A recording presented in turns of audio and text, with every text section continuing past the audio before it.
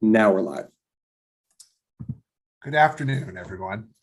It's February the 23rd, 2022, and this is the House Judiciary Committee where we have bill hearings on many different bills. There are going to be 10 bills today, and we're starting off with one that is a reintroduction from last year. It's being brought by the chair of the Ways and Means Committee. It's House Bill 557.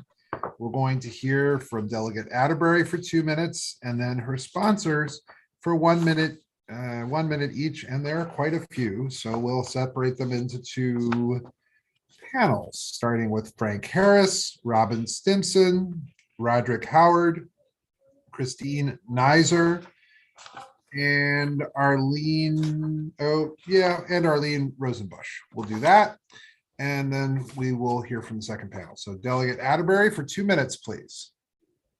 Thank you. For the record, I'm Delegate Vanessa Atterbury, here to present House Bill 557. For those who, and before I forget, I would urge a favorable report. For those of you who were here last year, this is a reintroduction, I think for the second time in a row, of the ignition interlock system. I believe, Mr. Chair, that last year we were waiting on the Senate to move on it, and they had kind of a kerfuffle over there. So I'm happy in moving in that direction too, but I think they are poised to pass it. Drunk drivers are responsible for a third of all of Maryland's traffic fatalities, and on an average, there are 7,200 impaired driving crashes each year, which result in about 3,500 injuries and 160 fatalities. Those of you who were here in 2016, we did a lot of work on Noah's Law, which makes Maryland's roadways safer by mandating ignition interlock for drunk drivers upon a conviction and by requiring strict adherence to ignition interlock program in Maryland. In Maryland, the majority of drunk drivers end up with a probation before judgment, or a PBJ, after their first arrest. So it's on their second arrest when drunk drivers are actually convicted, which means that they have actually already driven drunk. In 2019, there were about 3,100 PBJs driving under the influence of alcohol, and 3,600 PBJs for violation, driving while impaired. This number is fairly consistent from year to year, which means about 6,000 to 7,000 Marylanders will likely go on to reoffend, finally get convicted, and then be put on ignition interlock. Statistics show, and we know, that intervention solves the problem of keeping drunk drivers off our roads and keeping our families safer. Beyond immediate prevention, ignition interlock saves lives by changing behaviors. By including individuals who receive probation before judgment for their first drunk driving offense, Maryland can help prevent more serious drunk driving accidents and fatalities down the road. I want to briefly touch upon what was an issue, I believe, 2 years ago, and this was presented to the committee and shown that the MVA has been working diligently in terms of the cost effectiveness for the ignition interlock program, which I know other folks are going to talk about. And so if folks can show that they are on certain programs with the MVA, then they could receive up to 50% off of their ignition interlock for their use. And with that, Mr. Chair, I am happy to answer any questions, and I would urge the committee for a favorable report. Thank you. Thank you very much. We're going to go to the witnesses for 1 minute each because it's a reintroduction. I'm sure there are going to be questions afterwards. So if you want to just hit your greatest hits here in the minute, that'll be great. And then we'll hear for questions. Starting with Frank Harris, please, for 1 minute. Thank you, Mr. Chairman, members of the committee. My name is Frank Harris, Director of State Government Affairs for Mothers Against Drunk Driving.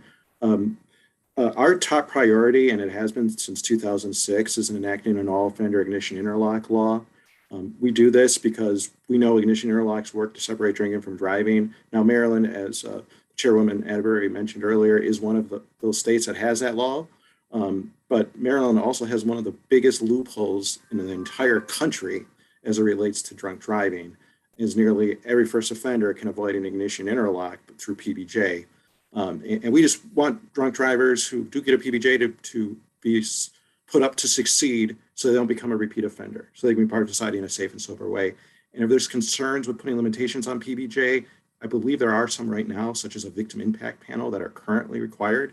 But this is all about smart justice to make this even smarter.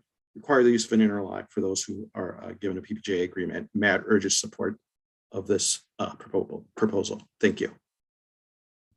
Thank you very much. We'll go to Robin Stimson, please. Good afternoon. Thank you, Mr. Chairman, members of the committee, for allowing me to testify. Thank you again. Want to express our appreciation to Chairwoman Atterbury for once again authoring and leading on this vital piece of legislation. We will and are prepared to talk about the pertinent stats, highlight the importance of the bill. However, what we cannot do here at MAD is bring a loved one's family member back or a loved one back, or have them be uninjured or less injured. When I meet with a family for the first time, I usually tell them that I'm so happy they had the courage to reach out to us at MAD, but I wish that we didn't have to connect in this way.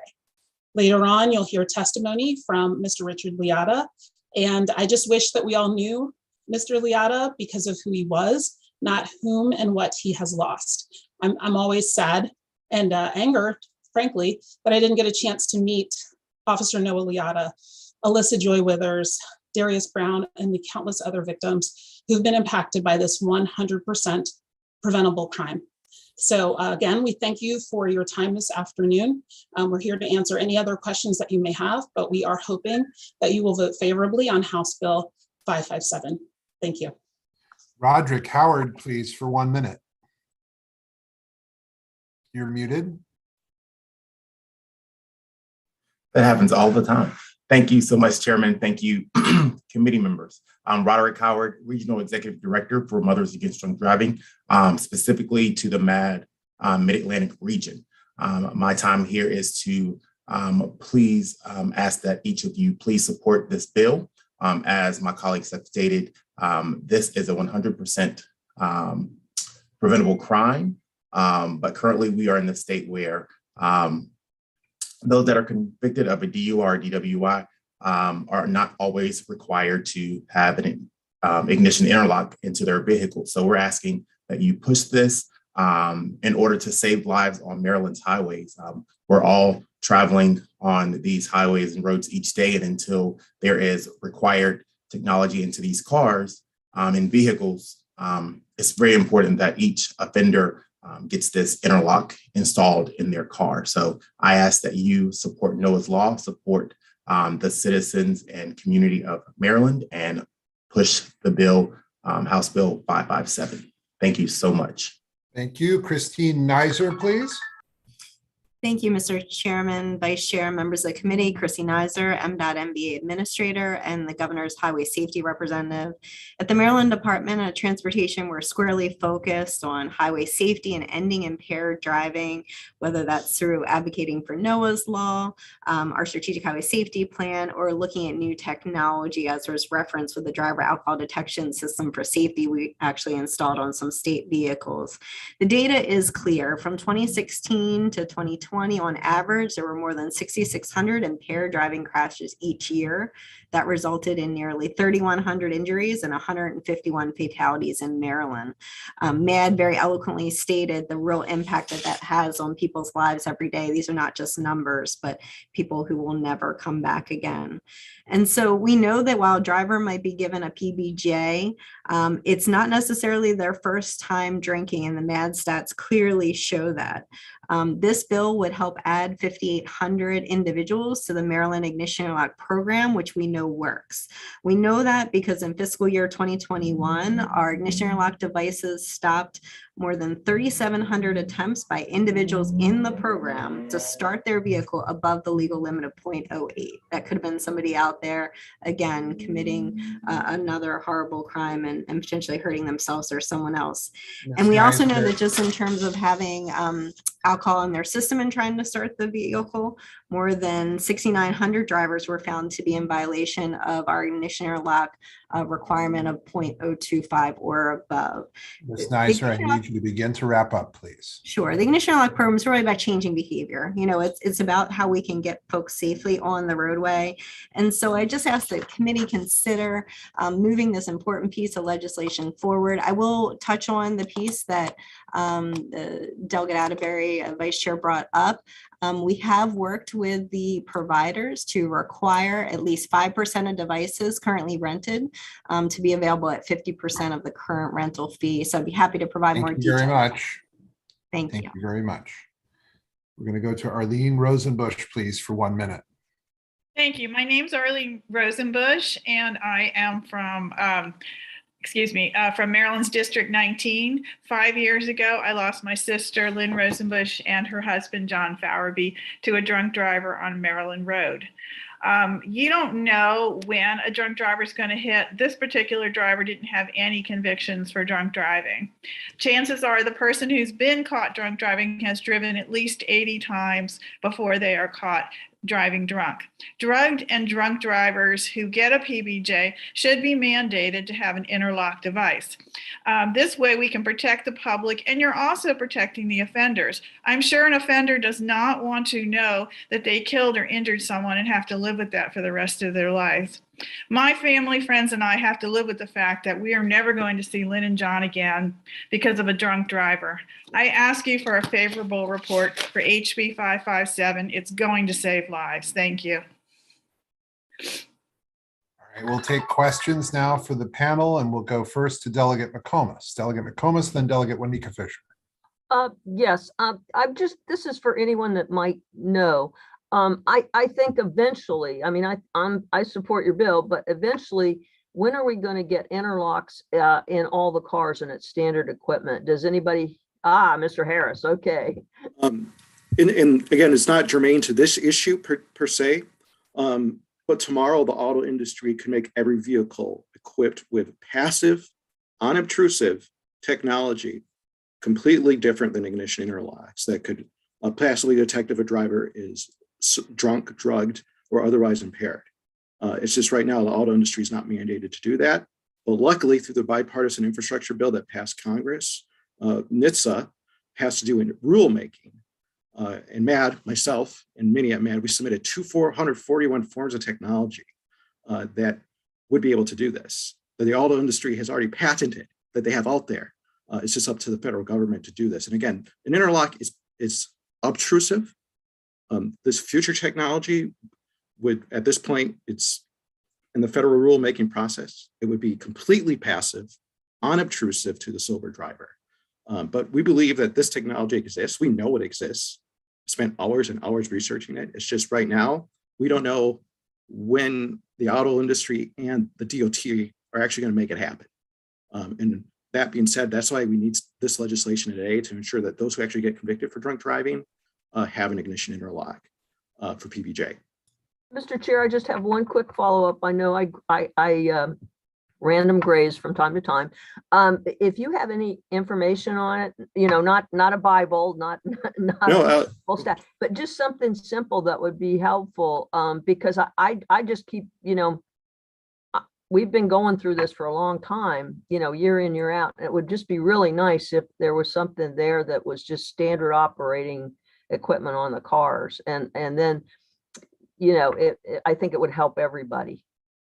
That's just my thoughts, but I do support this bill. So, because we got to have something in the interim. So thank you. Delegate McComas, I would just add briefly that Maryland was one of 2 states that actually tested this very technology on state fleet vehicles. So we had state employees driving vehicles with this technology to help give data to the auto manufacturers to try to get us to a position, as Mr. Harris said, that we can deploy this in every vehicle. So Maryland's really been on the cutting edge in trying to help this technology because we believe that it truly can save lives. Delegate Juanita Fisher. Thanks, Mr. Chair. And I want to thank Madam Chair for her hard work on this bill. And I'm very appreciative of her looking at and addressing the cost. As we know, Black and Brown Marylanders are more likely to be arrested and charged in general. And then the people that own interlock companies are usually not Maryland companies, nor are they Black or Brown owned. My question really has to either go to Ms. Neisner or anyone else on the panel. I think the only thing I struggle with is the statement that said a lot about this is not, because you have the court of law, which is beyond a reasonable doubt, and you're there for a first offense. So the policy argument of this is not the first time someone's driven this way or done something, we can apply that statement to almost any crime on our books.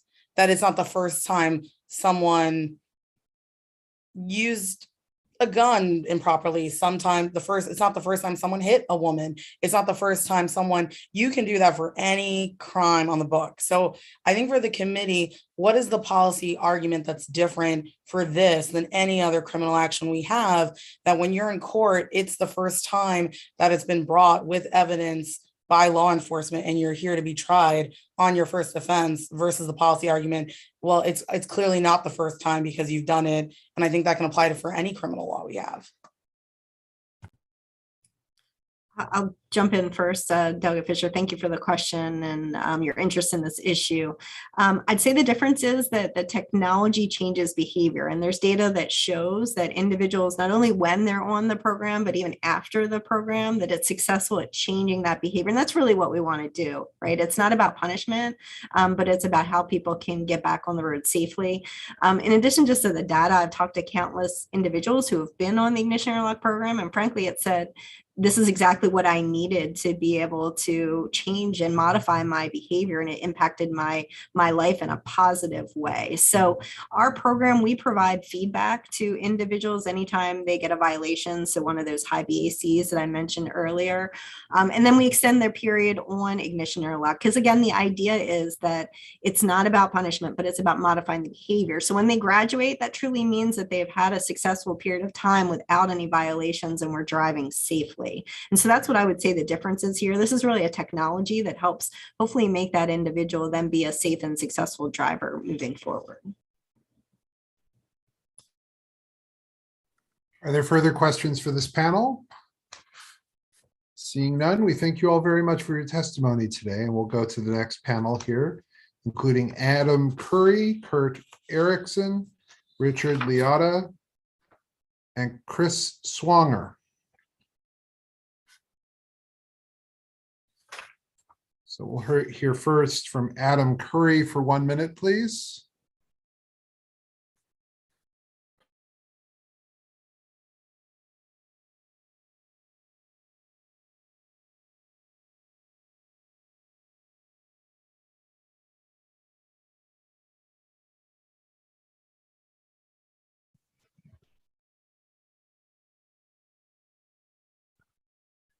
Mr. Chair, I think you're muted.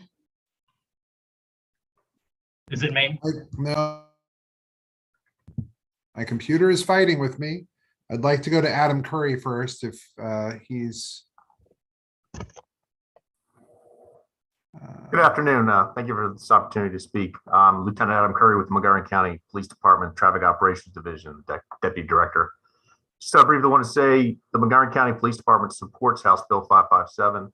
This legislation further strengthens current Maryland ignition interlock law so as to effectuate the use of these devices for individuals granted probation before judgment when charged with an alcohol impaired driving offense. One of the most effective ways to prevent drunk driving is to ensure that all impaired driving offenders install and use an ignition interlock system within their vehicle. According to the Centers for Disease Control and Prevention, ignition interlocks have demonstrated their effectiveness in controlling impaired driving while they are installed. In 2020, 14,710 people were arrested for driving under the influence of alcohol or drugs in Maryland. Nearly 6,000 of those were granted probation before judgment. As a result, 41% of those arrested were not required to place ignition interlocks on their vehicles. While not requiring installation of ignition interlock for all those who receive probation before judgment for an impaired driving offense, Maryland is missing an opportunity for early intervention with a substantial number of individuals who are highly likely to reoffend. House Bill 557 is a bill that will have an immediate life-saving measure. It will assist in preventing those most likely to reoffend and not do so. It will allow for some type of immediate consequence for all those who drive impaired. It will better establish the judicial system's intolerance for a crime that can result in death, as well as put forth a sanction that the Motor Vehicle Administration can effectively enforce through real-time data. This legislation will not only act to hold violators accountable, but act as a promise to sober drivers that all persons have a right to safe roadways. By supporting House Bill 557 and listing this as an important matter, Montgomery County acknowledges the benefit of expanding the current ignition interlock laws within Maryland. This bill makes NOAA's law stronger and more effective. Montgomery County urges the committee to adopt a favorable report on House Bill 557. Thank you very much. Kurt Erickson, please, for 1 minute. Thank you. My name is Kurt Erickson. I'm president of the Maryland nonprofit Washington Regional Alcohol Program. We support House Bill 557 and its efforts to expand the universe of persons subject to Maryland's interlock program to include persons put on probation for either driving under the influence of alcohol or driving while impaired by alcohol.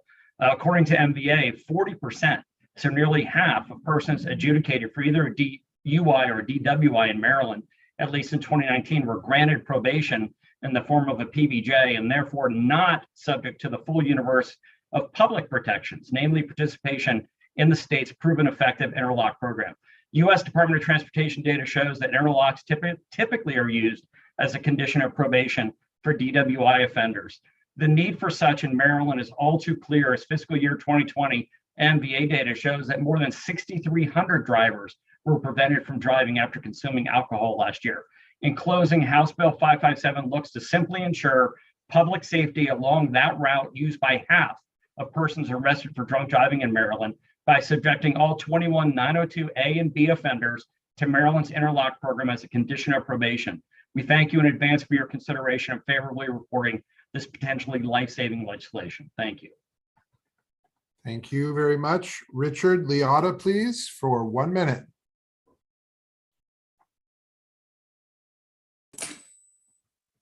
Hi, I'm Rich Liotta, the father of Officer Noah Liotta, and I've been listening to some of the testimony that's been going on. And look, this whole program that we're trying to do here is make sure that the interlock is helping more people. That's basically what this comes down to. Noah would always tell me, look, these are not bad people that I'm catching. These are people that I'm catching kind of at their lowest moment, and they have the ability to change. So I know he would support the leniency of a PBJ, but it should be conditioned on an interlock. And the reason being, we're trying to help the most people to change their bad behavior. And offenders, we know, don't repeat 67% of the time if they have been put on an interlock, and it actually reduces fatalities by 15%. So look, what we've got here is a tool that we want to help impaired drivers and protect the community. That's it basically in a nutshell. We've talked about all the different aspects of it. Look, to me, if I were doing this, I would give this to everybody for free, because what's the cost if this person ends up in front of a court again? It could be much more serious, or they're in jail, or somebody has been killed, just like my son. So I ask you to support House Bill 557. Thank you. Thank you. We'll go to Chris Swanger next, please, for 1 minute. But you're muted. Forgive me. Thank you. On behalf of the Distilled Spirits Council of the United States and responsibility.org, we plead to the committee to support HB 557. As Rich and the other witnesses have testified, in 2020, over 14,000 people in Maryland were arrested driving under the influence, and 6,000 of those individuals got off by not using ignition interlock. Closing the loophole will save lives and protect, ultimately, the offenders themselves. It will do them a favor. And all too often, someone who's been arrested for drunk driving or impaired driving, it's not the first time that they've done it. They've just gotten caught. So please, on behalf of Discus and responsibility.org, we stand with all those in full support and encourage the committee to pass this important life-saving legislation as soon as possible. Thank you. Are there questions for the panel?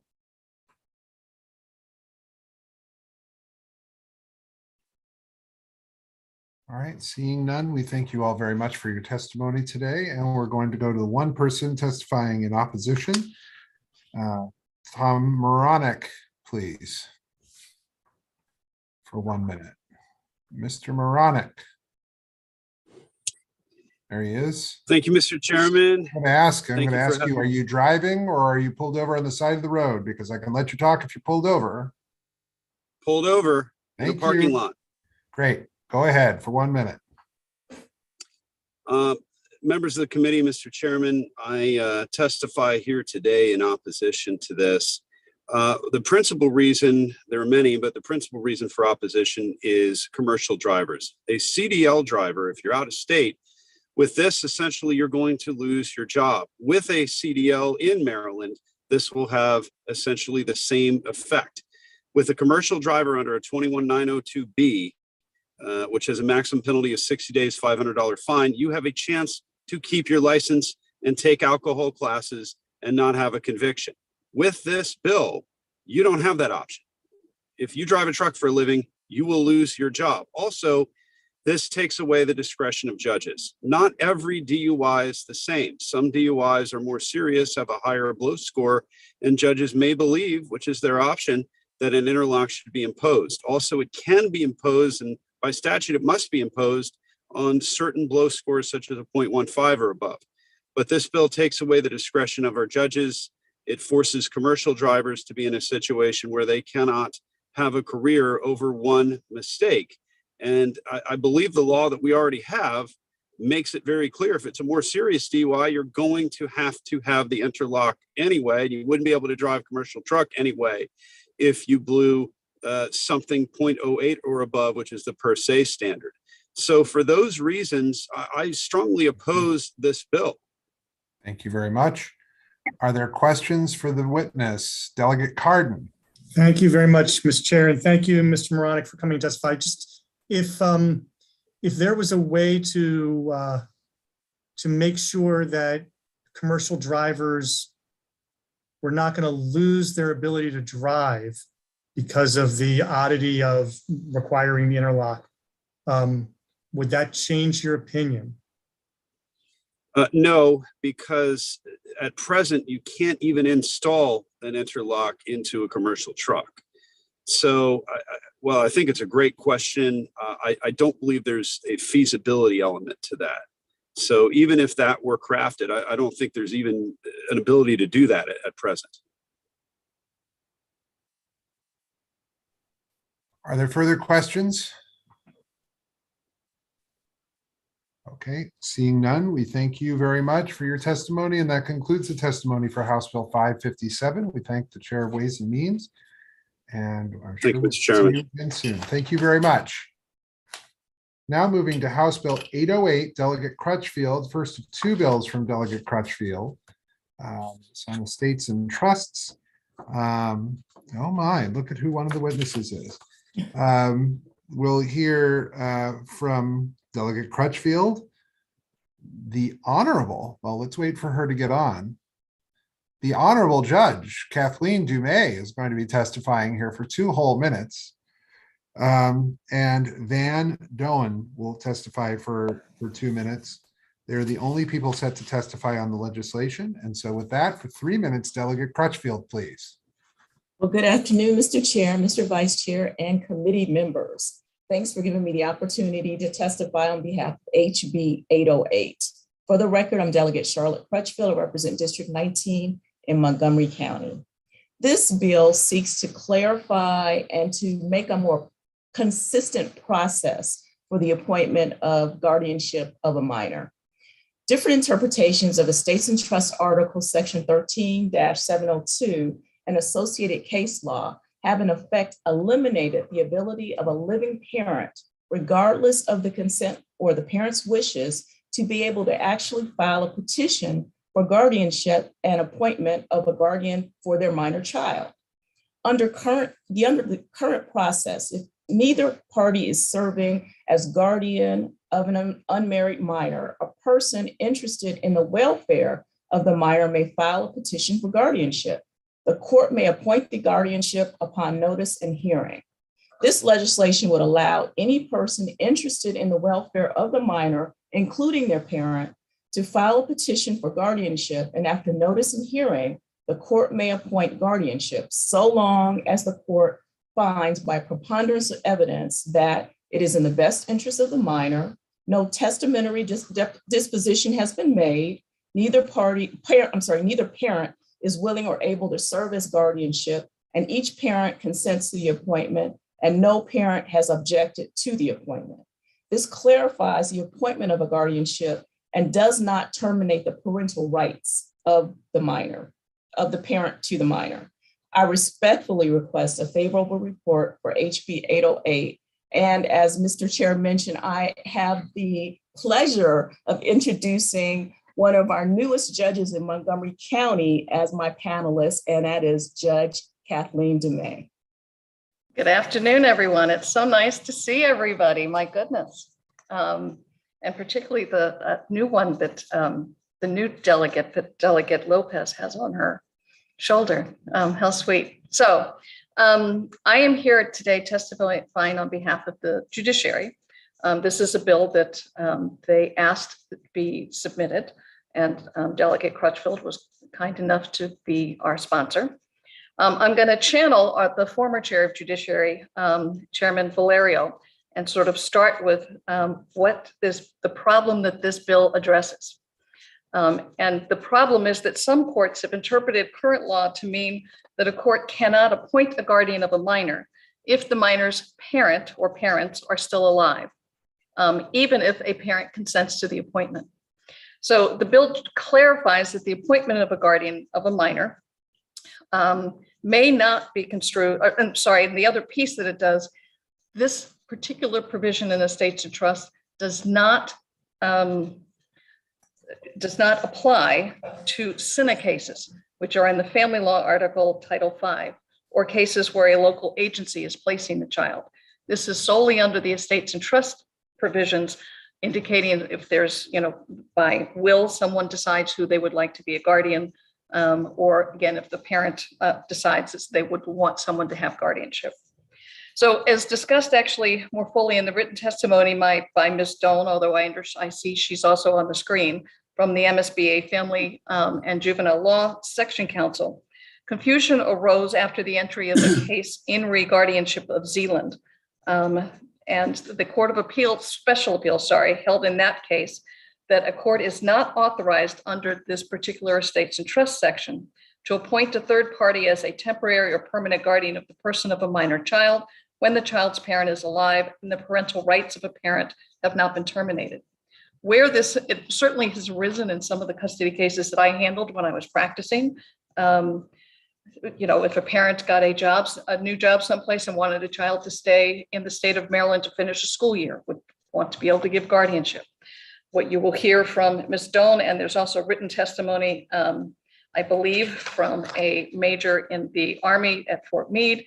You see it in military cases where one or both parents are being deployed, but the child is going to stay here, or children are going to stay here. And it's a question of allowing a guardianship to be granted, again, usually with the consent of a parent.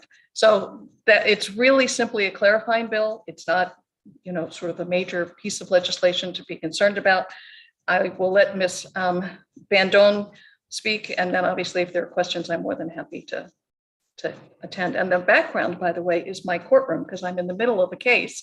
So I've paused the party and recessed, and when we finish here, I will bring them back and continue with my custody case. So. Members of the committee should not seek to request postponements at this time if you have a case in Montgomery County. Thank you very much. Let's go to Van Doan, please, for 2 minutes. Thank you. Good afternoon, Chairman Clippinger, Vice Chair Moon, and members of the committee. My name is Von Doan. I've been practicing family law for over 20 years, during which time I've represented families throughout the state of Maryland. The ability to appoint a guardian is perhaps more important for Maryland residents because of our diverse population and the military bases, because it makes long-term extended absences more likely due to deployment and employment abroad. Zealand has left our courts looking like the Wild West, as Judge DeMay, congratulations, has mentioned, because the chaos and the uncertainty it has created, where some jurisdictions have decided to strictly adhere to Zealand, while others have carved out exceptions, for instance, when both parents provide consent, and yet others leave it to individual judicial interpretation, such that one judge may rule on the petition for guardianship, while their colleague down the hall will dismiss the same petition for lack of subject matter jurisdiction. And if my colleague, Major Schmidt, was present to testify, he would tell you that post-Zealand, the civilian lawyers at Fort Meade have started drafting something called a guardianship power of attorney. If you've never heard of it, it's because it does not exist. It carries no legal weight. And unfortunately for our service members, they found out the hard way when the people they left in charge of their children presented these documents and tried to enroll them in schools or get a copy of their medical records, only to be denied. And luckily, fortunately, their local legislative representative had to cajole the local school administrators into allowing these kids to be enrolled in school, but that should not be. For a more detailed account of how Zealand has affected our service members, I refer you to Major Schmidt's written testimony. House Bill 808 will rectify the problem created by Zealand, and more importantly, House Bill 808 will ensure that filing a petition for guardianship is not like a box of chocolates. When parents file for a petition for guardianship in Maryland, they will actually be assured that regardless of where they live within Maryland, they will have access to and receive the same relief and results from the courts. For these reasons, I ask this committee for a favorable report on House Bill 808. Thank you. All right, are there questions for the panel? Good. Seeing, oh, Delegate McComas is waving at her screen. Delegate McComas. I can't resist. Quick question. Basically, if the parent, let's say the parent gives guardianship and then something happens and they need to intervene or they come back from their military duty, there's no problem with getting the child back unless there's a significant problem, and then it's like temporary custody or whatever. So in other words, they haven't given away their rights. It's just to facilitate the family so the child gets what it needs, the medical, the school, those kind of things. Absolutely, Delegate McComas, and that is the reason why guardianship is so important and very different from custody, which unfortunately some courts have advised the parents they need to rely on at this point, is to file for custody, because guardianship is essentially absent in those jurisdictions where they strictly adhere to Zealand. Okay, thank you. And I saw Judge Dumais nodding, so I was nodding, yes. Thank you. Great.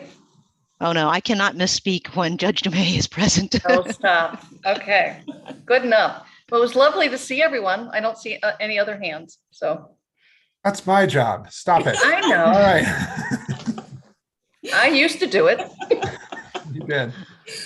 Thank you very much. Thank you very much. Thank you. Nice to see everybody. Good to see you too. That concludes the testimony for House Bill 808. And we thank you all very much for your time. Thanks. Thank you. All right. We'll go now to House Bill 990.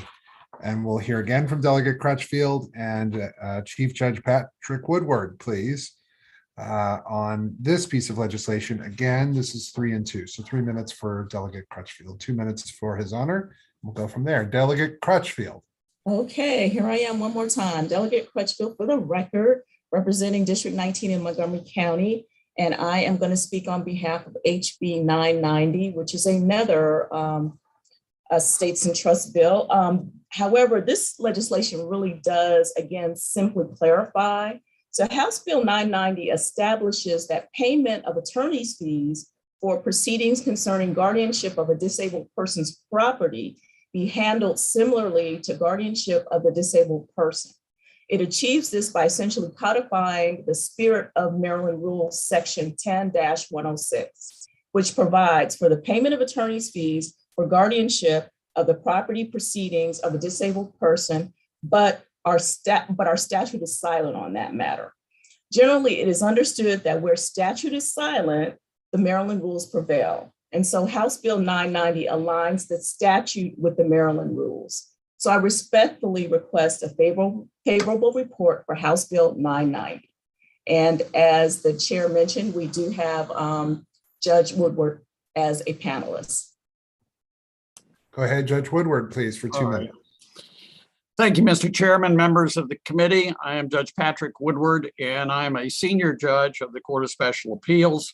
I'm here today to speak on behalf of the judiciary in support of House Bill 990. A guardianship proceeding is the only civil action in Maryland where almost all of a person's civil rights can be taken away. The right to live where you want, the right to go where you want, the right to choose your doctor and medical care, the right to have contact with anyone you wish, and the right to control your own money and other property. Consequently, the statute requires the appointment of an attorney to represent every adult who is alleged to be disabled.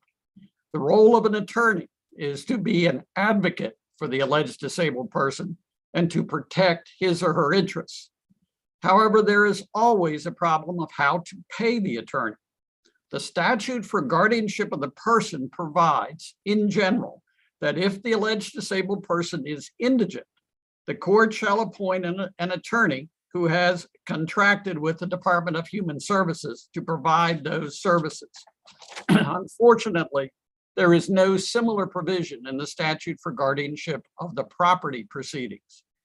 HB 990 will fill that gap with two minor exceptions. The language of HB 990 is identical to Estates and Trusts Article Section 13-705 D1II and D2. It is important to note that an alleged disabled person may be indigent and still have property interests that need to be managed, such as government benefits or personal property.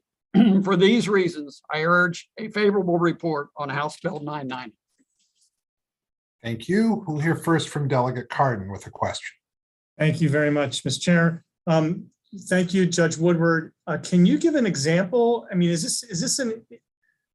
It's a great bill, and we're gonna hopefully pass it. But why is there an example of when the guardianship of the property of an indigent individual has not been ruled on by a judge to be covered, the defense costs? Excuse me.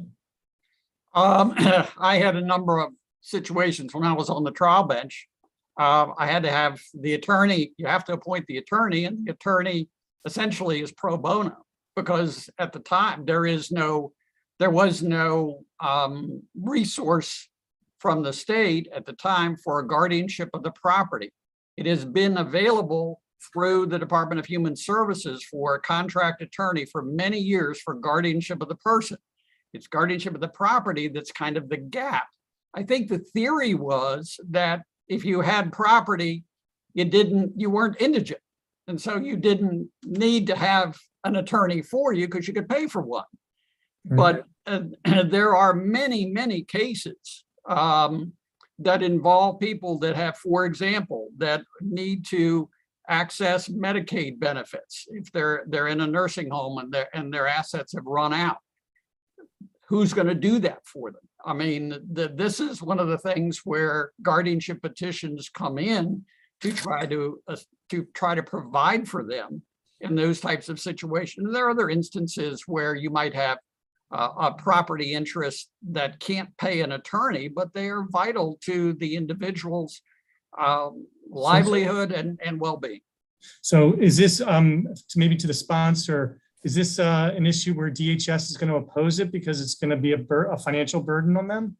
No, we haven't gotten any opposition, Delegate Cardin. Well, that's great news. Good. It's my understanding that they are supportive of it. Great. Are there further questions?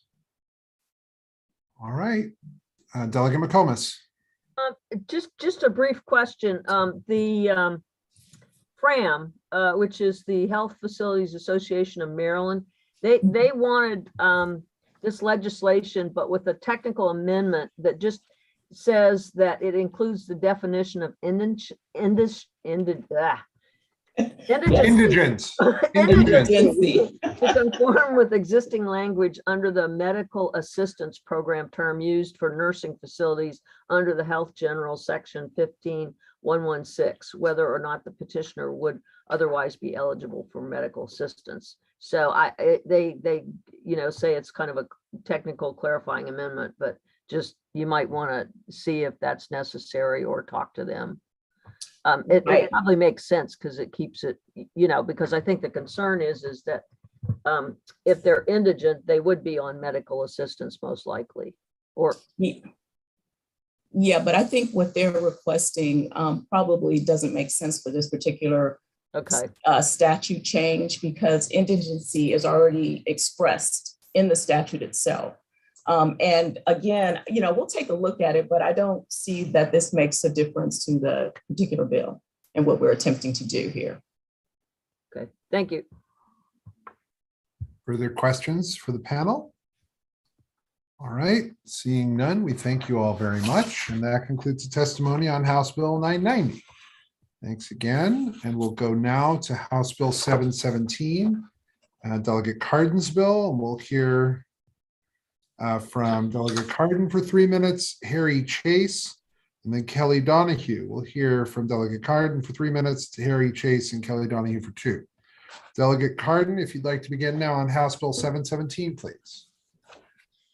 Thank you very much, Mr. Chairman, members of the committee. For the record, John Cardin, here on House Bill 717. This, and asking you for your favorable report. This bill repeals the existing statutory provision prohibiting the director of the healthcare ADR office from ruling on dispositive issues of law. That's all the bill does.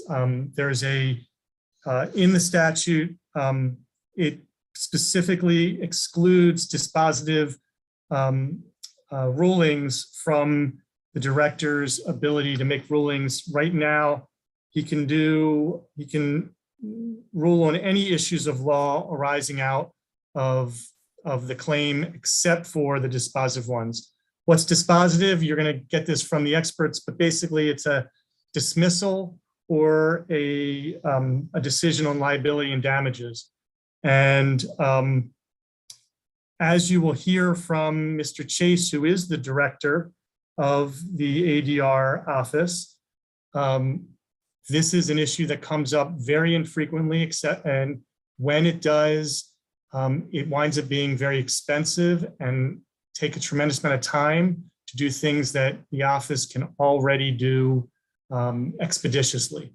So I would ask us to move this favorable. The last thing I want to say is that you'll read some, in the committee testimony, you will read some opposition. I believe that Mr. Chase is going to, and maybe Ms. Donahue are going to try and discuss some of that opposition and why it's not really all that relevant.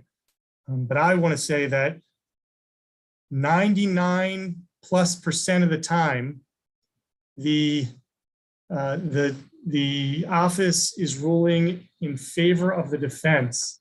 It is the defense that is putting up the opposition to this bill. And so I originally thought that this was going to be a pro-defense bill. And so that being said, I'd ask for your favorable review. All right, let's hear now from Harry Chase, please. Thank you, Mr. Chairman. Harry Chase of the Healthcare Alternative Dispute Resolution Office. I've been the director for the last 28 years. I've read the letters from MedMutual, MedChi, and Maryland Hospital Association. And they point out that they want a panel chairman to make these decisions. The problem is 98 to 98% of our cases get waived to circuit court. And I really haven't appointed a panel chairman in the last 3 or 4 years. There's just a couple cases now and then where I need to make a decision to move them out. One quick example of it is I have a case against Kennedy Krieger right now where the plaintiff, pro se, most of the cases are pro se when this will come up, filed a certificate of merit that should have been filed by a psychiatrist, but she filed it from an eye doctor who's not qualified to do a certificate of merit in this type of case, and said that the Kennedy Krieger departed from the standard of care. I was unable to dismiss that. The defense filed a motion to strike the certificate because it would be dispositive. I would be unable to strike that, which I would have. It has to get to circuit court, and when it does get to circuit court, it will be stricken. But in the meantime, if I appointed a panel chairman in that case, I would have created fees for around $1,000 or more for the panel chairman, which we pay up front, and then we try to collect from the person who's ordered to pay the charges. In this type of case, it would have been the claimant, the plaintiff, and we never collected. So the state's laid out $1,000 that we'll never see that goes to central collection. Only cases that ever dispositive usually come from the defense. And the last quick case was, I had a recent case that's in the Court of Special Appeals. It's a case of Okeechobee versus Peter, where the Court of Special Appeals said, I denied the father the right to intervene in a case, and he took it all the way up to the Court of Special Appeals. The Court of Appeals said I was right, but maybe I overstepped my bounds on the dispositive rulings. And that's why I had this bill introduced.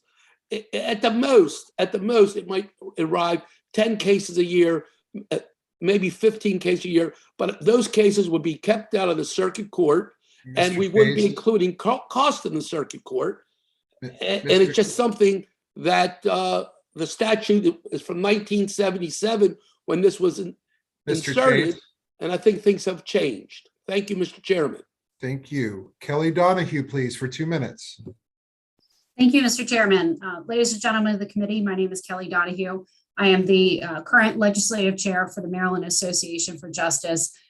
We do not oppose House Bill 717 and would ask that you issue a favorable report on House Bill 717. As the director just explained, and as Delegate Cardin explained, Mr. Chase already has the capacity in his role as the director to rule on any motion that comes before him in the Healthcare Alternative Dispute Resolution Office. And the amendment to the existing statute simply would provide him with the opportunity to rule on a dispositive motion. A dispositive motion really is a motion to dismiss. So, and part of the reason that MAJ is testifying on this bill is because one would think that if anybody doesn't like the idea of giving the director an opportunity to dismiss cases, the objection to that would be coming from the plaintiff's bar. So that really is why we are here, because we have no objection to this bill. The law is the law, and if the condition precedents and the statutory requirements are not met in the Healthcare Alternative Dispute Resolution Office, then it is appropriate for a lawsuit to be dismissed. And so closing this loop and giving Mr. Chase the power to do that on his own, as opposed to convening a 3-person panel, streamlines the process. It's fiscally responsible. It makes things just much easier and streamlined. And I'm happy to answer questions after my 2-minute mark, but I've read the oppositions to this bill. And for example, Maryland Hospital Association has suggested that that a dispositive motion should only be ruled on by an arbitration panel, and that there's an objection to this bill because litigants should have the opportunity to select arbitrators in health claims and convene an arbitration panel. No one does that. I can't think of a single plaintiff's attorney that I know, or a defense attorney that I know, or a case that I've ever been involved in my nearly 20 years of practice now, where a case has been arbitrated and submitted to an arbitration panel in health claims. This bill really is so simple. It's just cleaning up the law so that we're running the office in a fiscally responsible and most efficient way. I'm happy to answer any questions. I'm sure at my 2-minute mark, but I'd ask for a favorable review. Thank you very much. Are there questions for the panel? Any questions for the panel? All right, seeing none, we thank you all very much for your testimony. Thank you, Mr. Chairman. House Bill 717, that concludes the testimony on that bill. We thank you. Now, I believe the next one is joint with Ways and Means, looking for assistance from staff as to whether I can call House Bill 879 or do I need to wait? I believe I can call, we're waiting on Ways and Means to arrive, but we will we'll get going on House Bill 879, which was a bill from Delegate Buckle, the minority leader. It'll be Delegate Buckle and Ralph Watkins. We'll hear from both of them. Delegate Buckle is here. Who is coming from? We'll find out who's supposed to be here from Ways and Means in a moment. They just sent the runt of the litter myself over from Ways and Means, I guess, Mr. Chairman. Oh. We're supposed to have delegates Dana Jones, Delegate Feldmark, and some other delegate who I vaguely remember was a member of this committee at one point. I think he's from Harford County. Can't really remember who he is, though. He's somewhat forgettable. He is eminently forgettable. Yes, especially today. Let's see. If we can give them a moment so that we do this as close to right as we can.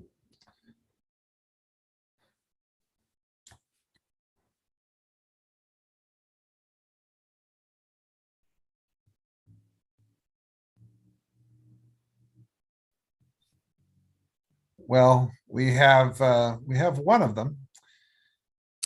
So I think we might we'll get this underway, and then hopefully delegates Dana Jones and Feldmark will join us here shortly. So Delegate Buckle, if you'd like to begin on House Bill 879, please. Thank you, Mr. Chairman. House Bill 879 is a byproduct of the task force on the orphans courts, or the organization of the orphans courts. I forget the exact name of the task force that I served on, along with Delegate Atterbury, which is why she's the co-sponsor of the bill, and Senator Chris West and Senator Ron Watson on the Senate side. We had an additional bill that is a byproduct of the task force that we mutually agreed to withdraw and wait another year. That's a little bit more of a broad-based change, or a broad-based reform to the orphans court system. But this bill in particular, House Bill 879, addresses basically one particular issue, which is that the only partisan election of judges that we have, expressly partisan, is for orphans court judges, who most of you likely know. I know most of the members of this committee are attorneys, have some form of a legal background, although not everyone. Orphans court judges are not generally required to be attorneys in most places in the state of Maryland. There are some jurisdictions where they are required to be attorneys, for example, Baltimore City and Prince George's County. There are some counties in Maryland that do not have an elected orphans court. They don't have an orphans court as a segregable entity at all. Their circuit courts act as an orphans court, Harford County and Montgomery County. And I believe, I mentioned earlier today, those of you in the floor debate, that we sort of have a mishmash of orphans court rules and regulations. And I think there may be even at least one county or jurisdiction this year that is considering opting into the constitutional amendment process to change the structure of their orphans court, so that it's no longer you just elect people on a partisan basis without any requirement that they be attorneys, or particularly with a background in estates and trust law, which is really the purpose of the orphans court. So what this bill does, while it retains the election process, while it does not prescribe that those who are not attorneys cannot participate, because in many smaller counties, the amount the orphans court judges get paid are very minimal, and you'd have a hard time attracting qualified legal practitioners to enter into those positions or seek those positions. What it does is it requires the orphans court judges to be elected on a nonpartisan basis. In certain counties, I suspect, if you run as a member of the prevailing political party in that county and you get through the primary, you're elected as a Republican or a Democrat. And that varies from Western Maryland throughout the I-95 corridor to the Eastern Shore. What that means, these aren't partisan positions. The administration of estates and trusts and the signing off on full and final accountings and the preliminary adjudication of claims of debtors that they have entitlement to estates proceeds has literally nothing to do with politics. It's a straightforward application of various provisions of the Estates and Trust Article.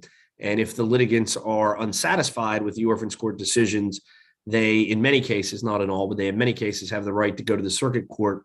And once you go to the circuit court, the imprimatur of politics is largely removed. We make circuit court judges run as both Republicans and Democrats, as most of you are familiar, and then whoever advances from those primaries, but we don't require them to identify themselves as such. And what this bill would do is say, hey, the task force thought about that. It had orphans court judges on it. It had registered wills. It had members of the bar. And so this just requires them to be elected on a nonpartisan basis and appear on the ballot in the general election.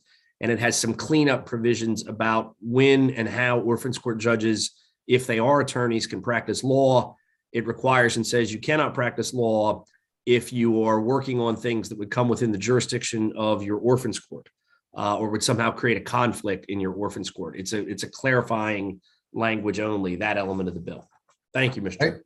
Thank you very much. Ralph Watkins for 2 minutes. Ralph Watkins. Good afternoon, Mr. Chairman, members of the committee. Thank you for hearing testimony from League of Women Voters. We have long supported nonpartisan election of judges. I personally am a retired attorney from the federal courts, and I just have to say, why are we electing judges on a partisan basis? It's just not right. And most voters feel that way. So we would totally agree with everything that has been said about the need to have impartial judges hearing these cases, and there really is not a Democratic or a Republican way to supervise the administration of estates. So we urge a favorable report on this bill. Thank you very much. That was simple. Let's see what the questions are like. Delegate Shoemaker. Thank you, Mr. Chairman. This is for my good friend, the minority leader. You and I have had numerous discussions over the years about the way our orphans courts work in the state of Maryland. Some of those discussions have even been a little heated at times. Never heated. We also spirited. Yeah. Okay. All right. So we also heard you wax philosophic this morning about the notion of local control and carve-outs. So would you be amenable to allowing Carroll County to opt out of this particular bill that's before us today? I would suggest that essentially every county has an opt-out or opt-in provision now. That's why we have constitutional amendments. I mean, we're literally going to pass a constitutional amendment to say in Montgomery County, we don't have an orphans court, it's a circuit court. In County X, we follow the same rules. So I think that's already inherent in the system, my friend. Obviously, if Carroll County feels, but you know the ultimate outcome of that. If Carroll County says, hey, we're going to elect 3 Republicans because we're a rock red county, another county in our state that's a solid blue county is going to say what's good for the goose is good for the gander, and we're not going to change the partisan nature of this, and we'll wind up kind of with the same system. I know you love your orphans court judges. This isn't, designed at any particular orphans court judge. It's just a system that no longer makes any sense in the 21st century. It just doesn't make sense to have these issues decided in this way. We'll talk offline about that again. Come on down. You're right next door.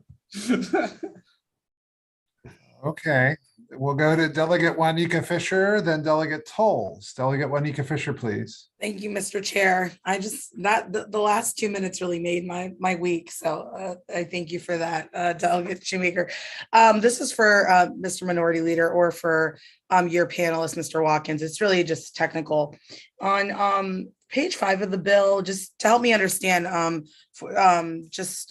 Delegate Buckle, I'm not in orphans court all the time, so I'm just new on that. It says that, so if a judge of an orphans court, they can't practice a civil or criminal matter in their own jurisdiction, or if it's related to a minor, but they can outside of it. Am I reading that right?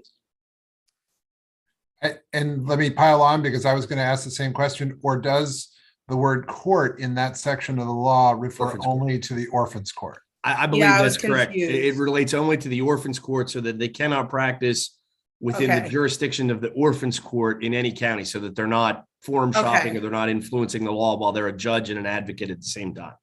Okay, thank you for that. And then my other part, when I was just skimming, again, sorry about that. I was just kind of skimming through the bill, Delegate Buckle.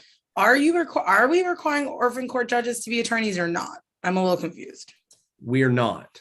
If it was solely up to me, I would do a lot of things. I think maybe next year you'll see a bill that we withdrew because we were soliciting some additional input from the Maryland State Bar Association and others. But in this particular bill does not require them to be attorneys. Okay. Although some jurisdictions do. Prince George's County, Right. in the jurisdiction in which you live, your county passed a constitutional amendment that is in the Constitution of the United States that says, or not the United States, Maryland, that says that in Prince George's County, you have to be a practicing attorney and has certain requirements for that. But that's not the and I global. would love to see that around our entire state, but I also know the difficulties of how many members of the bar exist and want to do that in some rural jurisdictions. So I get that balance too. The conversation that we had, Delegate Fisher, in the committee and the bill that was withdrawn, that maybe we'll come back with some more input in future years. To really effectuate that, you would probably have to do a cross-jurisdictional court the same way we do in a sort of way we do for workers' compensation, very specialized field of law, and people could sit in multiple counties or a region or a circuit, beyond counties, that they would handle all of the orphans court adjudications and disputes. Because if you just dropped it down to the small rural counties, you're not going to be able to pay and find someone to do it in Kent County or Garrett County. They're going to have a broader jurisdiction. So that's a great issue for another day. And I hope we can get to a point. This issue to me, we talked about it for 2 or 3 years. I'm always astounded by the oppositions. It's usually by some of the sitting orphans court judges who get elected and like the positions. But that's an issue for a different day. Well, thank you, Delegate Buckle. Thank you for your work on this. Thank you. Thank you. Delegate Tolles, please. Thank you, Mr. Chair. My question was similar to Delegate Buckle. How are you? Good to see you. Good. My question was similar to Delegate Fisher's in reference to what were the conversations around Prince George's and Baltimore City. I do know a little history of why this started, although I was not here. Being from Prince George's County, you hear the conversations about why these two jurisdictions were the only ones. But I am curious to know what was the conversation as it relates to these two jurisdictions. I can tell you, and I hate to say this, I get terrible with names every year that passes by on this earth. There was an individual who was a wonderful individual who was a member of the task force, who was a Prince George's County Orphans Court judge. I feel terrible. I hope she's not listening to this because she did a fantastic job. But her name, I honestly, I wouldn't say yes or no. Her name. I don't want to name names. Okay. Yes, and she served on the commission, so we got some insight. Prince George's County obviously is the second largest county in the state. It has a tremendous amount and volume of orphans court adjudications, whether they be not really contested. In some cases, you still have to go through a process, and they have more contested proceedings than your average county because of the size and the nature of Prince George's. And so it seems to really suit them well. I think their system, I hope I'm not speaking incorrectly, I think their system is they assign one individual orphans court judge to each case who can then adjudicate that, which is different than, say, in my county or Carroll County or even Howard County today, where you have a 3-judge elected panel. And so, I don't know the history of why Prince George's necessarily went to that different system, but I do know the rationale why they maintain it today is because of the size, the complexity of the court, and they think their system works for them. I think their system works for them. I'd love to see a similar system, but as in response to Delegate Fisher's question, because other counties are smaller and don't have the same volume of cases, we'd probably have to do it on a cross-jurisdictional basis so that we're not taking away the judges from Prince George's or Baltimore City, but we're simply adding judges to the pool who could go out and one day sit in Carroll County and one day sit in Frederick County and one day sit in Washington County, for example. Okay, thank you. Yes, I was only speaking for Prince George's in terms of that sort of historical perspective. So thank you. And then my follow-up question, it just looks like this bill is similar to a school board member that nonpartisan, and I'm skimming as well. It looks like if the candidate resigns, would they have to have a full election? I can't remember the answer to that. I know in on page 4, sections or lines 7 through 9, the candidate dies or is qualified 65 days or less, they appear on the ballot. Whether or not if an elected candidate, I don't think this would change the existing system if an orphans court judge died or was disqualified, which I believe they're appointed by the governor. But please don't hold me to that 100%. That's not really contemplated necessarily within the bill, I don't think.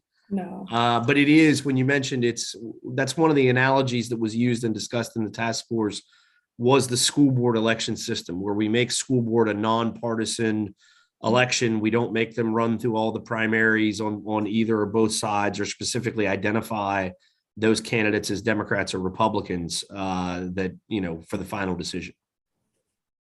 Okay. I have a few more, but I can talk offline about Sure. that. I'd be happy to. Thank you so much. Thank you, Mr. Chair. Delegate Cardin. Thank you, Mr. Chair. Thank you, Delegate Buckle, for coming here. In response to Delegate Toll's question, or her initial question, and a lot of this in fact, I think all of this in terms of whether you were an attorney and how it was, how the systems were created in the different counties really preceded your tenure here in legislature. But asking you to comment on, in Baltimore County, we also have a requirement that you're an attorney. In fact, Baltimore County has the largest per capita number of seniors in the country, any county in the country except for Dade County and Broward County, Florida. And what we were finding was that there was a particular orphans court judge who was not an attorney, and therefore every decision that had to be made, that she or he made, had to be reviewed by one of the attorneys who were an orphans court judge by the rules, and therefore they had to, and oftentimes her decisions had to be altered because of a lack of understanding of how the system was working. So my question is,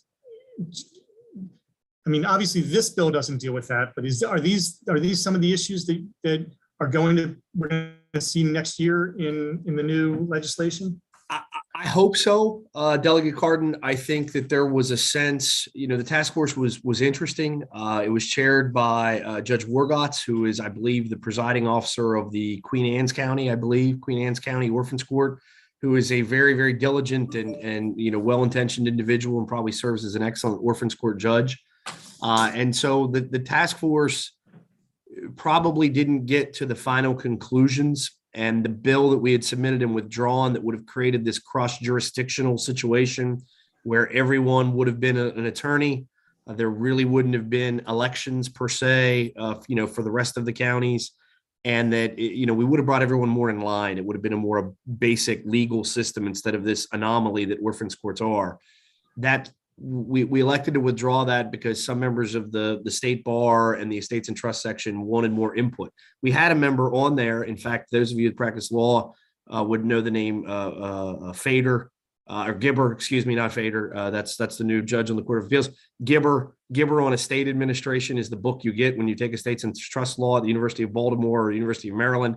And Professor Gibber or Mr. Gibber, he was actually a member of our panel. He's probably one of the most knowledgeable estates and trust practitioners in the state, but others wanted more opportunity to weigh in. So it's a bill for another day. To the extent that I remain involved in the issue, I think the issue is important in its own way. We've got to get to the point where we treat everybody similarly, and we've got to stop segregating out orphans court as like, hey, I can just run for the orphans court with absolutely no qualifications for it, get elected on a partisan basis, and now I'm making binding legal decisions on people. We don't do that for traffic court. And 9 times out of 10, orphans court decisions are more important and more financially significant than what you get for a speeding ticket. So, thank you. Well, who knew orphans court could get people talking quite so much? Thank you very much. I believe that concludes the testimony. It's a fascinating subject, Delegate Clifford. We'll have an interesting, maybe we'll have an adult libation one evening and discuss the history of orphans courts from old English times until now. I mean, who wouldn't look forward to that? All right, that concludes the testimony for House Bill 879. Thank you. We thank you very much for coming in and bringing the bill today. And we will move on now to Delegate Fisher, House Bill 576. Delegate Fisher has probably got witnesses on this bill, I would imagine. Delegates Fisher, Christine Hubbard, Sarah Call, I'm probably mispronouncing that name, Jonathan Lasley, and Shaoli Katana. So Delegate Wanika Fisher, please, for 3 minutes, if you're ready. Yes, Mr. Chair. Thank you, Chair Clippinger and Vice Chair Moon and members of the committee, as well as Delegate Cardin for his help with this topic. This is sort of a cleanup bill. I'm introducing HB 576. This bill is a cleanup on electronic wills and trusts. You might remember last year, we had a series of bills to deal with the pandemic, people being able to do their wills in an electronic way. And so this is really cleaning up as issues arise from what we actually passed last year. Basically, this bill will allow Maryland attorneys and citizens to actually use the electronic will statute that we passed by removing the notary requirement for electronic wills and allowing testators to choose to have their wills notarized if they desire. Basically, the notary requirement in the e-will statute was added, and it's basically come to a realization that the notary requirement puts another unnecessary time, administrative, and cost burden on the restricted use of e-wills as it is, especially with the requirement that it has to be a Maryland licensed attorney to be involved in the entire process. Specific requirements on the e-will, including the notarized self-proving affidavit section, and makes it very, very difficult.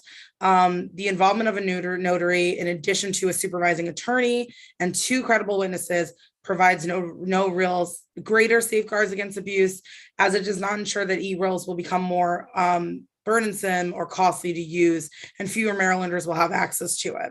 I have an illustrious panel of experts in wills and trusts and estates, as I only dabble, but I've learned a lot from last year and this year on the topic. And I would really ask for a favorable in this report. It's been worked on by the State Bar, and our committee really tried hard to help folks in these situations that needed e-wills and access. And this really would be a cleanup to the legislation we passed in 2021.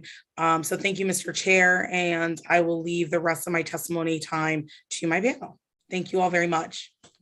Christine Hubbard, please, for 2 minutes. Good afternoon. My name is Christine Hubbard. I'm the chair-elect of the Maryland State Bar Association Estate and Trust Law Section, here in favor of House Bill 576.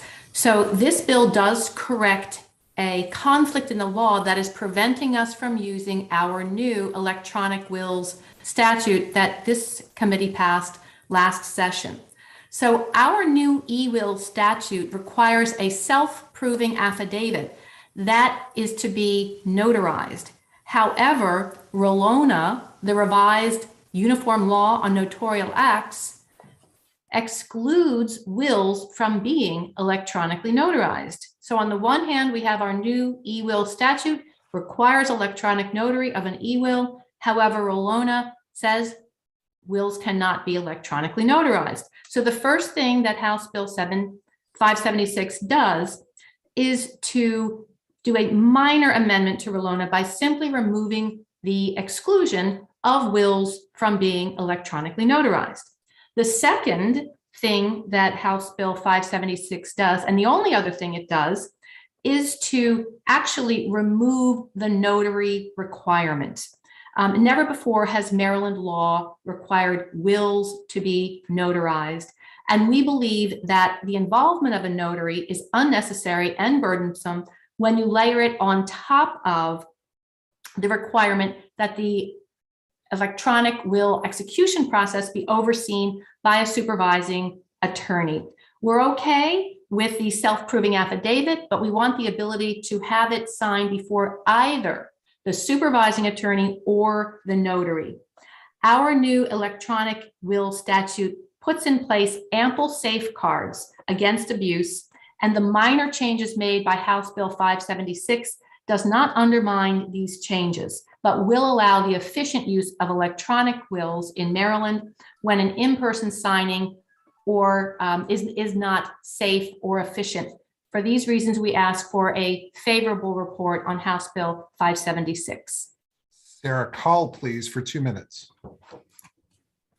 Thank you, Mr. Chair and members of the committee. My name is Sarah Call. I am an estates and trust attorney and also the secretary of the Estate and Trust Law section of the MSBA. I'm here also in support of House Bill 576. At the beginning of the pandemic, our phones were ringing a lot. Our clients suddenly were very interested in getting their affairs in order and their estate planning documents signed. But we had to tell them that they needed 2 witnesses in the room in order to sign a will. So we were faced with the first time where our clients, we couldn't visit them because either it wasn't permitted in their medical care facility or because it would be a danger to their health or to ours. So when we got the COVID emergency orders and we were able to supervise a valid execution of a will where all the parties could see each other through a screen rather than being physically present, I was able to supervise in person the remote execution of estate planning documents in the same way that I would with an in-person execution of estate planning documents, and came to see that my clients' wishes were being carried out.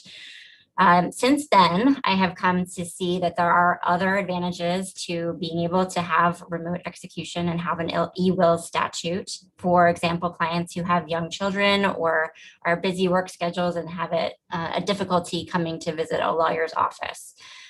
When the emergency orders terminated, we had hoped that the wonderful e-will statute would be a permanent method for us to be able to execute wills safely and remotely. And of course, it represents a careful balancing between the needs of our clients and also the protections against fraud that are always very central. Unfortunately, with the notary requirements, I can't really offer that as an option for clients at the present, under present law. So to allow clients, Maryland residents, the ability to safely execute wills, regardless of what emergencies may happen in the future, I urge a favorable report for House Bill 576. Thank you. Jonathan Lastly, please, for 2 minutes. Thank you, Mr. Chair, members of the committee. For the record, I'm Jonathan Lastly. I'm a former chair of the Estate and Trust Law section of the MSBA, and I am here in support of House Bill 576. When I was chair of the section, the RULONA, the electronic notarization bill passed, and we actually advocated for the restrictions that this bill seeks to repeal. At that time, we were concerned about the possible abuses of electronic executions, and we knew it was coming, but we knew it needed more study. That study was forced on us by the pandemic, and as Sarah outlined, we all of a sudden found ourselves needing remote executions in order to help our clients. Working with the governor's office, other stakeholders, we helped develop the procedures that were included in the executive orders, and that was done in collaboration with attorneys from all over the country who were going through the same thing we were. We're confident that the procedure that has emerged both in those orders and then in the legislation you passed last year adequately or more than adequately protects the interests of testators, protects against undue influence, those sorts of things.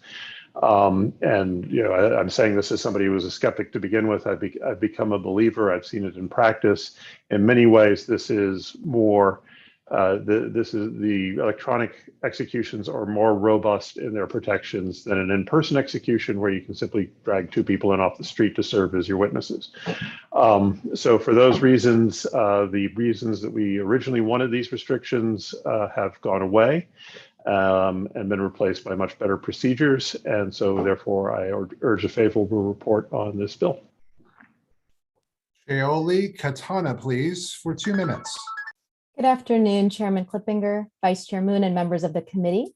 My name is Shaoli Katana, and I'm a director at the Maryland State Bar Association, where we represent thousands of attorneys across the state and serve as the voice of the legal profession.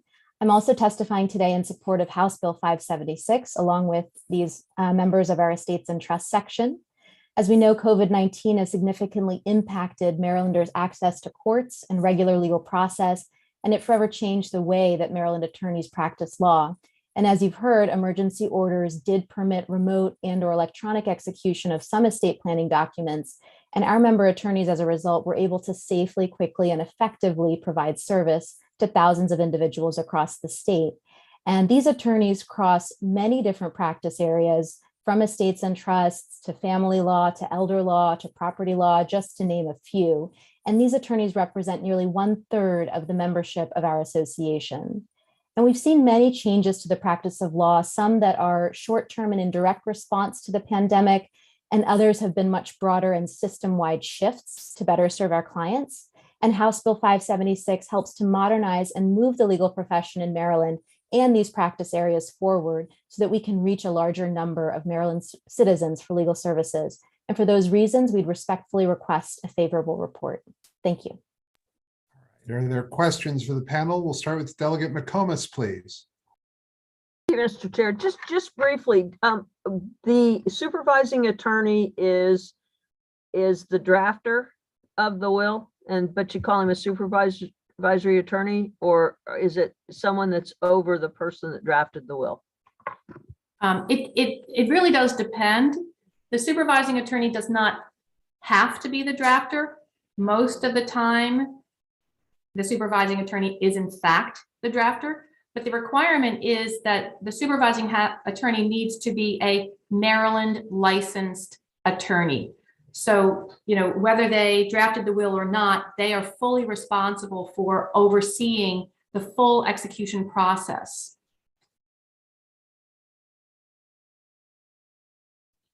Are there further questions for the panel?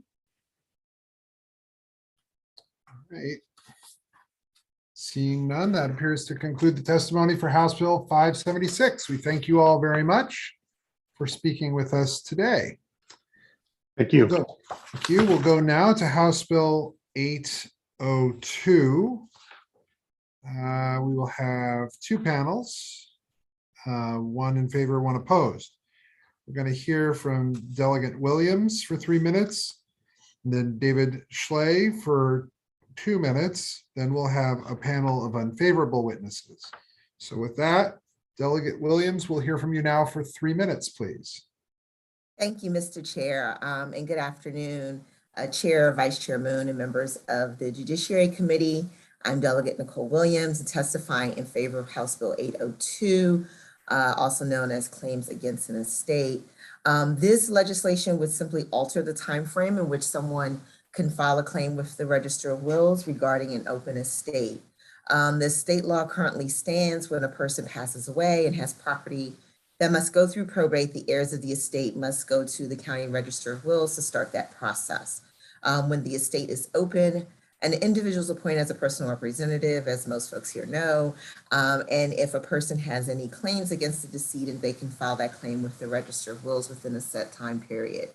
The bill that's before you today is actually based on the current law in the state of Virginia and would make some changes as it relates to the amount of time in which a person can file that claim. First, if an individual dies before the legal action takes place or before the end of just a regular statute of limitations period, one may file a claim against the estate within that period or within 1 year of appointment of the personal representative.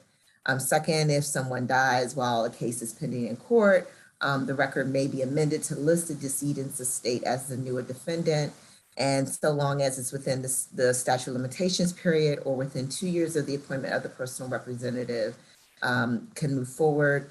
And then lastly, if an individual deceases before legal action is taken, then the action may be taken within the regular statute of limitations period or within 2 years of the appointment of the personal representative. You will hear later that there's been some concern expressed about expanding the period from 6 months to 1 year or the statute of limitations period.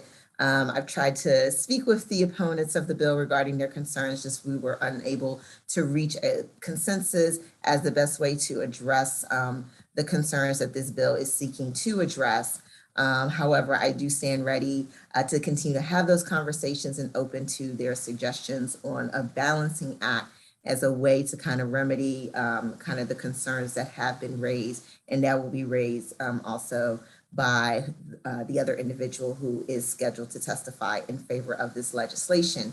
And for those reasons, I urge this committee to give a favorable report to House Bill 802. All right, Mr. Schley, please. For 2 minutes. I don't see him.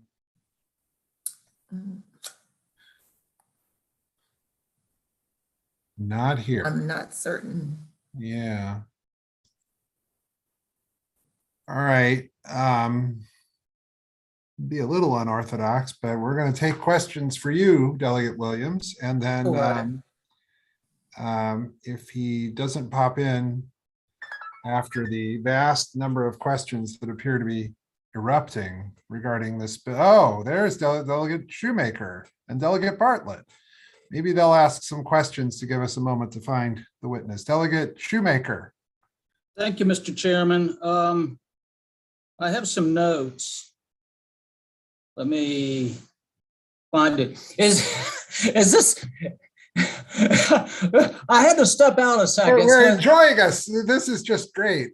We know how to filibuster like there's no tomorrow on this committee. Let's not do this very much more this year, but even still. Are we on HB 802 now? Yes. Yes. All right, good. So I'm glad I'm on the right bill. So this is for the sponsor. Yeah. Do you, Delegate Williams, do you have, I mean, who is this bill designed to help? Because from first glance, it just seems that the only folks that it would help would be creditors. I mean, can you address that for me? Right. Yeah, so I mean, I was approached by the creditors bar with regards to this legislation. There was some concerns that they had just about being able to have timely notice with regards to filing claims, and the way that the current statute is written is based off of the date of death and not necessarily the date in which the estate is opened with the Register of Wills. And so with the limitations period starting from the date of death, a lot of times it shortens the time frame in which some creditors are actually even aware that the person is deceased. From my understanding, there's lots of other states and their statutes that start from the date in which the estate is open, not necessarily from the date in which the person is deceased. And so while there's some back and forth about the constitutionality of that, I don't think that there's a bunch of states running around afoul of the Constitution as it relates to that. So right now, I mean, the statutorily prescribed time frame is 6 months, right? Correct. That is correct. Okay. Now, I guess potentially under this bill that we have before us, an estate could be open, what, up to 3 years? Is that what you anticipate? That what we're anticipating is just putting the claims in line with the current statute of limitations that currently exists for whatever the claim is. If it's a breach of contract, it's standard 3 years. And so that's what the time frame would be. And that time frame would start from, just like in any other case, when the claim arises. So that's the potential of the effect. But again, I don't think that we're necessarily wedded to that, but that is what the language is in the current bill that's before you. Okay. Have you contemplated the cost and the additional burden associated with administering an estate for the additional time frame contemplated by this particular bill? And I will say, with the Virginia law, there is a provision that would allow the personal representative to file a motion to expedite that, to try to avoid some of the delays in which I think you're asking about, Delegate Shoemaker. And so that is something that we are amenable to. However, the opponent stated that that wouldn't be sufficient for their concerns. But yes, we are willing to do that to try to deal with the issues around the cost. Thank you, Delegate. Thank you. All right, let's go to Delegate Bartlett and then Delegate Cardin. Thank you, Mr. Chair. This question, Delegate Williams, is your witness on yet? I don't see him here. Okay, so I wanted to just make sure I understand. What does the bill do? Well, it does a couple of things. It does one, it would start the time frame to start from, I believe, the date in which the estate is opened with the Register of Wills as opposed to the date of death of the decedent. And then it would place in line that the claims are barred based off of whatever the current statute of limitations period is for those claims under state law. Did you already address the issue with the Maryland State Bar Association that says that there are some claims that, some statute of limitations that are longer than the 3-year civil claims, personal injury type claims or all of that? Did you already address that? I'm sorry, I didn't hear it. Our conversations were primarily limited to kind of the 3-year statute of limitations. Only other thing I know, like for, I think, claims against property, like I think liens and things like that, the statute of limitations longer, but this bill doesn't even amend any of those rights in terms of in rem actions or anything like that. This bill doesn't touch any of that. So let me just make sure I understand, because now I actually have a legitimate question. So like, for instance, I think in Med-Mal, the time frame is when you first discover the negligence. So it could be actually longer than 3 years, I believe, and I'm sure Delegate Cardin can correct me, or Delegate Williams, you may know. But and so they're mentioning that they're concerned that it could go longer than 3 years. Do you have that same concern, or do you think that's a non-issue? I guess if the claim, well, if there was a claim for medical malpractice, that would be something. One, I think that wouldn't be. No, I'm sorry. What I'm saying is they were saying that you were trying to put statute of limitations in line with other statute of limitations. And they were saying that there are some that are longer than a 3-year period. I'll let them address it, and perhaps I'll ask the question to them when they come on. Okay, I just got a text saying that he's in the waiting room. I don't know. Okay, all right. Thank you, Delegate Williams. Sure, no problem. The staff indicates not that we can see, but we will keep an eye out for him. Okay, thank you, Mr. Chair. We'll let you keep swimming a little more here with Delegate Cardin. Sure. Thank you, Mr. Chair. I'll try real quick. Delegate Williams, so what if you have as per the State Bar's testimony, talking about that we want to try and create efficiencies and try and expedite the ability to open and close estates as quickly as possible. And it's been sort of a cultural and policy decision for decades for 6 months to be the appropriate amount of time to be able to raise claims. What if is this going to cause people who want to open up and close an estate succinctly and want to make sure that they deal with all their creditors and other costs quickly? Is this going to cause them to have to extend it out, maybe cost more money to administer the estate, pay more people to do it, and basically reduce judicial efficiency? Right. And we're not trying to drag out the estate claim indefinitely or the closure of the estate case indefinitely. That's not the goal at all with this legislation. It's just simply just trying to provide a mechanism that would allow a creditor a sufficient ability to be aware of when allow them sufficient amount of time in which to file a claim with the estate is really the gist of it. And I'll just comment that I'm not necessarily saying this is a bad idea, but the 6-month limitation reflects the important and longstanding state policy of allowing efficient and timely distribution of funds from an estate.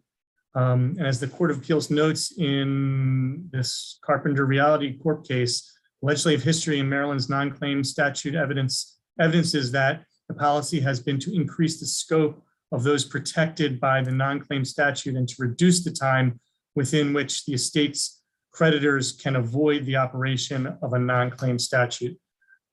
I'm only saying, I'm just putting, I think we need to deal with that if we're going to do this, make sure that we understand we're changing long-time state policy. Right, and I understand that, but as times change, things can evolve and things can change to kind of keep up with the times and deal with issues that arise afterwards. And so just trying to find a balancing act.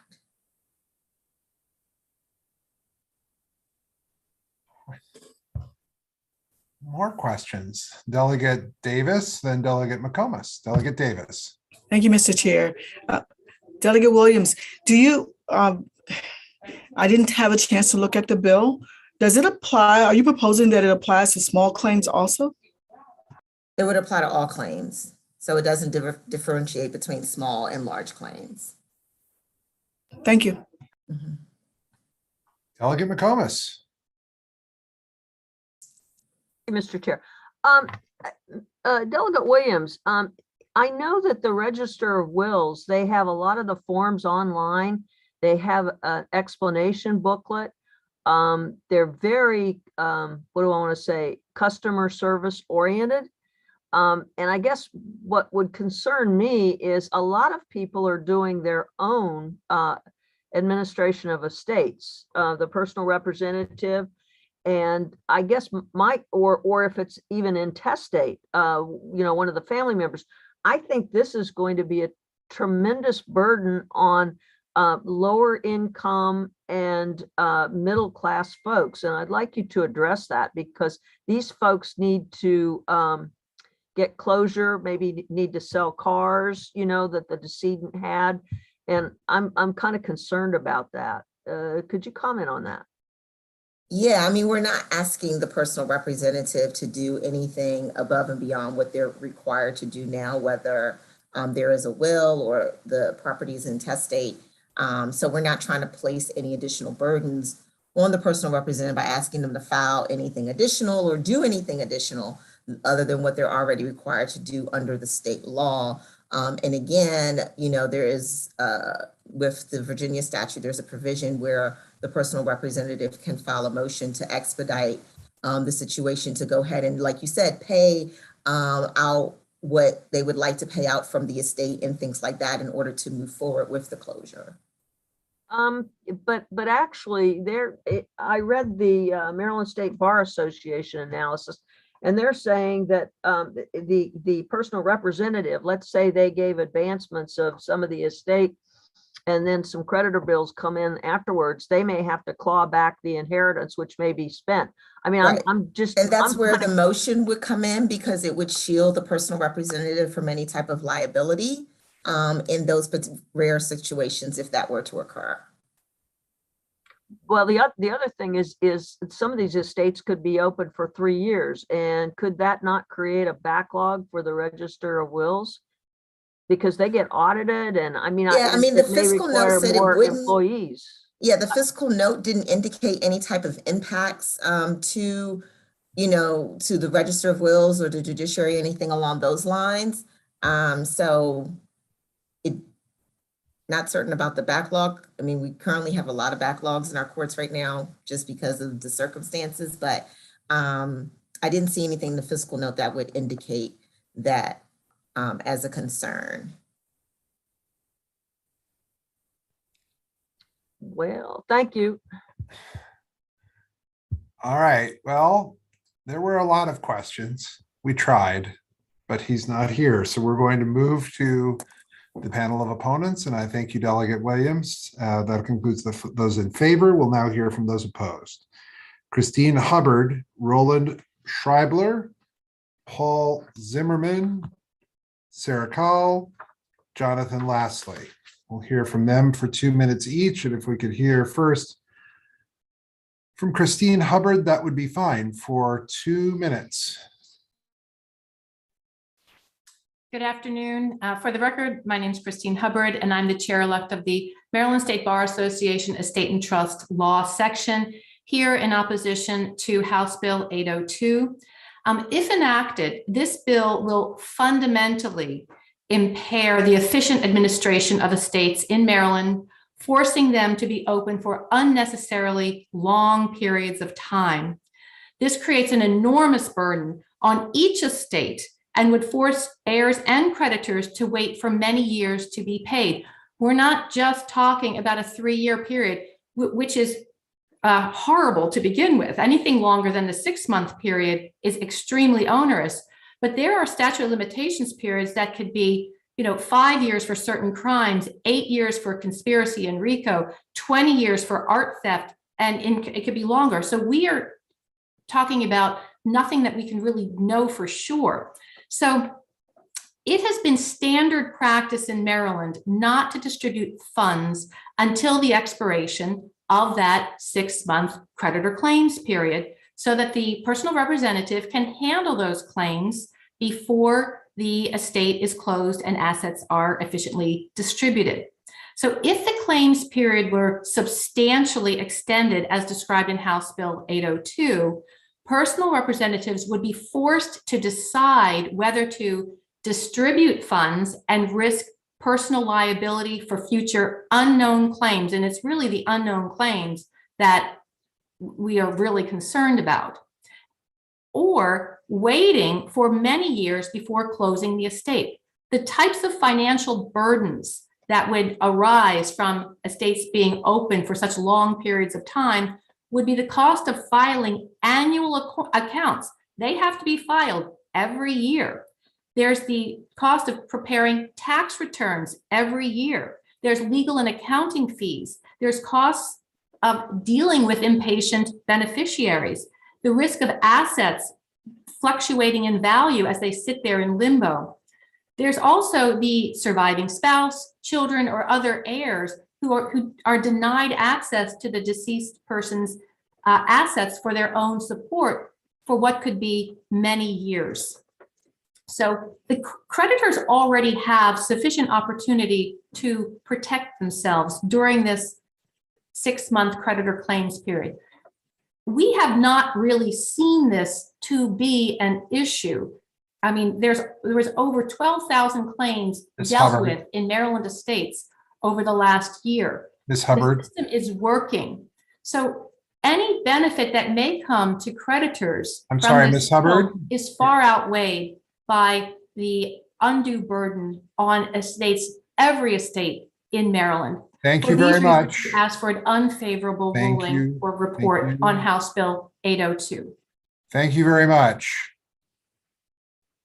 Ronald Schreibler, please. Schreibler. You're muted. You're still muted.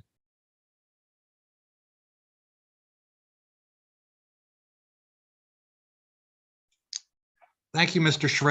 Mr. Chairman and the committee. My name is Roland Schreibler. I'm a member of the Section Council of the Estates and Trust section of the Maryland Bar Association. I've been representing clients with regard to estate administration matters for over 30 years. I'm speaking in opposition to House Bill 802, which, as has been discussed, seeks to amend Section 8103 by extending the time in which creditors may file a claim against an estate. This change would greatly increase the expenses of administering an estate, and I think perhaps even more importantly, would delay the distribution of their inheritance to the beneficiaries of the estate. Frequently, we see beneficiaries who are younger and receiving their inheritance, small or large, would significantly benefit them and could potentially change their life, allow them to go to college, allow them to make a down payment on a purchase of a home. And it's really unfair that the beneficiaries will have to wait for a potentially much longer period of time to receive their inheritance. As has been noted before, the general purpose of some of the sections of the States and Trusts article are to simplify the administration of estates and reduce the costs. This bill would do the opposite. With regard to the ability to file a motion to close the estate, as has been suggested, would also increase the expenses of administration, as well as increase the burden on the orphans court if a lot of estates are asking for a hearing to close. Mr. Shrebler, please. If you would finish up your remarks, that would be great. Okay, so I would ask that the committee give an unfavorable report on House Bill 802. Thank you very much. We'll go to Paul Zimmerman now for 2 minutes, please. Thank you. Good afternoon, Chairman Clippinger, members of the committee. My name is Paul Zimmerman, and I'm the Register of Wills for Carroll County and the president of the Maryland Register of Wills Association. I filed written comments, and I would like to briefly highlight some of our concerns regarding House Bill 802 and why we're recommending an unfavorable report. Maryland Estates and Trust Law, as well as the Maryland Rules for Settlement of Decedents' Estates, all speak to the timely administration of estates and the reduction of expenses and delay. Presently, claimants have 6 months from the date of death to file claims in an estate. The claimant doesn't have to wait for an estate to be open to file a claim. This bill would extend the time to file claims to 3 years or more, and this would not permit the timely administration of estates or reduce the costs. Families now that come in to open estates are already upset that they have to wait 6 months to receive their inheritances, particularly when that money could be needed to pay bills or other living expenses, especially for lower and middle income families. And I cannot imagine the outrage when they are told they have to wait 3 years. The personal representative is required under Maryland law to settle and distribute the estate as expeditiously as possible with as little sacrifice of value as is reasonable. Real property and stocks can nosedive in value over that extended period of time. Plus, there would be property taxes, utilities, income tax filings that the personal representative would have to continue to pay out over this period of time, as well as having to renew their bond each year, which could be a substantial cost. The increase in paperwork and file space needed by the registers would be costly. We have to keep all of the original paperwork for 6 months after the estate is closed. Now, every year, the Register of Wills open over 30,000 estates in the state of Maryland. In fiscal year 21, 11,262 claims were filed. Those claimants had no problem meeting the 6-month time frame. We are not aware of any complaints regarding the time frame for filing claims. If there are specific circumstances we can address, we're willing to work with the committee to address that situation. Otherwise, with this bill, the fixing of one problem will create so many other issues, particularly for the constituents to whom we all answer. Respectfully, based on the above, the Maryland Register of Wills Association would unanimously recommend an unfavorable report on House Bill 802. Thank you. Thank you. Sarah Call, please, for 2 minutes. Yes, thank you, Mr. Chair and members of the committee for allowing us to describe how this bill would affect administration of every estate in Maryland. Again, Sarah Call here to on behalf of the Estate and Trust Law section to oppose this bill. There's a reason that for over 50 years, Maryland has had a shorter time limit for coming forward with claims against an estate. That type of statute is called a non-claim statute, and you'll see statutes like it all over the country to help expedite the settling of estates. Imagine if your favorite aunt left you $10,000 in her will and 6 months later you receive a check in the mail.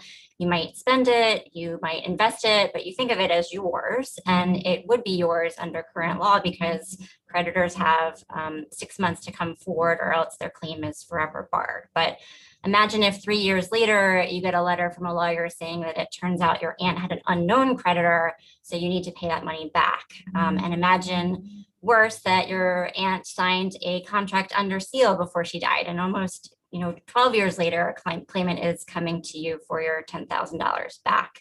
And also, if you're the personal representative of her estate and the creditor is looking for all the funds that you distributed, that is the kind of thing that personal representatives would worry about if House Bill 802 were to be enacted.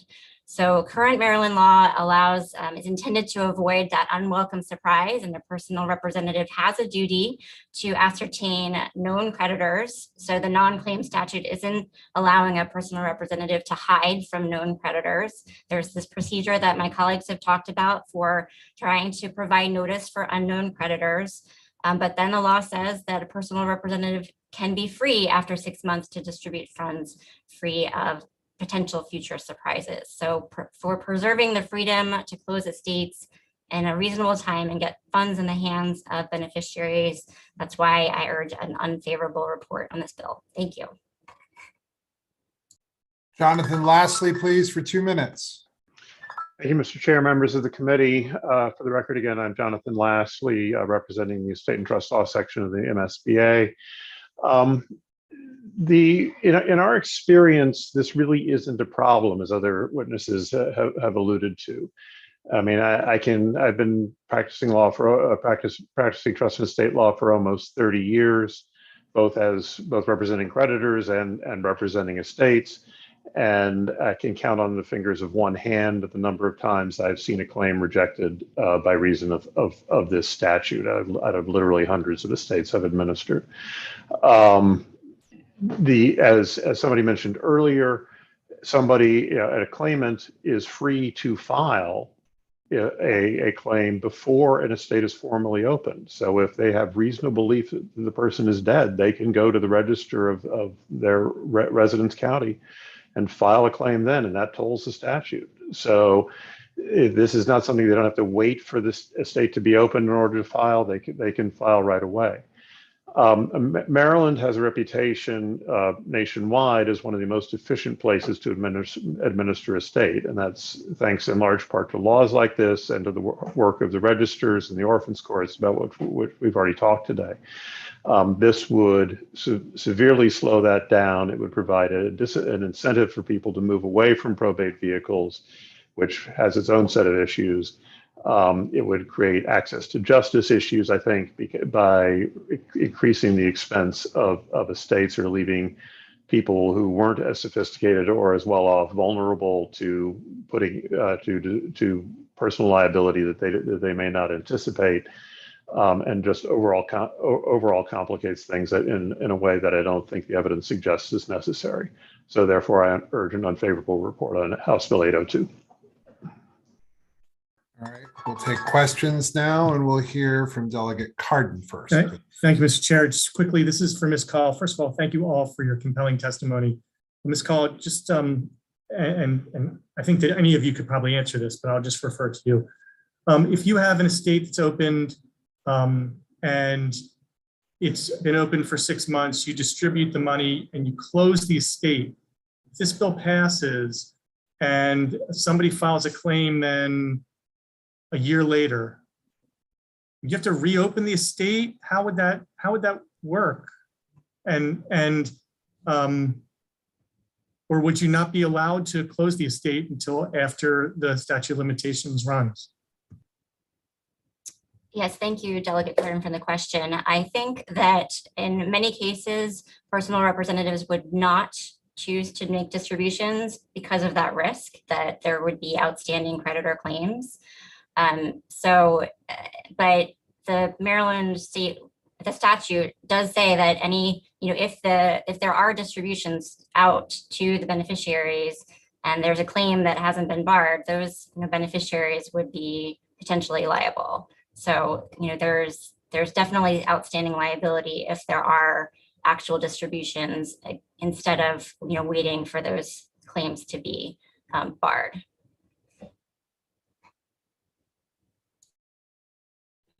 Further questions for this panel? Seeing none, we thank you all very much for your testimony today, and that'll conclude the testimony for House Bill 802. Thank you very much.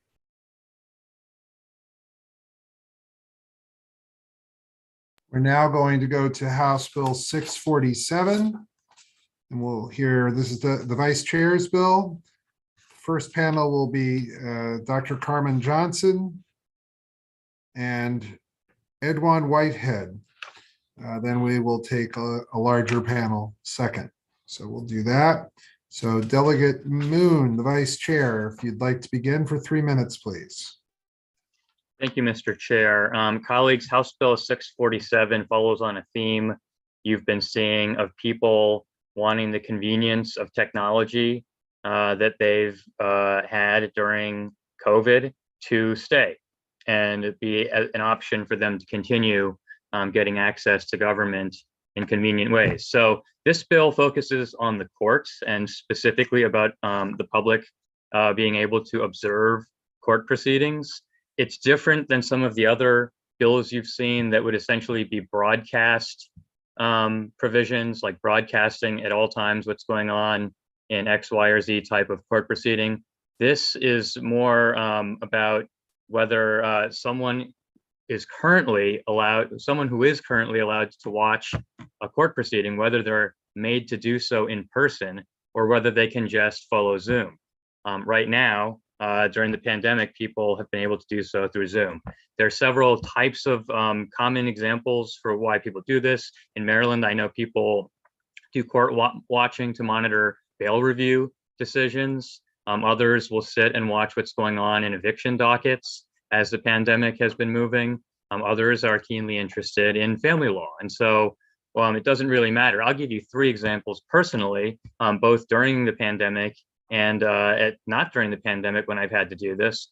First time was in law school when my professor said, go watch a court proceeding. I don't care what, but you got to go. First time I did it, I just picked a random courtroom and the attorney said, who the heck is this guy? Your Honor, can you have this guy removed? This is a very sensitive matter we're discussing. And I was removed.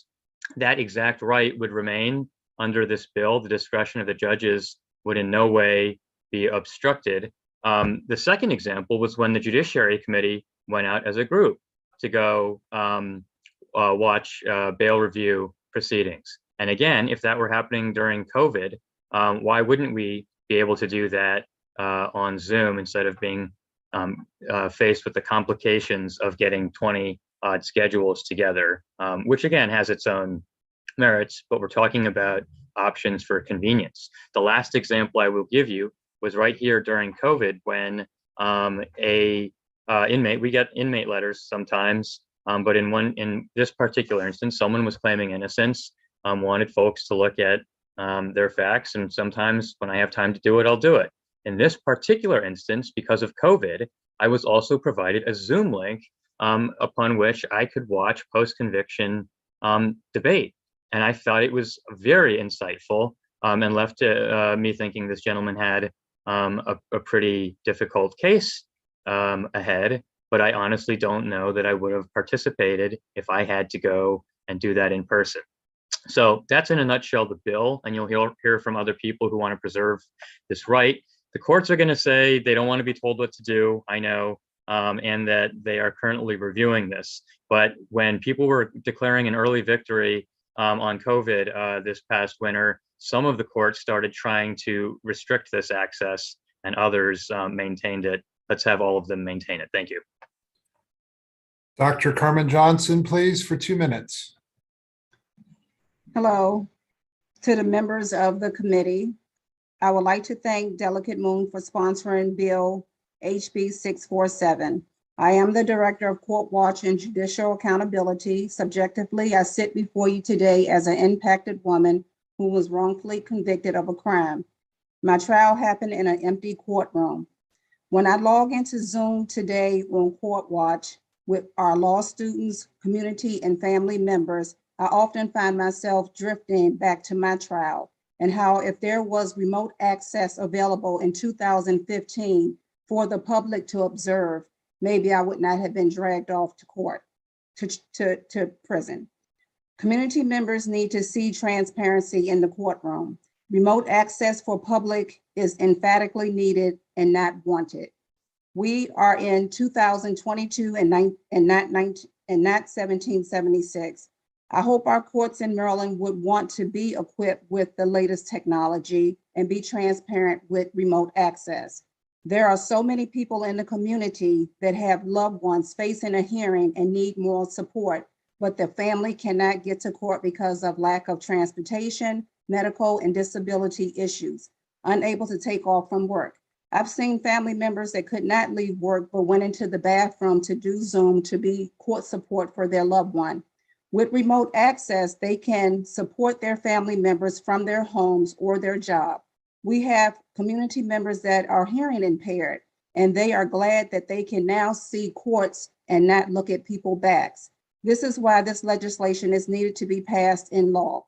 This will give our community and our law students the opportunity to understand that injustice only happens in an empty courtroom. Thank you. Thank you. We'll now hear from Edwin Whitehead, please. Good afternoon, Mr. Chairman, Vice Chairman Moon. Thank you for sponsoring this legislation, and to the members of the Judiciary Committee. My name is Edwin Whitehead. I am the Assistant Director of Court Watch in Prince George's County. I serve directly with Dr. Carmen R. Johnson in the many fights that we deal with folks trying to navigate the criminal justice system on a day-to-day basis. The importance of HB 647, is the fact that we get the opportunity to have public access to our court, which is our constitutional right to do. And we get to do it in a 21st century kind of way.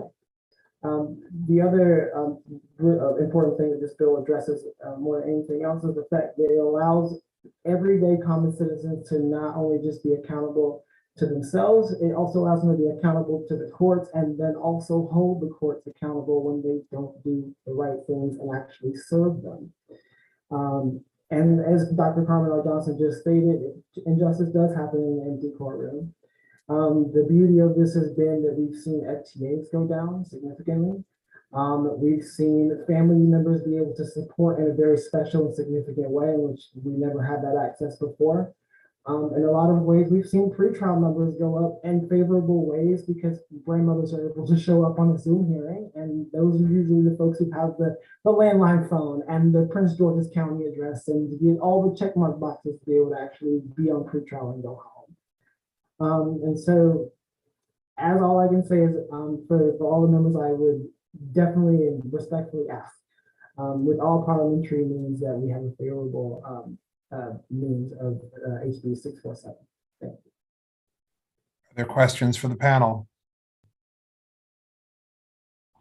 Delegate Grammer, then Delegate Wanika Fisher. Delegate Grammer. Thank you, Mr. Chair, and thanks for the bill. As you know, I have similar concerns that I've spoken about in this committee previously. I'm reading the bill to the bill sponsor. Would this be all courts, all types of hearings, family law, civil law, criminal? Am I reading that properly? It would not open access where it is not currently available, but where a member of the public currently is able to come in person and witness what is going on in the courtroom.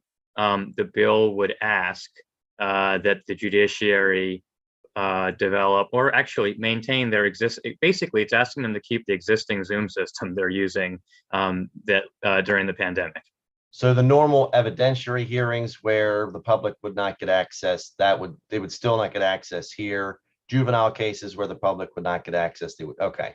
And the judge, frankly, as they did when I was a law student, could kick me out of the room or simply decline to create a Zoom access for certain types of proceedings. Okay, Ms. Johnson, I actually, even as a lawmaker, I have similar concerns to the ones you've mentioned. It is really just a pain in the ass to get to a courtroom if you're interested. Delegate Grammer, easy. I know, Mr. Chair. It's really tough to get to a court if you're interested in a case. In your experience for average people, I mean, how many folks actually manage to get to a trial if they're interested, whether it's a friend or family member? Can you speak to that a little bit? Are you speaking to me? Yes.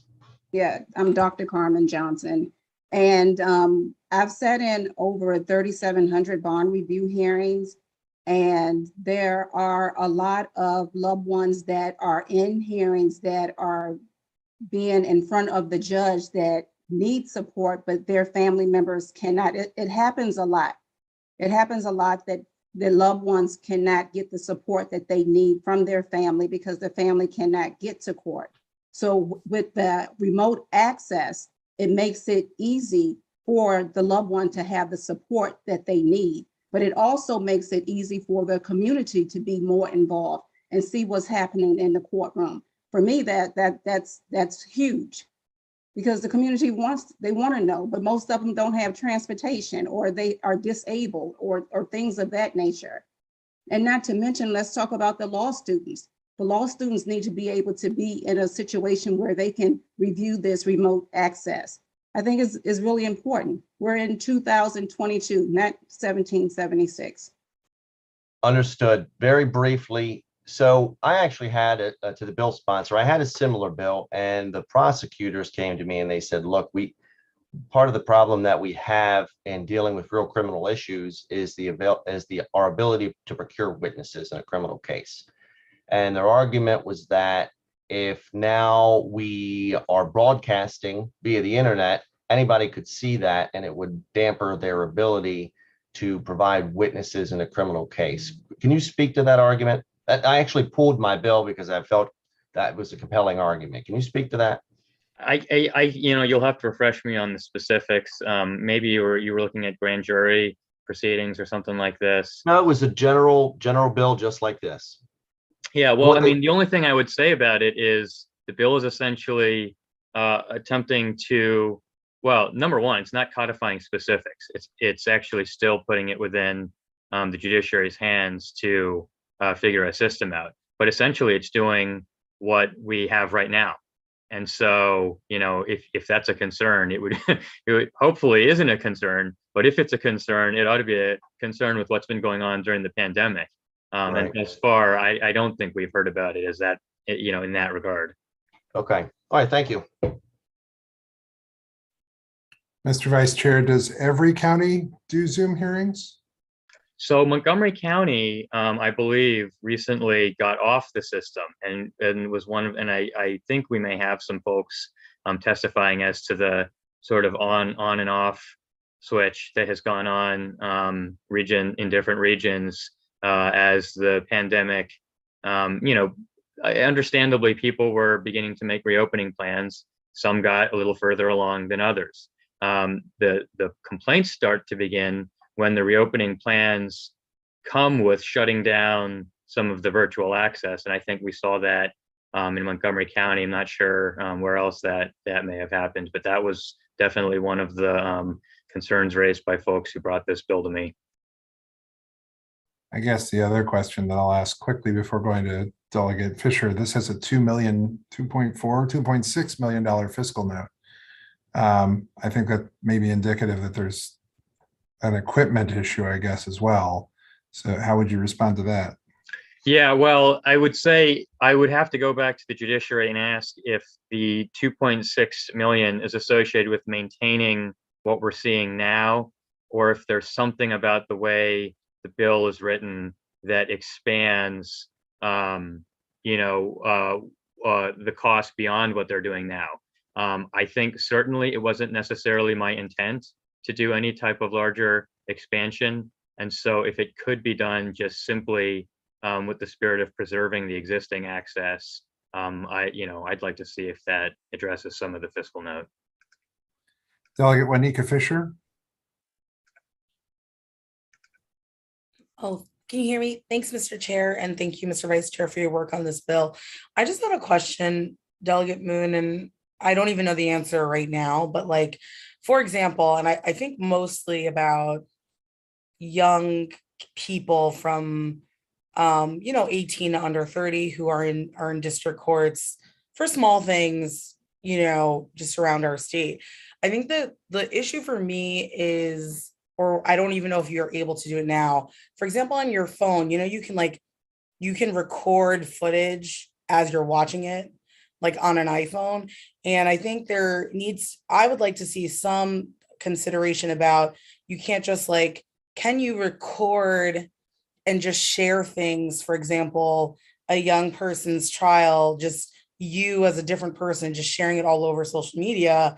And it's an 18-year-old, let's say it's college student, trespass, fake ID, whatever, district court trial. And then, they get the, resolution, but it just lives on forever. Do you know what I mean? Is there like a restriction? And are people, I don't know if people aren't, it's not talked about, and maybe people are recording court, on their computer and saving it and going to share it at later times and things like that. I think the difference between, and I think access is a good thing. So I'm definitely supportive. It's just more like when someone goes in person to court watch, they can't take that with them. You know what I mean? And tweet it and add the student and all of those things. So I guess those are my concerns on where it goes in actually owning the footage or using the footage from courtrooms beyond just a case or an appeal or something like that. Yeah, that's an interesting question. And let me just put a pin on, I think it requires further research. Like, I'm not sure what the current penalty is if I'm someone allowed in court who sits quietly with a camera or Google glasses or whatever, taping it, and then later turns around and uses that footage in some other context. But I would think it would be a comparable scenario to that. And again, I just want to be very clear. This is as distinct from a broadcast that's happening, whether there's 0 people watching it or not. This would basically be by request or by demand, in the sense that if no one has requested a Zoom link to watch a proceeding, there's no streaming or recording to be had. And so this would have to be done by someone who validly was granted access to the proceeding and decided in some way to surreptitiously tape it. They could do that now, again, through Google glasses or their cell phone quietly. And I suppose they could do it by, holding a camera up to the computer as they're watching a Zoom proceeding. I think it's a little bit of an existing problem.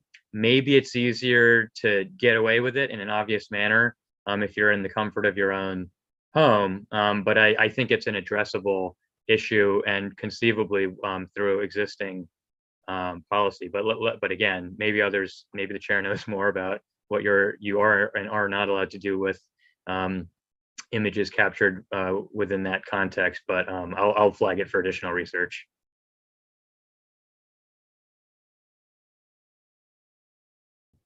Delegate Conaway. Thank you, Mr. Chair. I was wondering if we could revisit Delegate Grammer's question, because I seem to remember that being an issue. Delegate Conway, it's very difficult to hear you. Could you please speak up and ask your question again? Oh, I'm sorry. I seem to remember Delegate Grammer's concern, and the question came up with witness intimidation during the court proceedings or after the court proceedings of people who were videotaped. So I was wondering if the vice chair could maybe think about that situation again and give a updated answer. I mean, I would just say I think the bill has within it the discretion for the judges, again, to set up their own system and process and contemplates scenarios where you want privacy. I would think it would be accommodated if there was any concern about witness safety there. But again, our chair is a subject matter expert in that regard, and I'll defer to him on the procedures they take to protect witnesses in court. Mr. Whitehead has his hand up. I'm assuming he wanted to answer one of the previous questions. So Mr. Whitehead, go ahead. Thank you, Mr. Chair. Wanted to respond to first Delegate Grammer's question. Witness protection is already being practiced. Specifically in domestic violence court, they've almost perfected this in a way with Zoom. They allow the person to not be on camera in any way, shape, form, or fashion. And I think I might answer Delegate Fisher's question right now too. They don't record, if they do a recording of the actual call itself for the proceeding, only the judiciary has the file for that. Only the host can actually record on Zoom. And even if the public wanted to get a recording of a proceeding, they would have to give their name, the docket that they were on, what day they were in there, and they would have to request it from the clerk's office. And so, yeah, and even those recordings in a lot of respects are redacted, so they can only see what they're supposed to, what the clerk allows them to see, which is their proceeding. So they did cover a lot of those bases. And yes, it does remain discretionary for a lot of family law. And to your other question, Delegate Grammer, the statistics that we've seen around this on average, usually when you go into a Zoom call, if there's a docket of about 15 people or so, when we get on a call, if there's 3 or 4 court watchers that day, we expect there to be probably about 19 people. Throughout the pandemic, we've seen usually a 2-to-1 or a 3-to-1 ratio. So sometimes 2 family members show up for 1 person on the docket. So we've seen sometimes calls of like 50 to 60 people, and they can hold a participants amount of about 300 folks. And so it doesn't leave a lot of room for autonomy. Are there further questions for the panel? Seeing none, we thank you all very much. We'll go on to the second panel, which is Joanne Antoine, Mary Hirschberger, William Haynes, Nicole Hansen-Mundell, Joshua Rosenberg, and Brianna January. Brianna January is favorable with amendments, but we'll take her as part of a larger group. So we're going to go first to Joanne Antoine, please.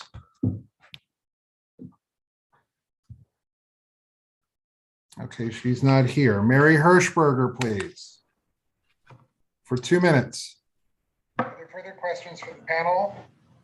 Ms. Hirschberger, you're going to have to close the YouTube link that you're using to watch. Joanne Antoine, Mary Hirschberger, William Haynes, Nicole Hansen-Mundell, Joshua Rosenberg, and Brianna January. Brianna January is favorable with Ms. Hirschberger, please turn off the YouTube link that you're watching in order to watch the proceedings. That's better. Ms. Hirschberger, you can speak for 2 minutes now. Thank you, Mr. Chair, and thank you, members of the committee. My name is Mary Hirschberger. I live in Prince George's County in Brentwood, Maryland. From my home, from where I'm sitting right now, it takes 4 hours round trip by public transportation to county courts. Add to that time spent sitting in the courtroom, and that's the cost of a day's wages to come to court for a hearing or a trial that might last 2 minutes. This cost is borne disproportionately by people who are not salaried, but work for wages. The people that we rely on to make our counties run smoothly, many of them essential workers who work hard and diligently for wages that are already too low.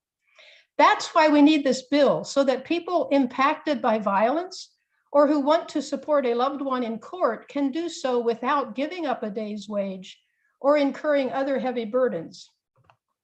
I'm a volunteer with Court Watch PG through my church, Hyattsville Mennonite, which as a congregation supports House Bill 647, which will make courts more accessible to the people. A thriving civil society needs that. With this bill, our communities can be closer to the courts and can understand how the system operates and how it can help them.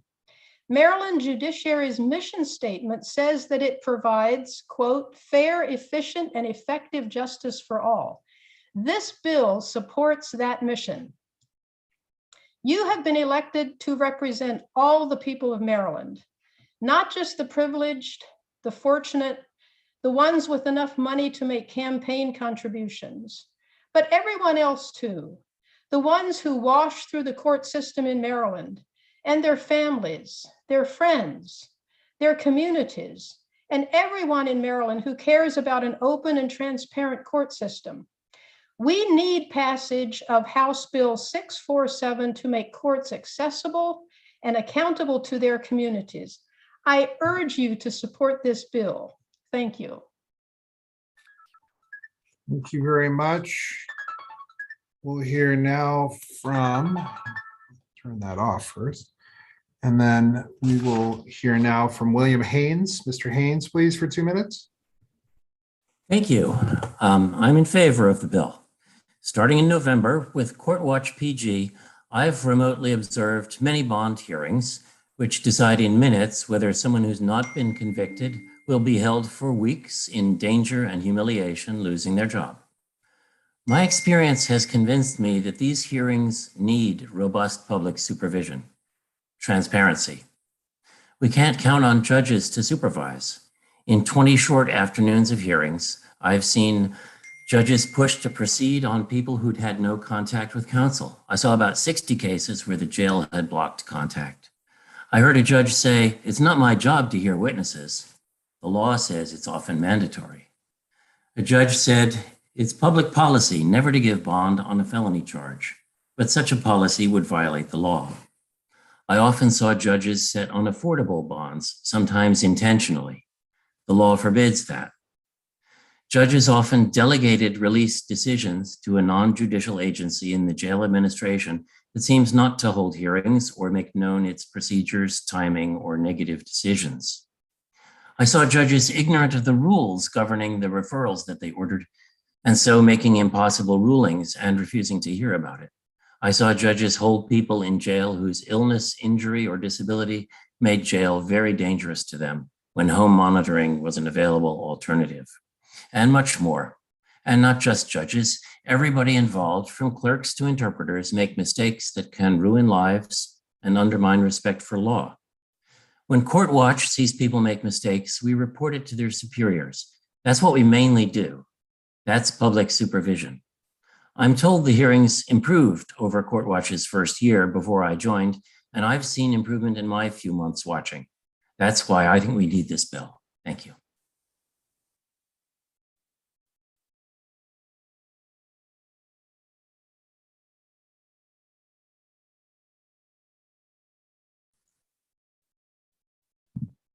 Computer is still fighting with me. Nicole Hanson Mundell, please.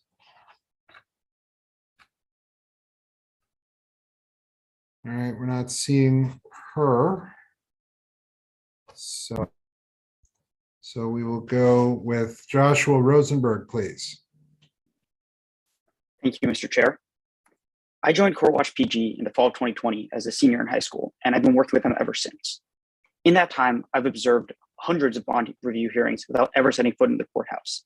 And yet, even without our physical presence, it is clear that Court Watch PG's impact has been felt throughout the Prince George's County judiciary system. The hundreds of accountability letters that we've sent to judges, prosecutors, police chiefs, and other key actors have visibly changed the way bond review hearings function, something that has had a tangible impact on the lives of our community members and their loved ones. For instance, in the months after we began calling out judges and state's attorneys for not using the option of unsecured bonds and for holding loved ones unnecessarily without a chance of release before their trial, we've recorded a significant increase in the amount of unsecured bonds offered and the number of people who wouldn't have to spend any more time behind bars. Even a few days in jail, which is really the best case scenario for how long pretrial services will take to review someone's case, and out of work can cost someone their job. So this small change has saved many families from economic instability. However, none of Court Watch PG's work would have been possible without virtual access to court. Our members Court Watch from around the country, and even those located in the DMV, as Mary talked about, have varying access to travel to the courthouse. Virtual access is what has allowed Court Watch PG to hold key actors accountable and push back against the otherwise invisible violations of people's lives that take place in courtrooms every day. I urge you to ensure permanent virtual access to Maryland courts for the sake of our communities and our loved ones. Thank you for your consideration on this matter of vital importance. Right. Brianna January. Good afternoon, Chair, Vice Chair, esteemed committee. It's good to be before this body for the first time this session. For the record, Brianna January here with the Maryland Association of Counties, also known as MACO, in support of HB 647 with amendments. Committee, counties support the goals of HB 647 to modernize our courts and to add a degree of transparency, and we have absolutely no issue with that general intent. But the bill would benefit from an amendment here to eliminate the potential financial burden it could place on local governments. As you know, committee, counties are the primary financial support for our circuit courts, and the required audiovisual equipment under HB 647 is unfortunately often expensive and difficult to retrofit into older courtrooms, which Chair Clippinger started to point to. Our written testimony details the exact amendment language here that MACO is seeking. But we would like to ensure that HB 647 is successfully implemented with resources from the state to help our local governments. With that, MACO urges supports HB 647 with amendments. Thank you. Other questions for the panel? Delegate Bartlett. Thank you, Mr. Chair. My question, I believe, is for Mr. Haynes. I appreciate your testimony. It was very compelling. Not only does Court Watch send letters of complaints? Does Court Watch also send letters when judges or when a courtroom is being handled in proper manners and commend the judges? Yes, we do. We've sent a number of such letters. Yeah, okay, and that's what I thought. I just wanted to make sure. Is Court Watch available throughout? Are there chapters throughout Maryland? I mean, I heard, Court Watch PG, but are there other? Like, for instance, I live in Anne Arundel County, and I wanted to know if there's a Court Watch Anne Arundel County. I'm aware of one in Baltimore, I believe, and Montgomery County, but beyond that, I don't know. Others could speak to that. Thank you. Delegate Grammer. Thank you, Mr. Chair. So Mr. Haynes and Mr. Rosenberg, I've made similar arguments about transparency issues in the past. Can you just tell me in 1 year in Maryland about the number and the nature of the incidents that you find and report? I believe Sorry, go ahead, Bill. Well, Josh might have better numbers than I do. I think there have been about 250 letters in the past year. Well, 275 maybe if we go back to our beginning a little more than a year ago. We report on unaffordable bonds set, on cases on serious health emergencies, as we regard them, when somebody is held in the jail who is really not able to deal with that environment or receive what they need.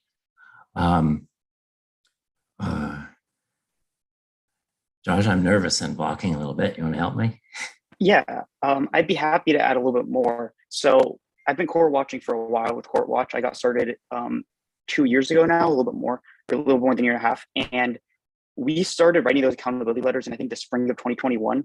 And one of the first things we noticed, I mentioned this in my testimony, was that we were not seeing a lot of unsecured bonds being offered. An unsecured bond is also known as a signature bond, which is when someone signs and then is allowed release and only has to pay if they don't appear for court. I'm sure many of you know that.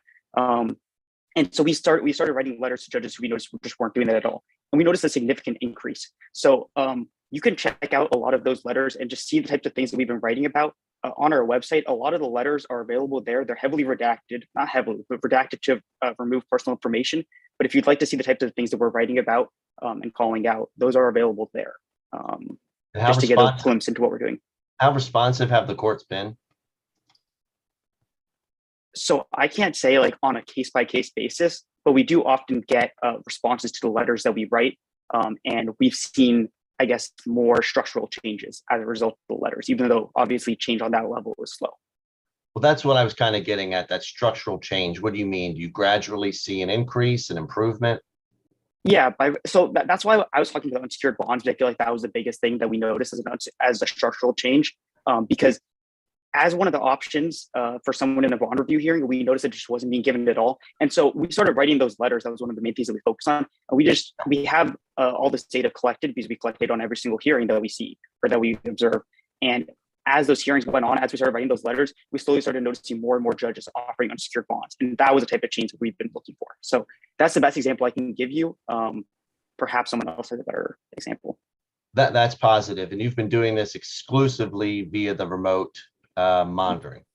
Yes, we've been doing this the entire time during the COVID-19 pandemic. And so we've only been remote. And if that goes away, then you're going to lose your ability to do this altogether. I am currently in Charlottesville, Virginia. I'm a student at UVA. I would not be able to court watch if it wasn't for virtual access. And we've got people court watching from basically, I would say like multiple states in the United States. I don't know exactly how many. They obviously wouldn't be able to get to work. Okay. All right. Thanks for your participation. Yeah, thank you. Delegate Juanita Fisher. Thanks, Mr. Chair. This question is for Mary. Hi, Mary. It's good to see you here. I just have a question about the diversity of sort of age and the bandwidth with access with court watching in the virtual context versus in person? And your experience, do you feel like there is an expansive age range of participants that are actually using it and feel like their access would be limited if it wasn't kept as what it is now with COVID? Or what is your experience with that? Because I think sometimes people have a stigma that older residents or different folks aren't using the technology to their availability. And I just wanted you to comment on that. Yeah, that's a good question. So we do see people in court who, and I should mention that at the moment, all the bond hearings are virtual. And so that's what we'd like to continue. But yeah, we see a wide diversity of people who show up in court to support a loved one or to be there as a witness. We see a lot of grandparents who are there. We see young people who are there to support their friends. I think it's a very diverse group, and we see a lot of that done. Yesterday, I was court watching, and I think there must have been 20 people in court to support loved ones. And I'm not sure you would actually see that in the courtroom. So, in answer to your question, it is a diverse group. I think it can reach everybody.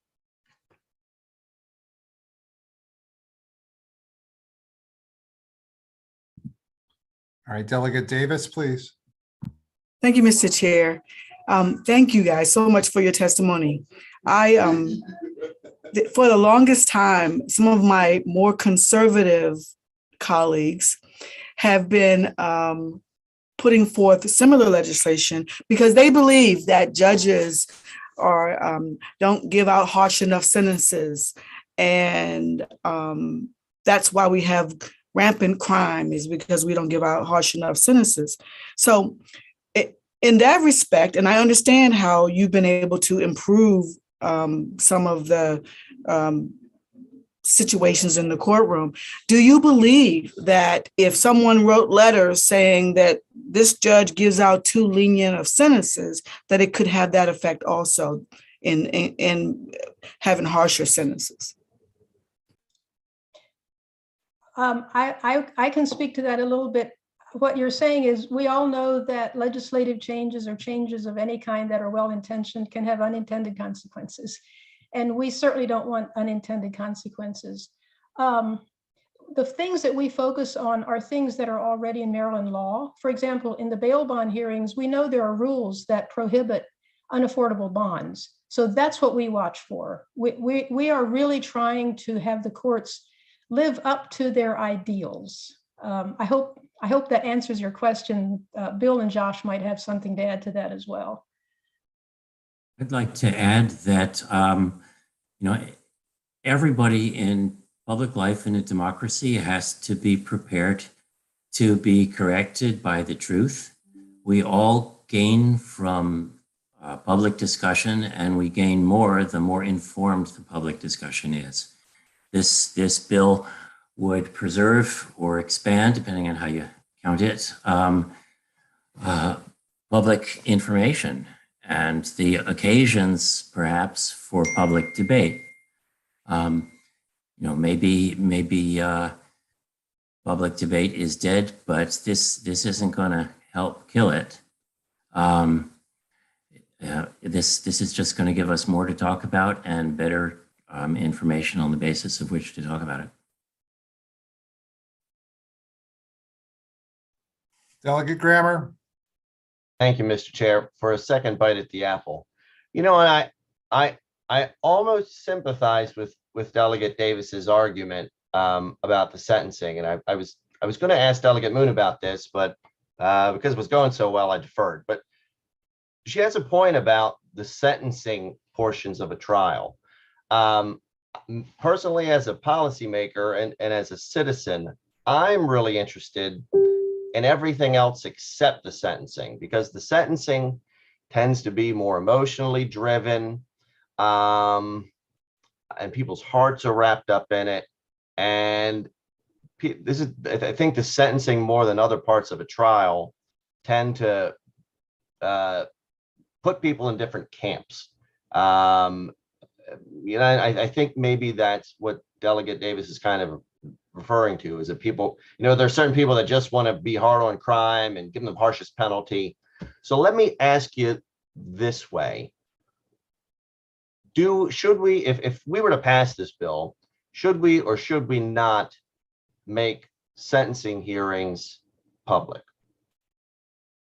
And anyone or everyone can answer that question.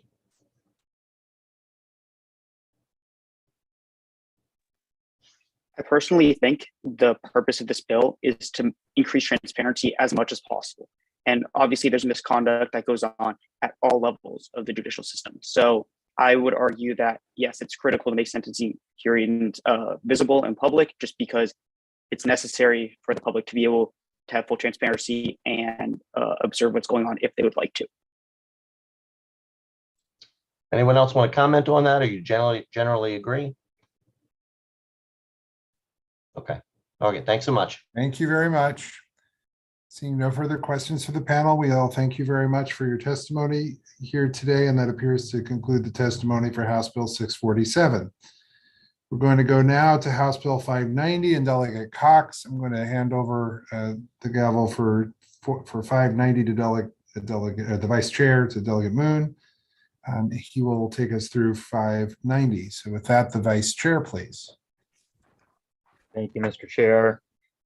We have 5 witnesses signed up on this bill, and we will take them in this order: Mark Pennick, Daniel Carlin Weber, Thomas Kasuba, John Jocelyn, and Mike Doherty.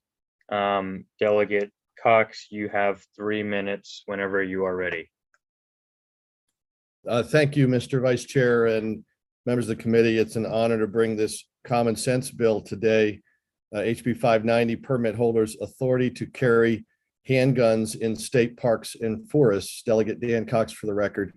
And I wanted to point out first that the Baltimore Sun has reported that over 1,000 Marylanders every year receive rabies treatments, and each year are subjected to bites, attacks, and exposures. On October 25th, 2021, CBS Baltimore reported a rabid coyote bite of a man and a dog. And nearby in Myersville, nearby my home, a brutal bear attacked a woman. And if you look at the pictures online, it's quite gruesome, attacking her head while she was walking near the state park and woods near her home. This is a common sense bill to allow those who have a permit to carry a handgun to carry that in state forests while hiking, camping, or otherwise enjoying the beauty of the outdoors. Federal law recognizes the right of people to carry arms in national parks. Under U.S. Code Title 54, Chapter 1049 says Congress finds that the Second Amendment provides the right of the people to keep and bear arms, and it shall not be infringed. And this chapter goes on to state that the Secretary shall not promulgate or enforce any regulation that prohibits an individual from possessing a firearm, including an assembled or functional firearm. The Code of Federal Regulations then also expressly states that no individual may be prohibited from possessing a firearm, including assembled and functional, in any national park system or unit. Here in Frederick County, we have Catoctin Mountain State Park, and we have right across the street Catoctin Mountain National Park, right across the street Cunningham Falls State Park. On the national side, you can carry protection, and on the state side, you cannot. Recently, the Delaware Supreme Court struck down a ban similar to what we have in Maryland. In Bridgeville Rifle and Pistol Club Limited versus Small, the court stated that this right to bear arms is considered a fundamental constitutional right and therefore subject to higher scrutiny when statutory action threatens to conflict with or burden it. The court went on to say, quote, the state must prove that a governmental restriction is substantially related to an important government objective and does not burden the plaintiff's right more than is reasonably necessary. Now, honorable members, the only individual who has lodged any opposition to this common sense bill is the Attorney General of Maryland. And I quote that the sole reason he is against it, he says this in his letter, quote, there is no legitimate reason to allow handguns in our state parks. Now, the problem with his argument is that it's unconstitutional because the courts have said the exact opposite applies. The opposite of that argument is that there is no important government objective to prevent it. That's the strict scrutiny test of the Constitution. The burden is therefore on the state as to why they would prevent it, and clearly the Attorney General's position has no substance as to why to prevent this. And I can go on to also point out that Maryland law already provides for individuals to carry a firearm for personal protection, for instance, in wildlife management areas. So this bill will simply bring in line Maryland code for state parks and forests, both with the federal national park standard, as well as with the state wildlife management areas. This is a common sense measure. And lastly, I'll point out that Marylanders who have been granted permits to carry, as this committee well knows from the lengthy testimony and support that we've heard, these individuals have gone through an extensive vetting process. They have been determined that they have a right and a need. A quote, a reasonable precaution against danger has been ruled for them in their benefit as to why they have a substantial reason to carry a pistol. And so enjoying a state park does not take or diminish that away from their good and substantial reason. And I'll point out as well that sadly, there's an FBI case as to the local in my county regarding a dismembered woman found at the Catoctin Mountain Park this past year, right across the street from Colgan Falls State Park. And we have an increase in robberies, carjackings, and rape. So protecting and allowing individuals who have a right to carry just simply makes sense. And when you put all of that together, this is a common sense bipartisan bill that should be passed. I urge a favorable vote on this. Thank you very much. All right, thank you very much. We'll have 2 minutes from Mark Panak. Thank you, Mr. Chair.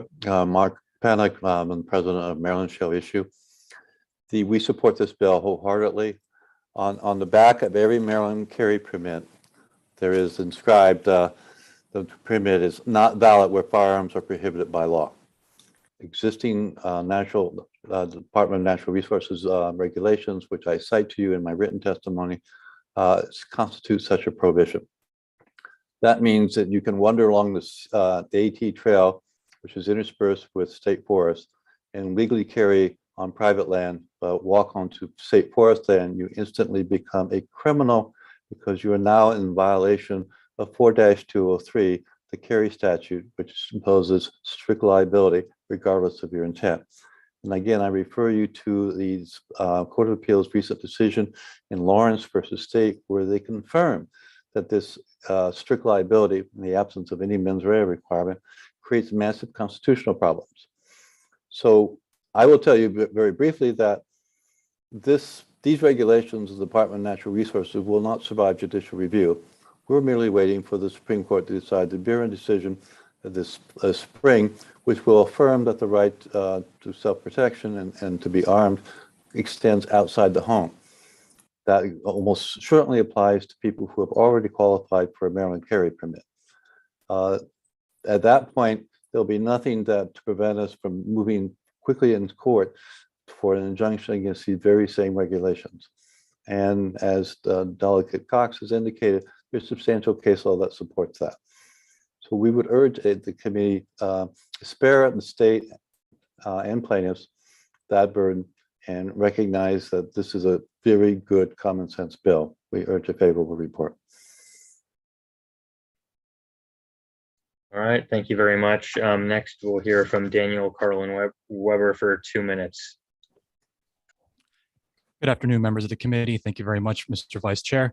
My name is Daniel Carlin Weber. I am a resident of District 46 in Baltimore City. I am a firearms permit and I am a holder of a Maryland wear and carry permit as well as numerous other permits. If you refer to my written testimony, I speak on how common and normal it is for people to be lawfully carrying firearms in state parks. Not state parks, federal parks and state parks in other states. I myself have carried when I'm hiking in Virginia. My permits allow me to do so. It's entirely normal to encounter somebody else in the trail who might be armed. And this is not a problem caused by those who are lawfully carrying handguns because they're permitted to do so. It just simply isn't a problem. One of the arguments I often hear against there's this argument that people shouldn't be carrying firearms in normal public places, let's say like places around town, etc. So the only, that insinuates that they'd rather people be carrying guns in more rural areas and places off the beaten path. Ironically, that's exactly what many of our state parks and forests are. They're very, most of them are very rural and inaccessible. And, there are animals out there. There are things that legitimate concerns for people to be able to want to be able to protect themselves in public. I really, I echo everything you just heard from Mr. Penick, and I appreciate the introduction of this bill, and I'll urge a favorable report. Thank you very much. Thank you very much. Next, we'll hear from Thomas Kasuba for 2 minutes. Hello, my name is Thomas Kasuba. I live in Ellicott City, Maryland. I'm a registered Democrat, and I live within walking distance of Patapsco State Park. As you've heard, if you haven't heard, there's bears in Ellicott City and in Greater Howard County.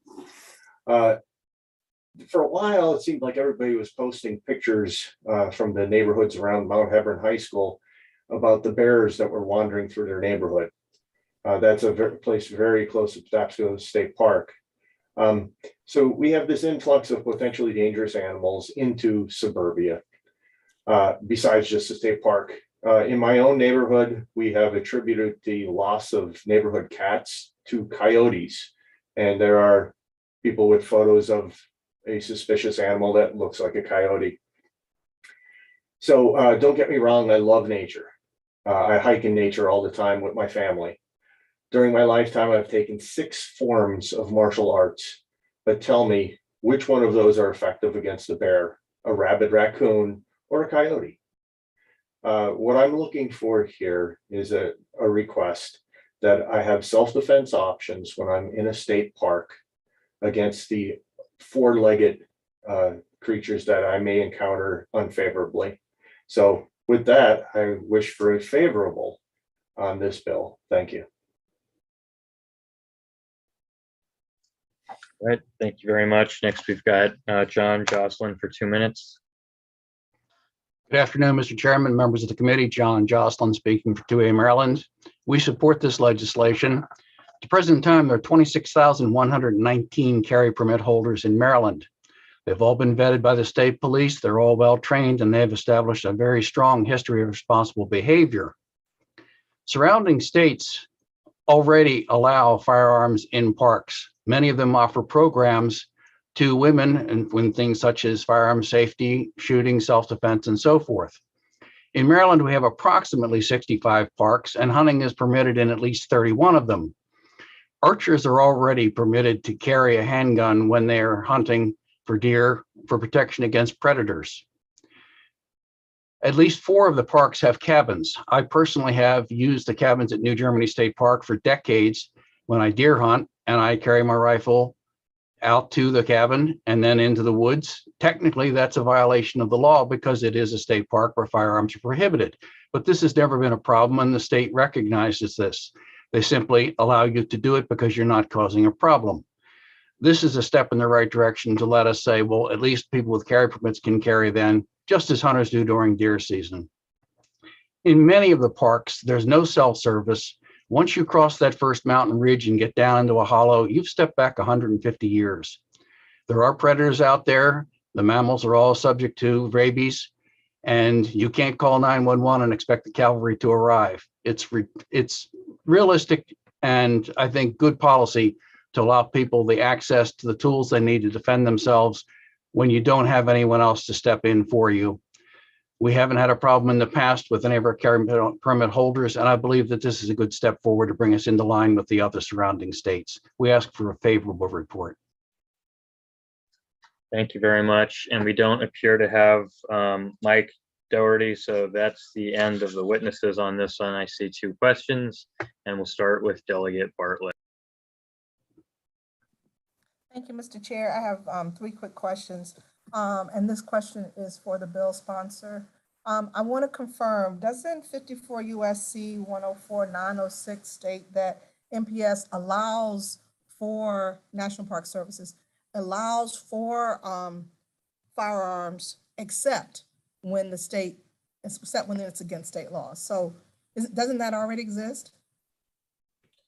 Well, that's a great question, Delegate. I would defer to the legal expert. I think the gist of what you're asking is the National Park Service versus state parks. And I think my testimony set forth that that's what we would like to conform to. The National Park Service provides for the lawful carrying of firearms inside national parks. And such as down the street from me in my district, we have the national park on one side of the road and with Camp David. And then on the other side of the road, you've got the state park where it would be a crime to carry. So it doesn't make any sense, but I don't know. Well, what I'm getting at is the National Park Service has said that the National Park Service handles federal parks, state parks handle state park laws with respect to carrying of firearms, with a few exceptions. But I just want to make sure that part is clear. And I'm not sure who the legal expert is. That should be addressing my question too. Mr. Pennick, if you had your hand up, if you could give it a shot. Yes, I'd like to. So the way the National Park Service works is that if it's legal for a person under state law to carry, then it is legal to carry in a National Park Service unit. So you look to state law to see what's legal under state law.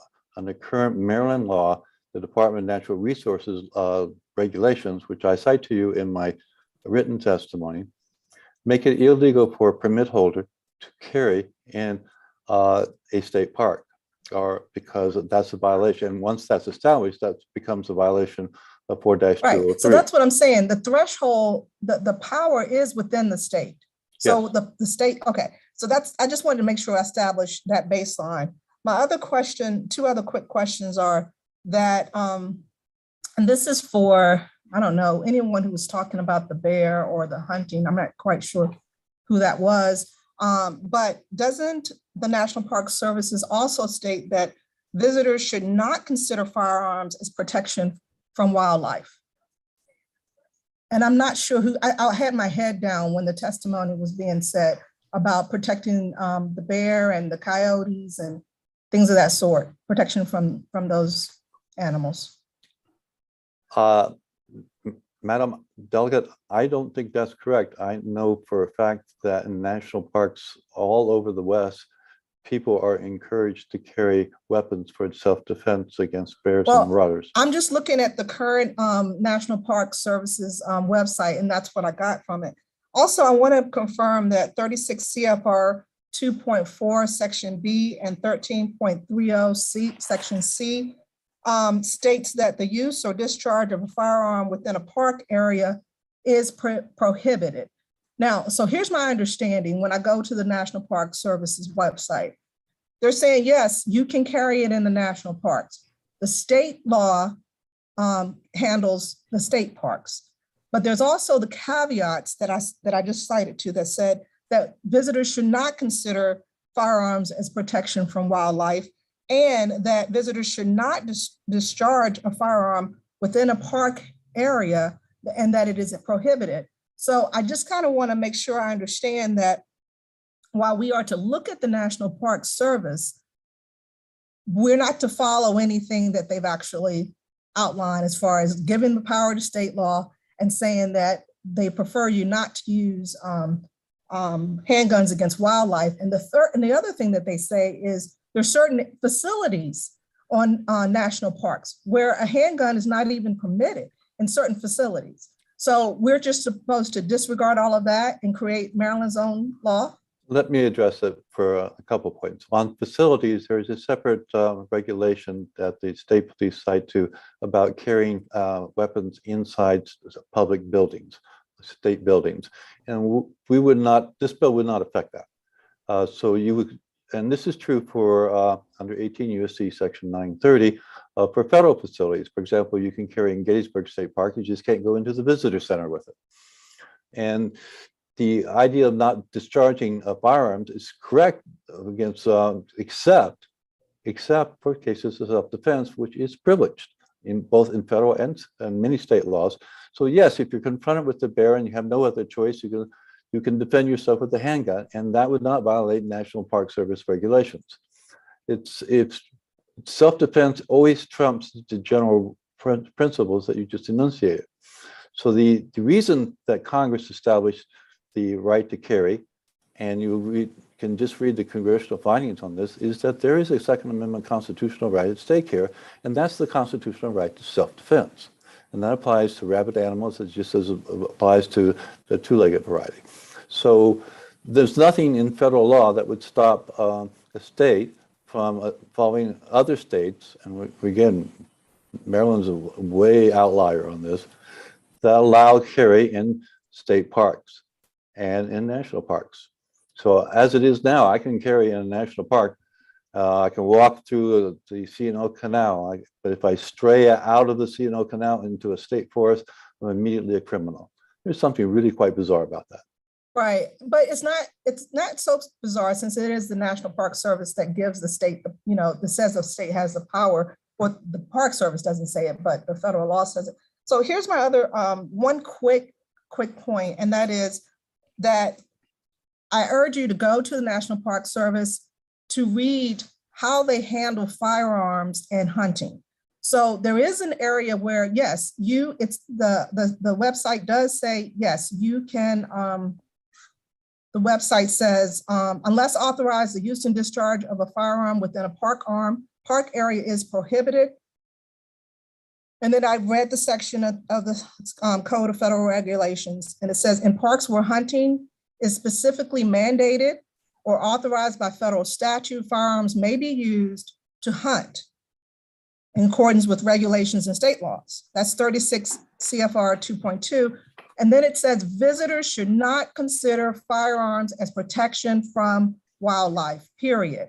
So, and I'm going to say, isn't that so? Because that wasn't a question, but I urge you to go to the site and read it for yourself. And then, anyway, period. That's it. Thank you very much, Mr. Chair. I would like to add that I carry bear spray when I go into the state park, but what if this isn't enough? And also, you do not want to use this on a windy day. Believe me, it'll come back in your face and you'll be the one damaged. Thank you. Delegate McComas with a question. Thank you, Mr. Chair. Speaking of bear spray, what I was going to ask is any of that bear spray or any of that kind of stuff that effective if, let's say, an animal really, let's say they're rabid or they really want to take you out? I mean, I kind of concerned, I would be concerned about that if that's all I had. So could one of you gentlemen that hunt, please like to comment? I don't hunt, so. I do hunt, and I'm sorry, I'll defer. An animal that has its immune system or its nervous system compromised may not know that it's been sprayed. And therefore it won't be deterred, even though it has been and it's suffering the physical effects. The rest of its system doesn't know, and it'll still continue doing what it started out to do. You should know that bears can run at least 25 miles an hour, which is faster than any human being. So when faced with an animal like that, you have one choice, and that's to stand and fight, because you can't run away, and running away might even provoke the attack. Further questions for the panel? I was just going to ask if Mr. Pinnock wanted to comment. Oh, yes, Mr. Jocelyn is quite correct that you can't outrun a bear, and you can't spray and subduce a rabid animal using bear spray or any other type of spray because of the state. And they're very, very dangerous because they're completely unpredictable. A bite of a rabid animal will send you to the hospital. And it's something you don't take very lightly at all. And I've encountered them because I am a hunter, and I hunt out west and I hunt in Maryland. And I am very conscious of the possibility of an attack because Maryland has recently become a haven for coyotes, which also become rabid, and rabbit skunks and rabbit raccoons are very common. So it's a basic self-defense need.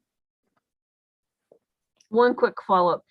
Would a rabid skunk, a rabid raccoon, or a rabid fox, or a rabid coyote, would they attack you? Yes. Yes. Okay, all right. It should be noted, if I may, Delegate, some years ago, I had the opportunity to go with the DNR on a black bear den visit. And in the organization that they have, they dart the mother bear so that they can check the litter. However, at least one of the DNR officers is armed with a shotgun just in case the dart didn't work. So they do take it very seriously that a bear that's been drugged may still come at you. Okay, thank you. Thank you, gentlemen. Any further questions for the panel? Seeing none, we thank you all very much. I believe that concludes the testimony on House Bill 590. Now I'll go to House Bill 659 and Delegate Stein. We'll hear Delegate Stein, Karen Herron, Larry Epps, Charlotte Wood. I think that's the first panel.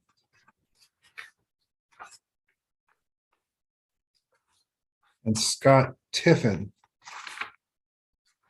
We'll hear from them to begin, then we'll hear another couple panels. There are 30 witnesses on this bill. So 3 minutes for Delegate Stein, 2 minutes for everyone else. Go ahead, Delegate Stein.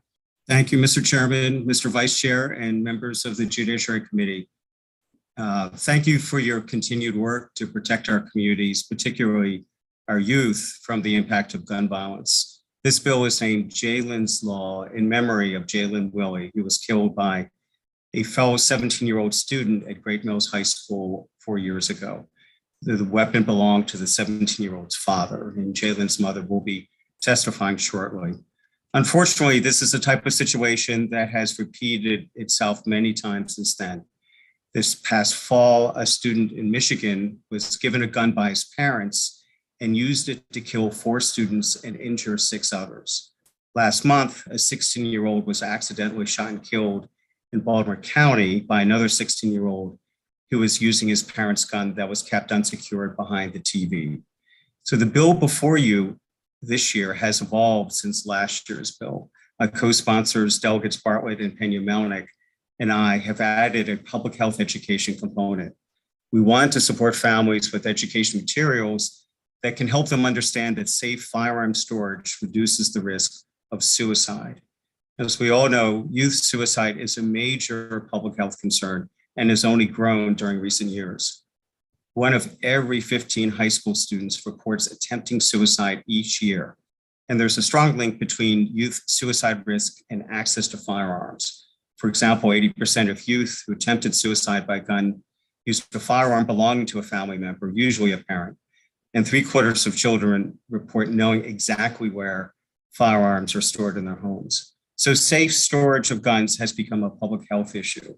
You'll hear today that the healthcare community, such as behavioral health providers, pediatricians, nurses, hospitals, are overwhelmingly in support of this bill. And in terms of the provisions of this bill on safe storage, it requires all firearms, loaded or unloaded, to be stored in a location where an unsupervised minor under the age of 18 could not get access. And the penalties are differentiated based on the impact of the violation. And in a new provision, the Department of Health will be required to collaborate with behavioral health providers, experts in safe firearm storage methods, and families to develop educational materials to support parents. So I urge favorable consideration by the committee for this.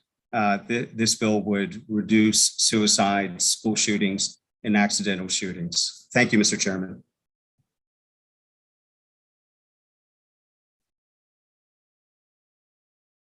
All right, let's go to Karen Herron, please, for 2 minutes.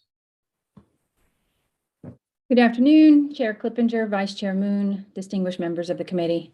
I am Karen Herron, Legislative Director for Marylanders to Prevent Gun Violence. We are here to urge a favorable report on HB 659 to require firearms be stored unloaded and locked and accessible to minors, and to establish an education campaign to provide accurate information on child firearm access prevention. This year's legislation, while notably similar to prior years, has a number of adjustments. First, it reorders some of the language to improve the clarity of the law regarding what applies to handguns and what applies to long guns. This reorganization also helps to clarify the safe harbor that exists for gun owners who follow the guidance to store their firearms unloaded and securely locked with ammunition separate. Second, it makes adjustments to the legal standard used when a gun owner has not taken advantage of the safe harbor and a court is looking at whether or not to hold the gun owner accountable. The standard utilized knew or reasonably should have known that an unsupervised minor is likely to gain access is mirrored in at least 11 other jurisdictions, which can provide guidance to courts in Maryland while this law is in its early days. Lastly, this year's legislation adds an education component, which is to be organized and maintained by the Maryland Department of Health. This material will focus on what safe storage looks like and the mandates the new law places on gun owners.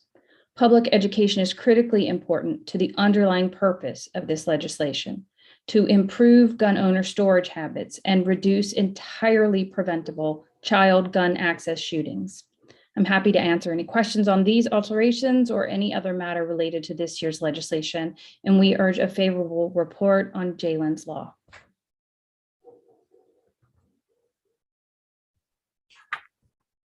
Larry Epps, please. Thank you, Mr. Chairman and members of the committee. We're in the midst of a youth mental health crisis triggered by a tenacious pandemic. If there ever was a time to pass legislation to secure firearms from the reach of youth, this would be the time. As a past president of the Licensed Clinical Professional Counselors of Maryland and a program director at Shepherd Pratt, our youth programs and our therapists across the state have seen a meteoric rise in depression, anxiety, and suicidal thinking among youth during the pandemic. And while the Second Amendment gives Marylanders the right to bear arms, it does not give them the right to be reckless with those arms around children during a youth mental health crisis. And this one bit of context would be helpful. Even before the pandemic, our state's major city, Baltimore, was already listed as the 4th most violent city in the US and the 21st most violent city in the world. And the research for why this is clear. The more unsecured guns you have in a community, the more violence and suicide you have in that community. And if we cannot pass this small measure to prevent gun violence, what does this say of our indifference to violence? What does this say about our belief in the sanctity of human life? As a mental health professional, what I would like to emphasize today is the understanding of the mindset of a youth in suicidal crisis. We know the intensity of mental anguish and suicidal thinking can be as excruciating as the pain of a broken leg. Youth in this state of mind, which the pioneering suicidologist Edwin Schneidman called psychache because of its unusual intensity, predisposes youth to impulsivity and irrational thinking. In my 28 years as a mental health professional, I have learned the inconvenient truth that suicidal thinking is much more prevalent among our young people than any of us would wish to believe. And I have come to know how vulnerable a depressed young person is with access to a gun. Passing this legislation is an important step in preventing suicide, recognizing its prevalence, especially now, and it would be a compassionate act to protect Maryland's youth who have faced such unprecedented emotional struggles in these last 2 years of the pandemic. Thank you so much. Charlotte Wood, please, for 2 minutes.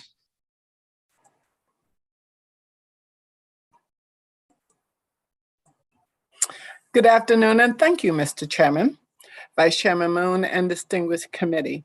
I'm Dr. Charlotte Wood. I'm the immediate past president of the Maryland Nurses Association. I've been a nurse for 40 years, and I have worked in a number of roles in the healthcare field. We support House Bill 659, Firearms Safety, Jalen's Law, that is before you today. This bill specifies that guns and ammunition must be locked, raises the age to protect minors up to the age of 18, and provides criminal penalties for cases in which harm has come to the minor. In 2018, a survey that was conducted in Maryland revealed that 22.9% of middle schoolers and 18% of high schoolers reported seriously thinking about killing themselves.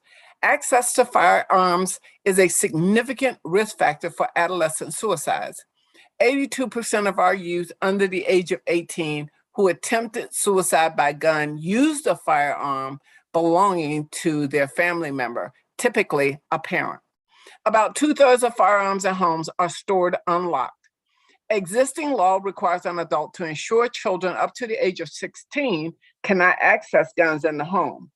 I worked at the University of Maryland R.A. Cowley Shock Trauma Center for 5 years, and I can tell you that I have witnessed some really horrible and very tragic incidences associated with gun use. Please, we thank you for this opportunity to come before you to support this bill. We thank Delegate Stein for sponsoring this bill, and we would request that we have a favorable report for this bill. Thank you so much for this time. Scott Tiffin, please, for 2 minutes. Thank you, Mr. Chair and members of the committee. My name is Scott Tiffin, and I'm here on behalf of the Maryland School Psychology Association, as well as the National Association of School Social Workers, the Maryland chapter. You're going to hear from a variety of health professionals today about how important this bill is to address youth suicide, but I just wanted to highlight some statistics that were important to highlight some of these issues around this bill. As already been mentioned, 18% of Maryland high schoolers have seriously thought about dying from suicide, but a possibly more important statistic is that 16.2% of high schoolers had a plan on how they would like to die from suicide.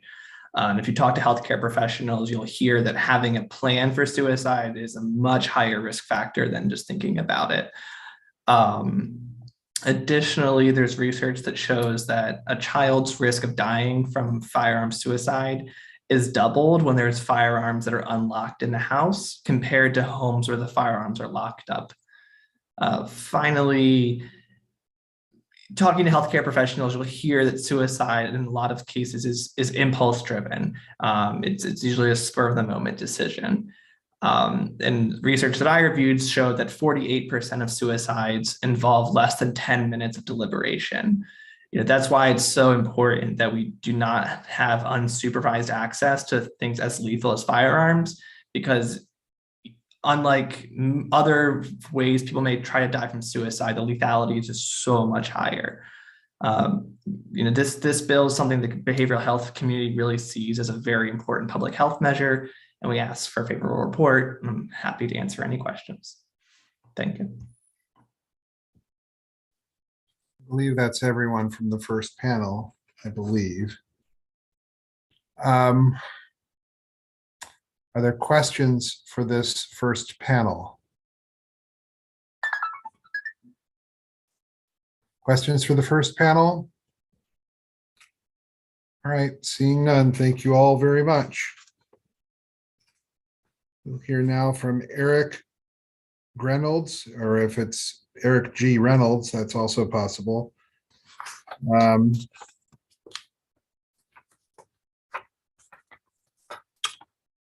Kristen Song.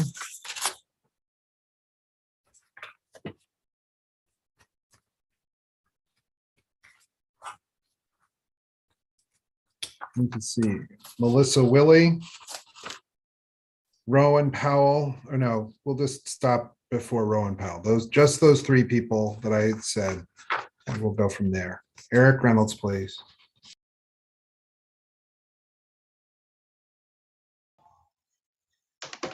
Hello, Chairman Clippinger and members of the committee. My name is Eric Reynolds. I live in District 18, which is Delegate Shetty's district. I testified today in support of SB 659.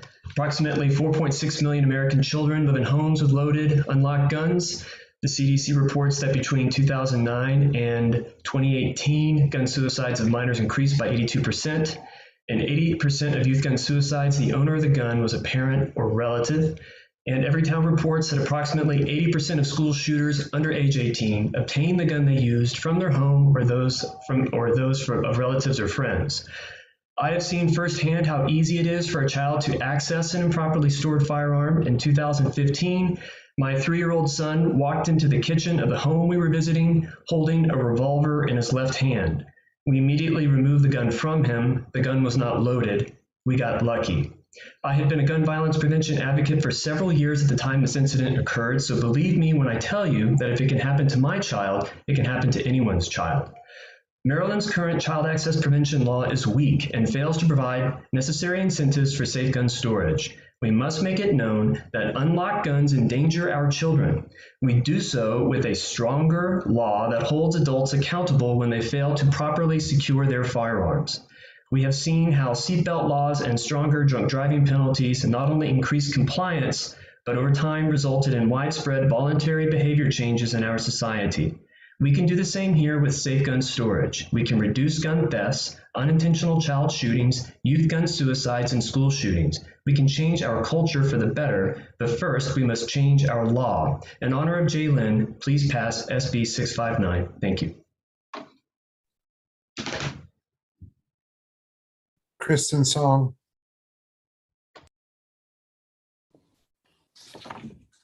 Good afternoon, Chairman and members of the House Judiciary Committee. My name is Kristen Song, and I'm testifying in support of HB 659. I asked the ER doctor who will say goodbye to Ethan, who will carry our messages to him. I was in a panic. You see, I begged to see him. I brought him into this world, and I wanted to usher him out of this world. I wanted to hold his hand, kiss his forehead, tuck him in one last time, tell him how loved and cherished he is and always will be. The ER doctor spoke quietly. Mrs. Song, he's unrecognizable, even to your eyes. On January 31st, 2018, my 15-year-old beautiful boy got his braces off. We celebrated over breakfast. He shared with me that morning his hopes and dreams. He wanted to attend Rice University, join the Army as an officer, marry and have 7 children. He was chasing the American dream. Later that day, Ethan walked out of our home and out of our lives. He walked to his best friend's house, where the gun owner, the father, stored 3 handguns and bullets in a shoebox. Ethan was shot in the head and had 0 chance of survival. All of his hopes and dreams were scattered across his best friend's bedroom. The gun owners could have saved Ethan and Jalen in the time it takes to draw one breath, simply by locking up their guns. Instead, in the time it takes to draw one breath, Ethan and Jalen were killed. And in the time it takes to draw one breath, our worlds were shattered into a tiny million pieces, never to be put back together again. It was supposed to be an ordinary day for Ethan. It was supposed to be an ordinary day for Jalen until it wasn't. I'm testifying in favor of passing Jalen's law. Don't do it for Ethan. Don't do it for Jalen. Do it to save your children, and do it to save your grandchildren. Thank you.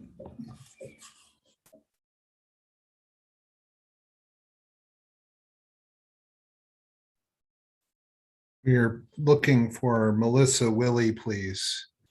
We're working on getting her into the room, so we're just going to give her a moment.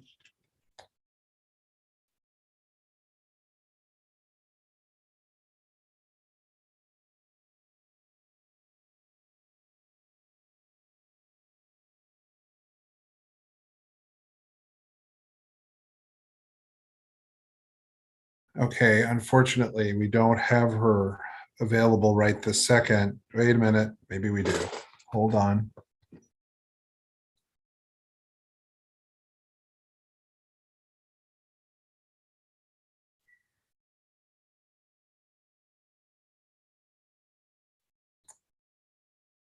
Melissa Willie. Here. Okay. You're going to have 2 minutes to testify, please. Sorry about that. That's all right. You want to get seated, or we'll give you a second to sit down? That's all right. Take your Was time. sitting and it wasn't working. I got it. Okay. All right. Ready? 2 minutes, please. Okay. Thank you again for giving me the chance this year to speak. 4 years ago, my daughter Jalen was gunned down in her high school by a child who was granted access to his father's firearm. The morning of March 20th, my life changed forever. I am here again to ask you for your help to protect other families who are not yet victims.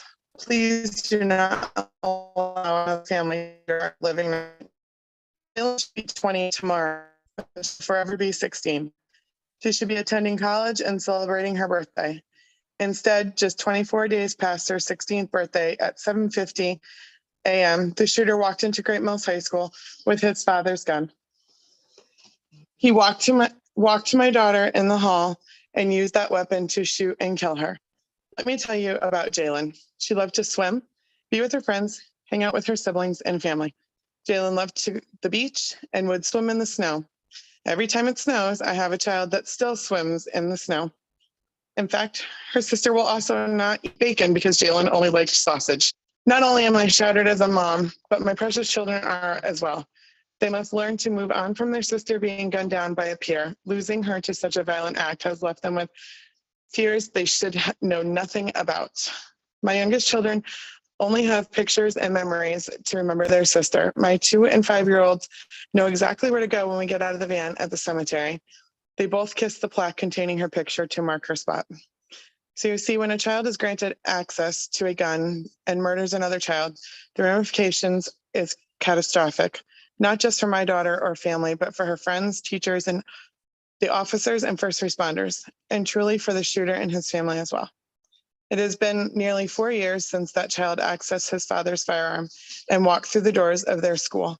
It has been 1,771 days since I lost my daughter at the hands of another who should not have had access to his father's gun. I'm asking you to pass the changes to the CAP law in Jalen's memory and her name. I also would like to say that he did commit suicide as well. So he managed to kill Jalen and commit suicide. So thank you for your time. Thank you. Are there questions for this panel? Oh, shit. I just got out of it. All right, hang on. Melissa, you're going to need to mute yourself. Yes, please, for at least a moment. Thank you. Are there questions for this panel? All right, seeing none, we thank you all very much.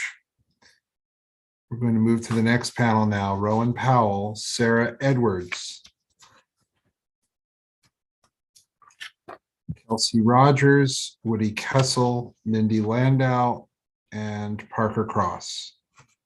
I think Parker Cross could not attend, but he put it in, Parker put in written testimony. So we'll hear from Rowan Powell. I see Rowan Powell, so go ahead for 2 minutes, please. Thank you, Chair. Thank you, Chair Clippinger, Vice Chair Moon, and committee members for all of your hard work to improve the availability of healthcare services for Marylanders of all ages. My name is Rowan Willis Powell, and I am here today representing On Our Own of Maryland. We are a statewide behavioral health, peer education advocacy organization in our network of 20+ affiliated peer-run wellness and recovery centers located throughout the state offer comprehensive voluntary recovery support services free of charge to community members with mental health and substance use disorders. We also run a statewide transitional age youth outreach project, which empowers young adults between the ages of 18 and 29 who have experience with the behavioral health care system. On Our Own of Maryland is in strong support of House Bill 659. By changing the law to require safe storage of firearms and ammunition when a minor has access to them and creating a firearm safe storage guide, we are actively engaging in suicide prevention. I have worked with young adults for the past 9 years, and many of them have struggled with thoughts of suicide. And I experienced these feelings for myself intensely as a child. I constantly thought about all of the available options of means that existed in my world, including the guns that were owned by my father, a police officer. Before I had even disclosed my struggles to my parents, they had already taken the steps to make sure that I would never have access to those weapons by using trigger locks, keeping the guns unloaded, storing ammo in a separate location, and using locked, out-of-sight storage methods with keys in different secure locations. These layers of security ensured that I was never able to attempt suicide with a gun, and I attribute these preventative measures to being a large reason that I'm still here today. It is vital that we take steps as a state to reduce the risk that firearms play for youth who are dealing with suicidal ideation, especially as the trauma and disruption caused by the COVID pandemic continues to impact young people's mental health. Limiting access to means is one of the most effective ways of suicide prevention. On Our Own of Maryland strongly urges you to submit a favorable report for House Bill 659. Thank you for your time, and I'm happy to answer any questions. Sarah Edwards, please, for 2 minutes. Hi, good afternoon. My name is Sarah Edwards, and I'm a child psychiatrist at University of Maryland. Suicide is the second leading cause of death for youth ages 10 to 24. And we know that many suicide attempts happen with little planning during short-term crisis. The means of a suicide attempt matter. Firearms are among the most lethal suicide methods. Just imagine two different cases. We have a 13-year-old boy who's feeling down and depressed because of school stress. He fails his test, he finds out his girlfriend's cheating on him, and he is overcome by intense feelings of emotion of failure and not thinking he's ever good enough. He goes to home, he goes to his dad's nightstand, and he finds medications, and he overdoses on his father's blood pressure pills. Well, his parents find him and they're able to take him to the hospital where he receives the appropriate medical and psychiatric treatment. Now imagine that exact same case, except when he goes to the father's nightstand, he sees a gun. He doesn't take the medications. He sees a gun and he shoots himself. And unfortunately, he goes to the hospital and he has suffered fatal wounds. It matters. Reducing access to lethal means of self-harm saves lives. Families, organizations, and policymakers must take action to reduce access to lethal means. And House Bill 659 supports important firearm safety precautions. Thank you so much, and I'm happy to answer any questions.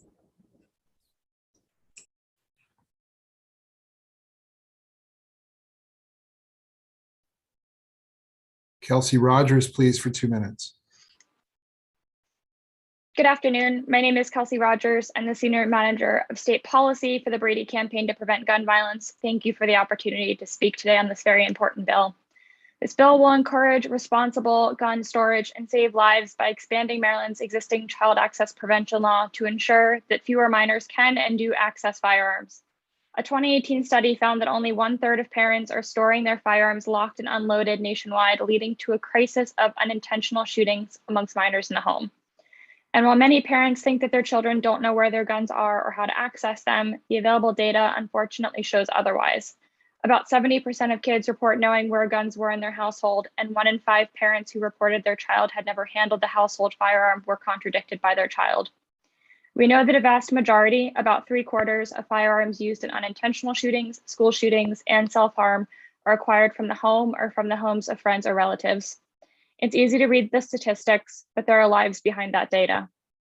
For the 5 most recent years for which the data is available, 35 minors in Maryland used a firearm to take their own life, and 90 were murdered with a firearm. In just 5 short years, we've lost over 100 young lives that were snuffed out by guns before they had an opportunity to begin.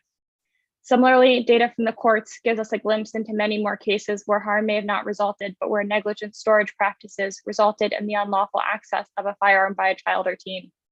In fiscal year 2019, Maryland courts logged over 150 violations under the current child access prevention law. In fiscal year 2020, there were another 90. What we do know is that these cases are preventable, and research consistently shows that US states with strong laws regulating the storage of firearms in households with minors experience significant reductions in firearm fatalities when compared to states with no such regulation. This law will ensure that more minors will be protected against the state, and Brady urges a favorable report. Thank you.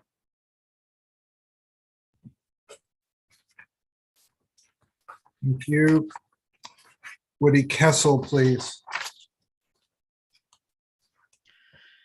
Good afternoon, and thank you, Mr. Chairman and members of the House Judiciary Committee.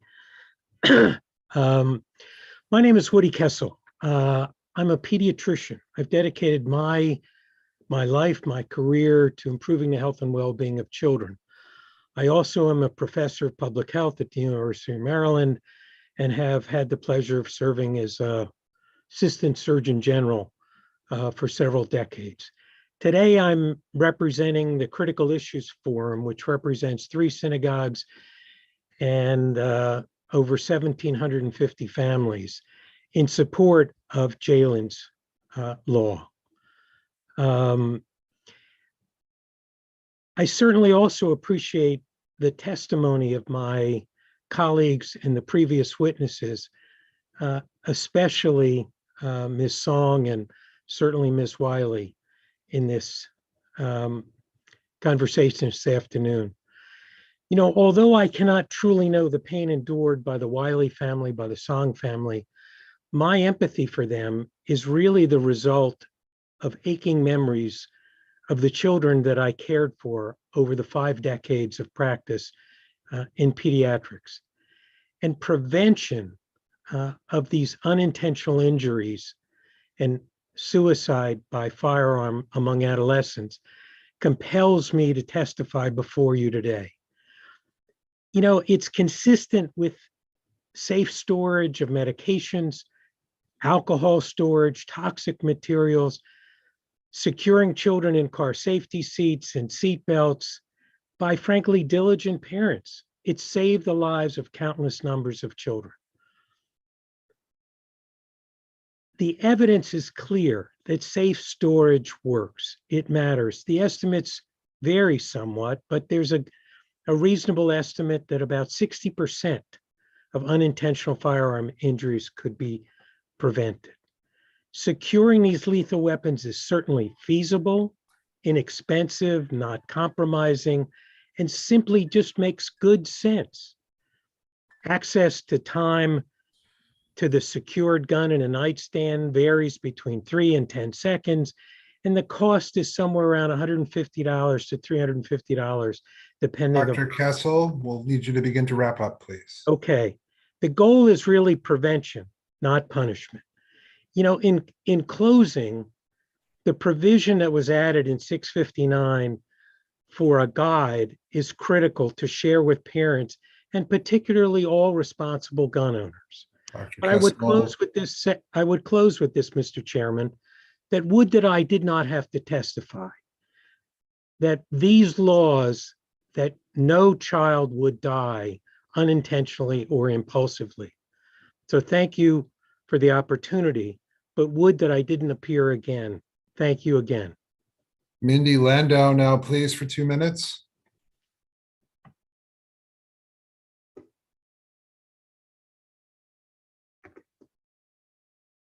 Mindy Landau, no Mindy. Okay, hold on.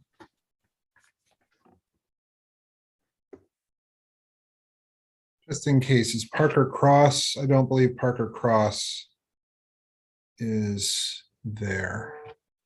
Okay, we'll take questions for this panel. Are there questions for this panel?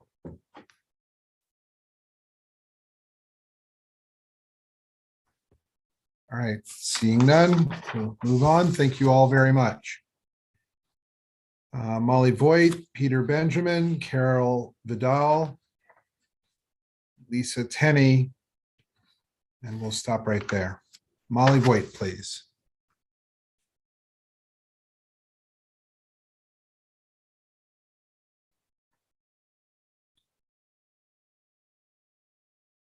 Molly Voigt.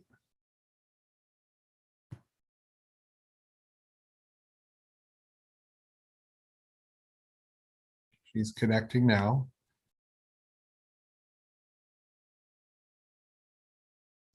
All right, we're going to go to Peter Benjamin, give Molly Voigt the chance to log in. Peter Benjamin, please, for 2 minutes. Molly Voigt. Mr. Benjamin, please, for 2 minutes. Mr. Chair. Molly Voigt. Hi, can you hear me? Apologies. Okay, hang on. Everybody hang on. Mr. Benjamin, first, you have to turn off your YouTube window. You have to close that window, totally get rid of it so that you don't have background. I see Molly Voigt now, so we'll do Molly Voigt and give Mr. Benjamin a chance to work things out. Molly Voigt, please.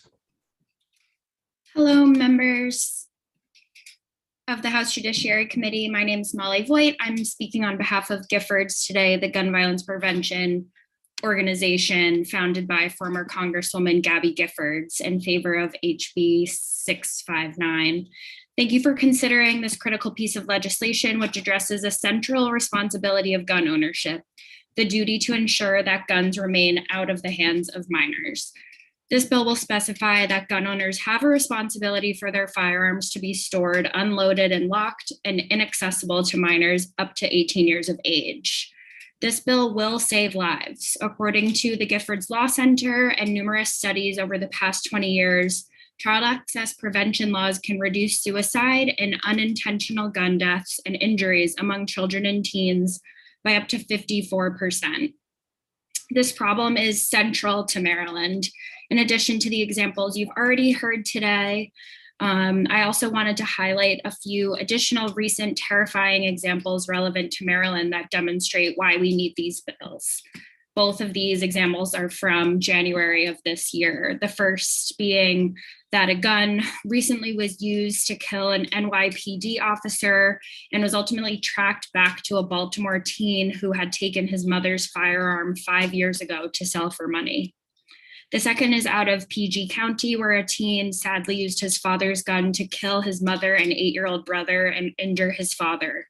This minor was able to access his parents' firearm to commit this horrible tragedy.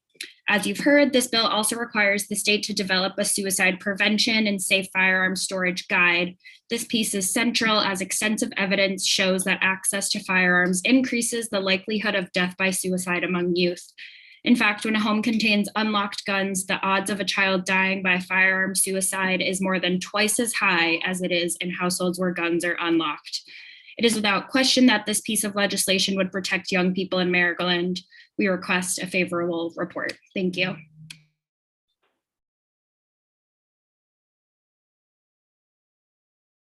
Thank you very much. Now we'll go to Peter Benjamin for 2 minutes, please. Mr. Chair, Mr. Vice Chair, committee members, I am Peter Benjamin. I live in Garrett Park in District 18. That is in Delegate Shetty's district. I'm a member of Marylanders to Prevent Gun Violence. Too often we hear of a minor who takes a parent's gun to school and shoots classmates and teachers. We remember Sandy Hook. Too often an angry minor uses a parent's gun to settle an argument with another minor. We remember Jalen.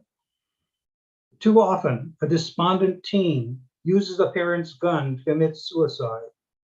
We remember Sydney Aiello. Too often a young child plays with a parent's gun, not understanding that it's real and loaded, and shoots a friend by mistake. This must stop. So I support HB 659 to legislate requirements for gun and ammunition storage. I urge a favorable report on HB 659 to keep guns away from minors. Thank you for giving me this opportunity to speak to you. Carol Vidal, please, for 2 minutes. Good afternoon, and thank you, Chairman and members of the committee, for allowing me to speak today. My name is Carol Vidal, and I'm a child and adolescent psychiatrist at Johns Hopkins University, testifying in support of HB 659 on behalf of the Maryland Psychiatric Society and the Washington Psychiatric Society, both district branches of the American Psychiatric Association, which is the National Association of Psychiatrists. Those organizations are both state medical organizations representing over 1,000 psychiatrists and physicians in training. You may also remember me from previous oral testimonies on this bill for the past 3 years. I strongly believe this improved bill will save lives. As you know, suicide among youth has tripled since the 1940s. Unintentional injuries, suicide, and homicide are the leading causes of death among youth. And many of these events involve firearms. And in about 80% of the cases, the firearm belongs to a parent or a relative. This makes the need to regulate children's access to firearms urgent. As psychiatrists, we often recommend the restriction of access to lethal means for all ages when people are in danger of dying of suicide, but especially for children and youth who may not be mature enough or understand the danger of managing firearms. We know education and laws preventing the access of firearms significantly reduces the number of suicides by firearm from research that has been done in states across the country. MPS and WPS members often encounter families who believe that educating children about the risks of firearms is sufficient, but the many recent episodes of suicide and shootings by youth who would not have had legal access to weapons across our nation and in Maryland schools are a manifestation of the problem of inappropriate storage of guns in the home. This bill combines education and requirements that together can keep more children safe from firearm deaths. Thank you for listening. Lisa Tenney, please, for 2 minutes, and then we'll take questions. Good day, Chairman Clippinger, Vice Chair Moon, and committee members. My name is Lisa Tenney, and I'm testifying on behalf of the Maryland Emergency Nurses Association in favor of HB 659. I remember taking care of a 10-year-old boy named Darren who came to the ER, and he was shot in the eye by his best friend. And Darren survived, but he lost his eye and he ended up suffering from lifelong brain trauma. Darren's dreams were shattered, all because of natural child curiosity, which we can't do anything about, and easy access to an unsecured gun, which we can. When a child is a victim of gun violence, as you've heard, especially at the hands of another child, lives are changed forever. Everyone involved is devastated, and it's so gut-wrenching, and it's impossible to console either family. This bill is not about the right to own a gun. This bill just updates the existing law about what constitutes proper storage to prevent senseless deaths, serious bodily injuries such as Darren had, suicides, and shooting incidents involving minors.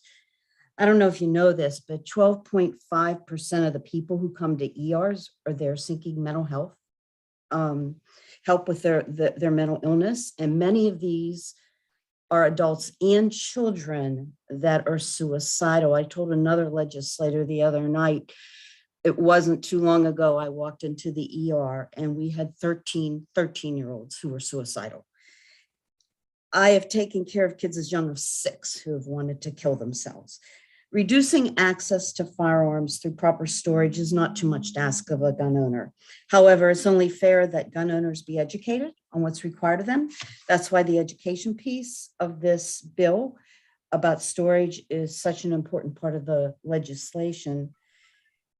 Your Maryland Trauma Care Center nurses take care of victims of unintentional, intentional gun violence on a daily basis. Please know that your Maryland Nurses Association strongly supports this bill that will prevent easy access. Thank you for a favorable vote, and I'm available for questions. Are there any questions for the panel? We'll start with Delegate Arakan. Thank you, Mr. Chair. Thank you, panel. Actually, my question was for Ms. Molly Voigt. It looks like she may have dropped off the call. The representative Molly from Voigt. Giffords.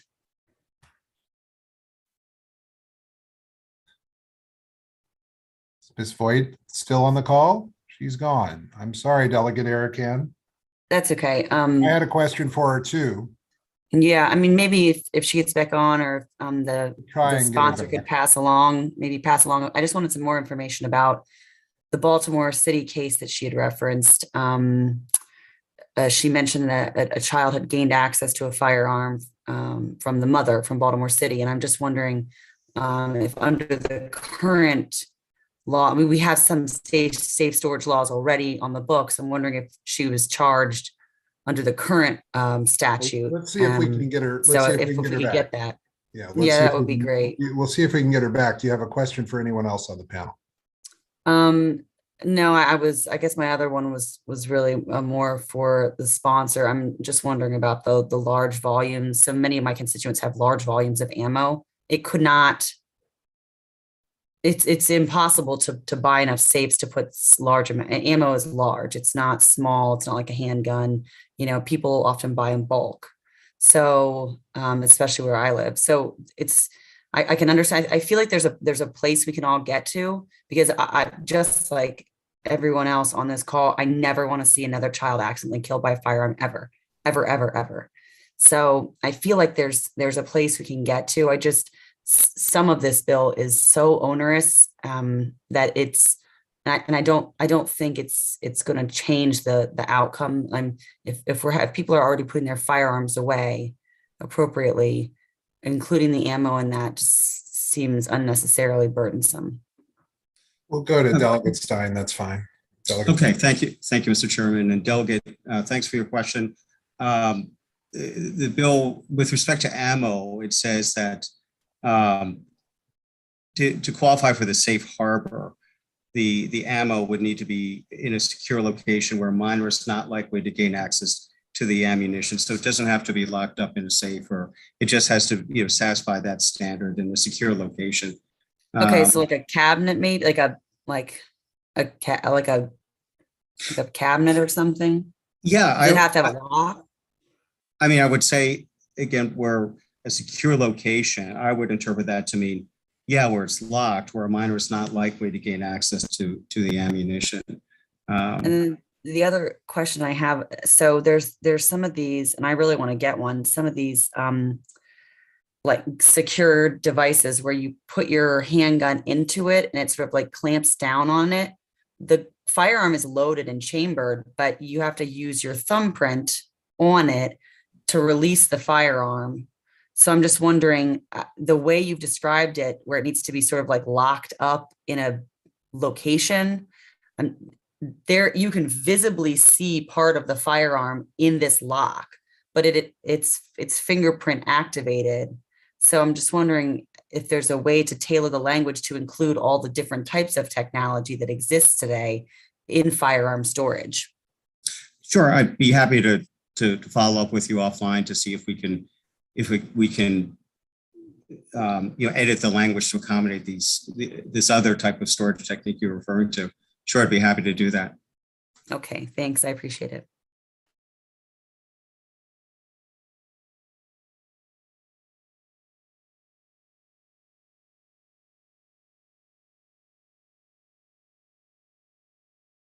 You're on mute. Yeah, this is great. I'm having fun today.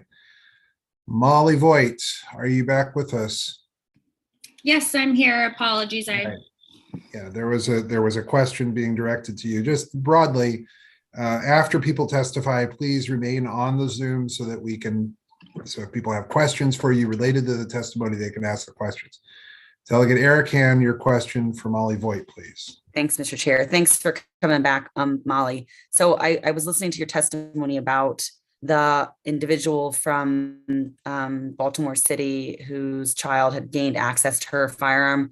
I'm wondering if under the current safe storage statute, was that mother actually charged? My worry, of course, is that we're going to create this regulatory framework, and then what we could see is sort of a lack of use of it. If we're not using the safe storage laws we have now to prosecute parents, how is that going to change if we just make the penalties bigger? Do you know what I mean?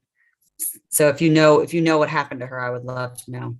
What I do know is that the mother was a security guard, and that the firearm was not properly stored for the incident. And what I also know about child access prevention laws is that they provide a real incentive for safe storage laws to be complied with, which is part of why they are so effective. So I don't have the specifics on if she was charged. I'm happy to look into that and follow up with you directly, but I can at least speak on behalf of Giffords and say that we don't have concerns about the law not being used, because really what it would do is incentivize the safe storage of firearms when there is a minor that could likely gain access to it.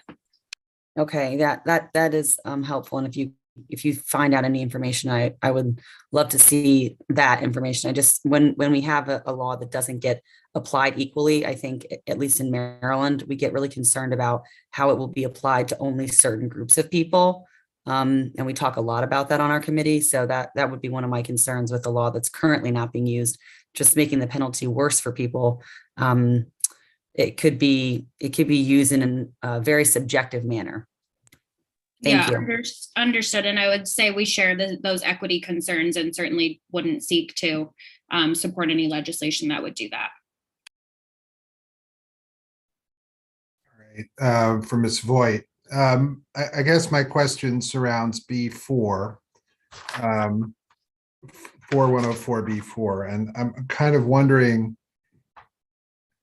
how a prosecutor would be able effectively to prove a negative in that section of the bill. Can you speak to that at all, or can someone else get? And I'll let Delegate Stein get back in for that, but I guess my question is how do I prove a negative?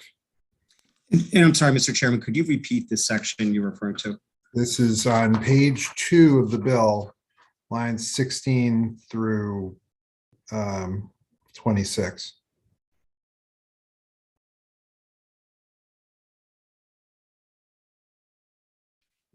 My understanding, I can say, and Delegate Stein, please feel free to jump in here, is that to be exempted from prosecution with this law in the books, the gun would have to be unloaded and the ammunition separate, plus be in a secure location. So I think the factors that are at play to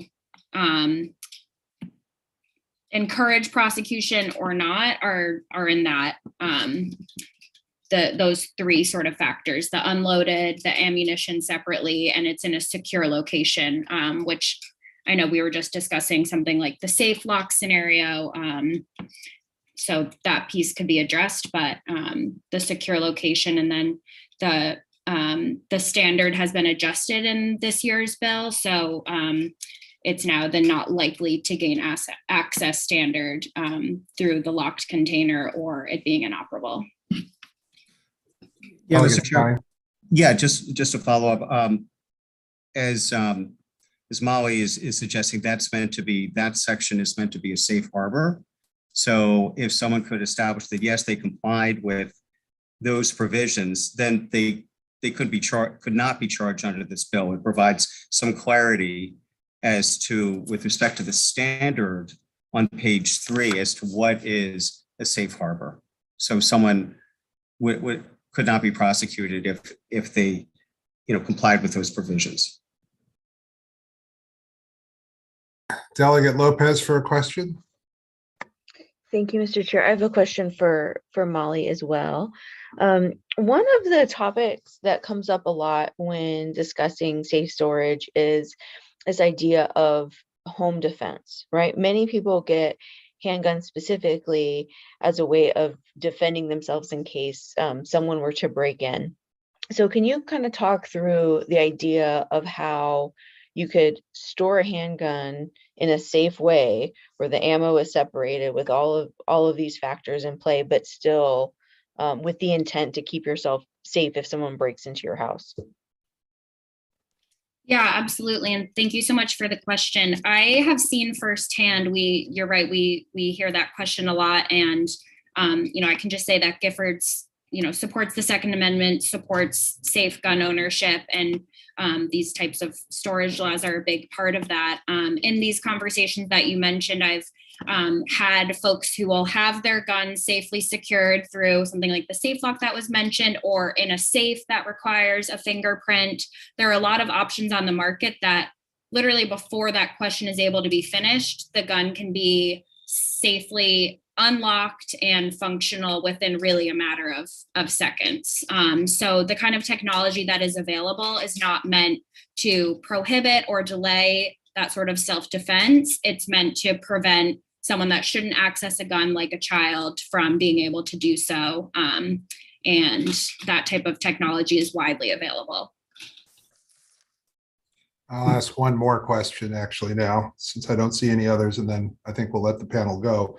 Is this language, and I'm going back again to the language on page 2 between 16 and 26,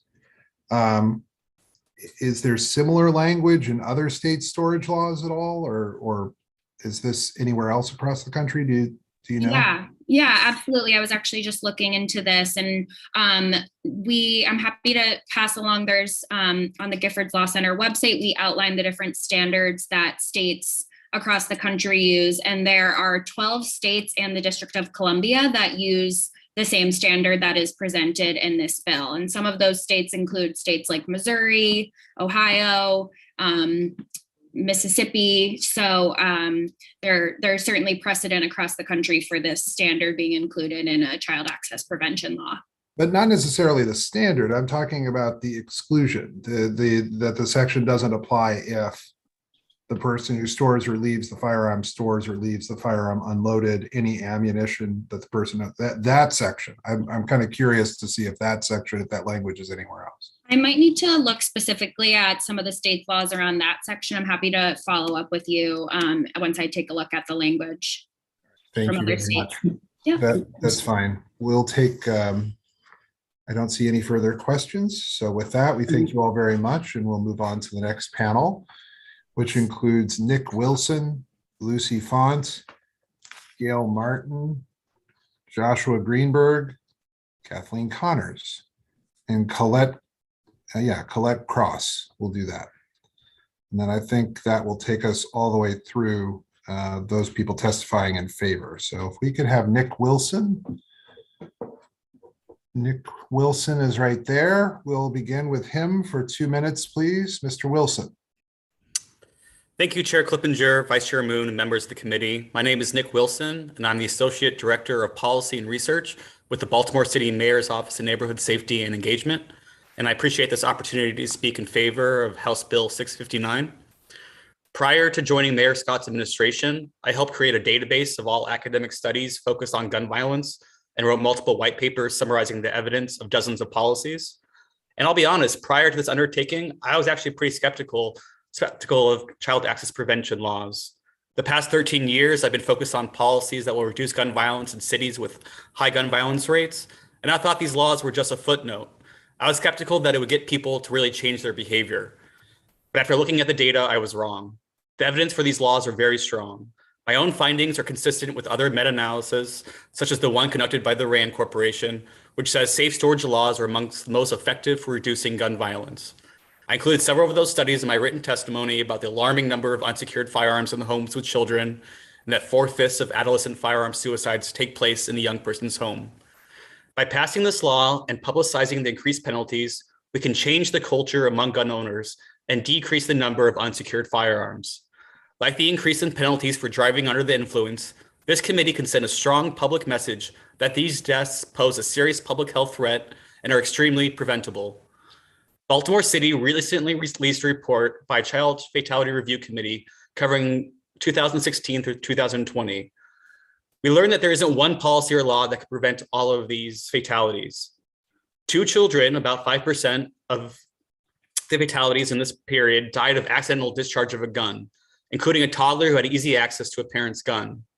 This doesn't include more recent incidents, like the 9 a.m. shooting on New Year's Day last month, where a 5-year-old girl suffered a grazed gunshot wound after her 6-year-old brother got his hands on his father's gun in Baltimore. We're still investigating a December 11th, 2021 incident where a 3-year-old was shot inside the residence in South Baltimore. We need a multi-pronged approach, and this is an opportunity to address a growing problem with some of the most preventable deaths. One of the original studies I conducted examined the 27 deadliest shootings between 2013 and 2018 in order to determine what laws may have prevented the perpetrator from acquiring the firearms used in the shooting. For at least 3 of these mass shootings, if parents had secured their firearms, the shootings could have been prevented. Mr. Wilson, I'm going to need to begin to have you wrap up, please. For sure. This includes a 2018 Santa Fe, Texas high school shooting where a 17-year-old student fatally shot 8 students and 2 teachers and injured 13 others. Following the shooting, Lieutenant Governor Dan Patrick urged parents to do a better job locking up their guns. We cannot wait for the federal government to do this or for gun owners to do this voluntarily. We must increase penalties and send a message. Thank you for your time. Thank you. Lucy Font, please, for 2 minutes. Good afternoon, Chair Clippinger and honorable members of the House Judiciary Committee. My name is Lucy Font, and I'm here on behalf of the Baltimore City Council Suicide Prevention Legislative Work Group, established in January 2020 by City Council President Nick Mosby. This work group is composed of providers, survivors, advocates, elected officials, nonprofit organizations, and many more dedicated to decreasing barriers that residents face to access mental health services to prevent suicides from occurring within our city. To this end, our work group urges a favorable report on HB 659.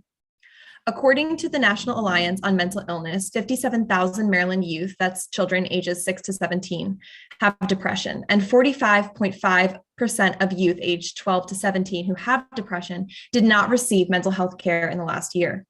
Disturbingly, data from 2018 also indicates a trend towards suicidal thoughts and behaviors among middle and high school students in Maryland's public schools.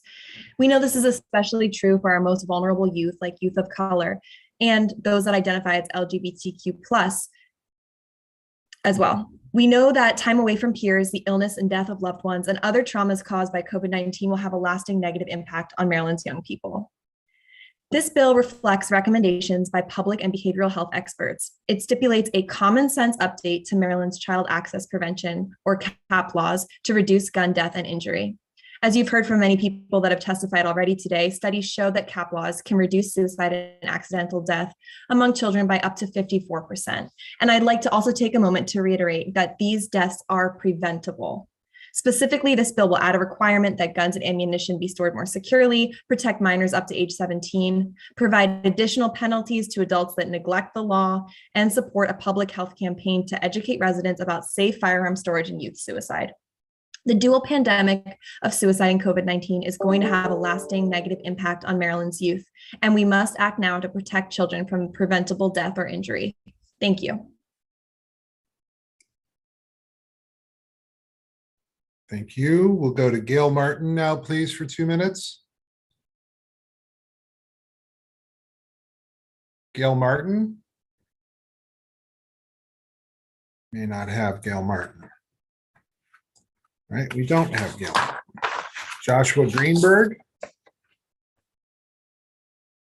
Joshua Greenberg? Mr. Chairman, I think he had to leave. All right. I see Kathleen Connors. Kathleen Connors now for 2 minutes.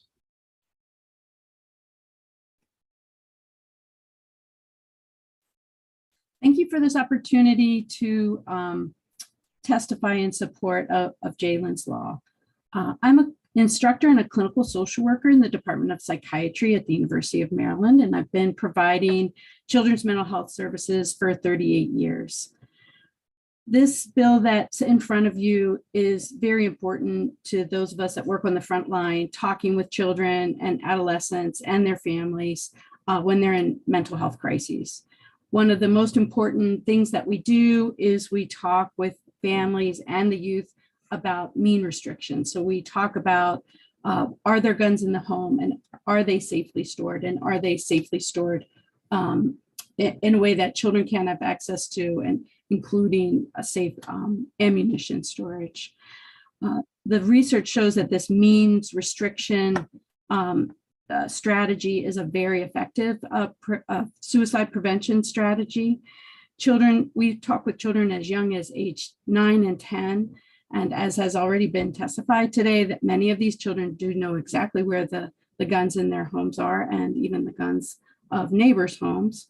And when children are thinking about suicide, they're often experience very severe depressions or traumas, or they've recently been bullied or had a very difficult experience.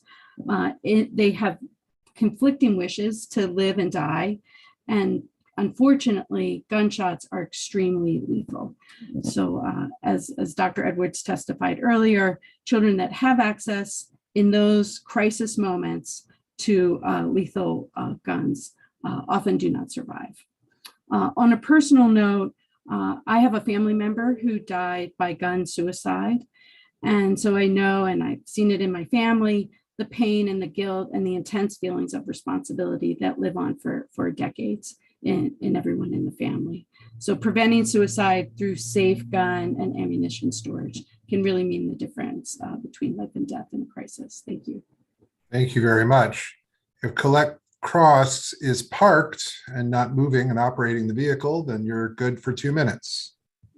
I am parked. Great, thank you. Go ahead for 2 minutes. My name is Colette Cross, and I am a single mother of 2 teenage girls. In high school, I lost a best friend to gun violence, and the shooter was also a teen who found their gun under the bed of their parents or knew it was there. Fast forward to 3 years ago, my children lost their friend to suicide, and in turn, my at the time she was 16 went into her own mental health crisis. And I'm telling you personally, it was a very dark place in our family, and I slept on her floor for a month straight because I wasn't sure she was going to make it through to the next day. And if there was a gun that she could access easily, like the thought of that just actually makes me sick to my stomach. So having this bill in place will protect families all across the board. Thank you. Thank you very much for taking the time to speak with us today. All right, we will take questions for this panel. Are there any questions for the panel? Delegate Cox. Thank you, Mr. Chair, and thank you, panelists, for your testimony. I had a question, I think, for the Mr. Wilson from Baltimore City. Just curious if you have, and if you don't know, that's fine. I'm just curious if you know the numbers of gun violence. Obviously, the use of guns and felonies and the murder rate is skyrocketing in Baltimore City. I know you're probably focused on discussing that quite a bit. I've not seen any studies showing that that's causally related to storage issues per se. Do you have something that might demonstrate otherwise? Sure, that's a great question. There is definitely an interconnection between the most pressing issue, which is the high rates of kind of group violence in Baltimore, as well as safe storage.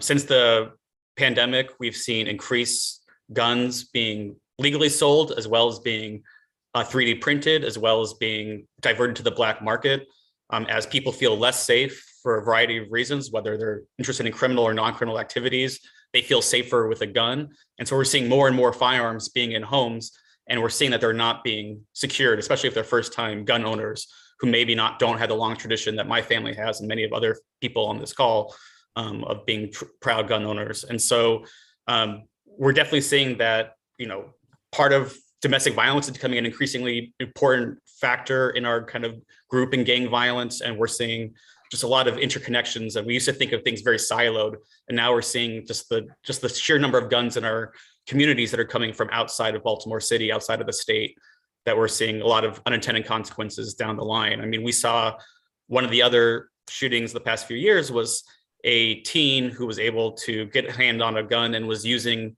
the gun as a prop in like a music video, and he unintentionally shot himself. And so just, the culture of glamorizing guns and using guns, it's going to have more intentional consequences. So we need gun owners to lock their guns so that way they can't be stolen by criminal activity, by criminals, as well as making sure that the children in the households can't gain access to them for suicide, mass shootings, or unintentional discharge. And do you think the state's attorney's office there has prosecuted anything like that? I mean, I haven't heard of any. I know there's an issue with stealing weapons, and also the market of trafficking them illegally.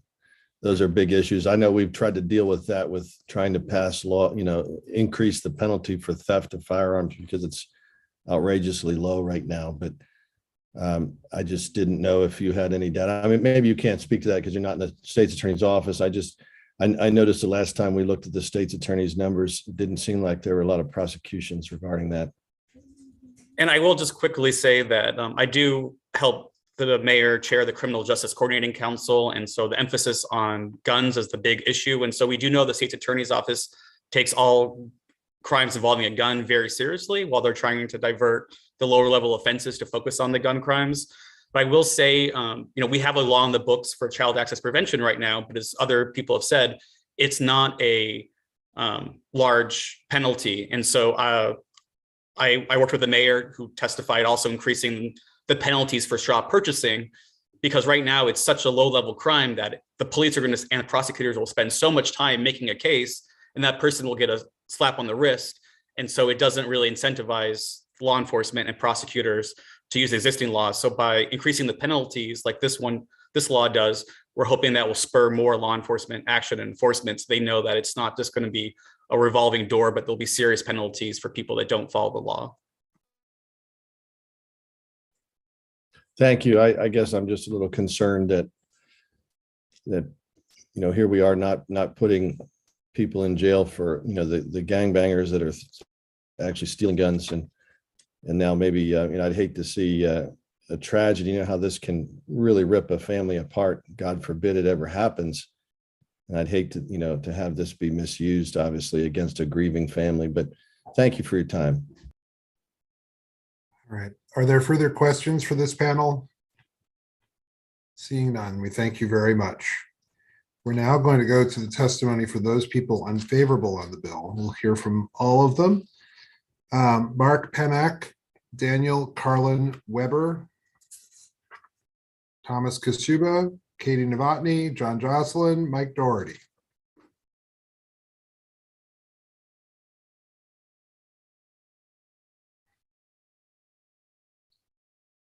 I see Mr. Pennack. We'll go ahead and take Mr. Pennack for 2 minutes, please.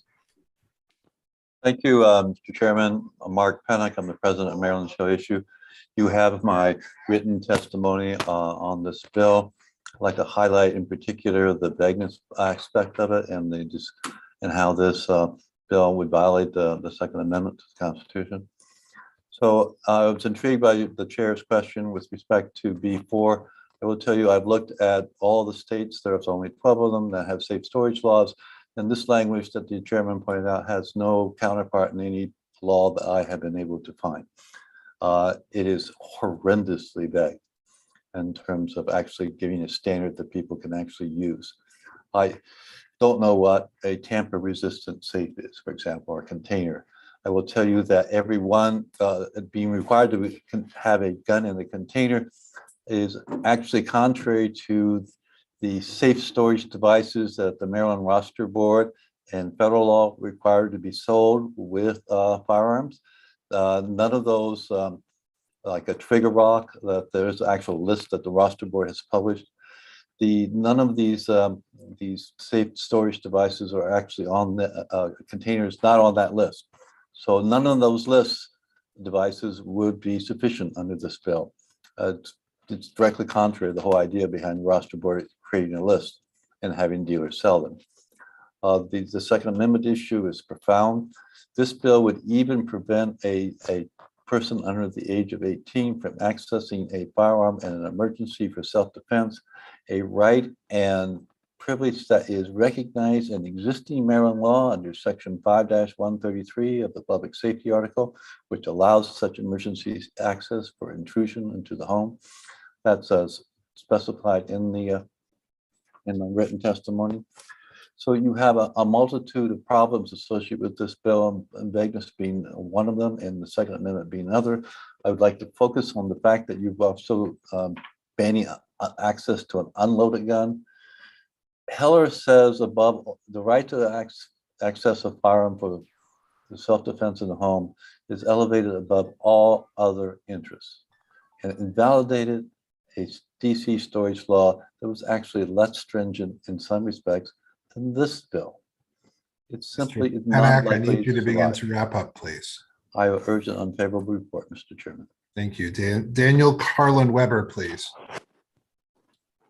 Good evening, members of the committee. Thank you very much, Mr. Chair. My name is Daniel Carlin Weber. I'm a resident of District 46 in Baltimore City, if you can't see behind me. I am a firearms instructor. I regularly teach the course necessary to acquire a handgun qualification license, and that requires me to teach current Maryland law on safe firearms storage. As someone who is an instructor and who's talking to students, when we're talking about criminal penalties, I like to speak to my students with some level of certainty. I'm not an attorney, but I have to be able to speak to them with some level of assurance that the storage devices that they're going to rely on, or the storage solution that they might rely on, isn't going to run them afoul of the law. With how vague that this bill potentially is, I have concerns about that. Specifically because we are talking about a criminal penalty. In Maryland, there are no shortage of ways for a gun owner who's trying to do the right thing to go, wind up in jail or wind up in prison. This is just another bill that does just that, and that's my biggest concern. I appreciate over the last few years that this bill there have been earnest efforts to add mens rea requirements to it, so that there is generally more of an idea of what's being required. But still, there's a lot of uncertainty involved with it. Secondly, I like to, the second portion of the bill that focuses on public health, I have absolutely no quarrels with that. I actually appreciate that the state is encouraging people to seek mental health treatments, to seek proper ways to store their firearms without threatening them with the possibility of prosecution like this bill does. If that were a standalone bill, I would have absolutely no objection with the lower half of what's required here. I have to teach my students how to safely secure their firearms, but it has to be in a manner that comports with their lifestyle, in a manner that comports with their budget. And if if they are unable to acquire devices that this bill might require, then all of a sudden their right to be able to protect themselves is eviscerated. So for all those reasons, I urge an unfavorable report. Thank you very much. Thank you very much. We'll hear now from Thomas Kasuba, please, for 2 minutes. Hi, I'm Thomas Kashuba, Ellicott City Registered Democrat. Maryland had 2,100 opioid deaths in 2018, yet I don't see any laws, and I know of no laws that require such locked up storage for prescription drugs. What about medical cannabis? Safe storage for that. You know, while we're at it, how about all the other dangerous things that are very conducive to people seeking suicide that are found in everyone's home?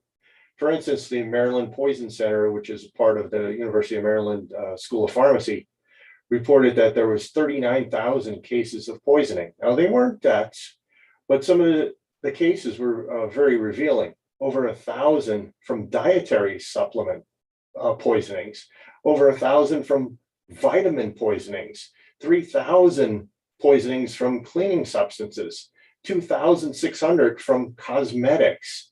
Yet I see no drive to force the locking up of cosmetics. Today, the law is 16, a child. Now 18, a minor. When's it going to be 21? When are you going to be too old to have guns in the house? I beg everyone to Google teenager uses gun to defend and read those stories. Watch the YouTube videos. Some of them are equally as tragic and sad as the stories we heard today. Hardly anybody's going to know about this law, and the testimony has proven to me that this is a vindictive law to go after gun owners after a horrible tragedy like Delegate Cox had mentioned. I really think that harsher penalties should be for criminals rather than the gun owner. As for the suicide prevention guide at the end, let's be honest, it's taxpayer-funded anti-gun propaganda for our children. Put that money into teaching safe firearm handling, much better use of resources. Personally, I grew up in Scranton, Mr. Pennsylvania. Kasuba, your time has expired if you wrap up. Okay. Okay. I'll just leave it at that. But hey, thank you for listening.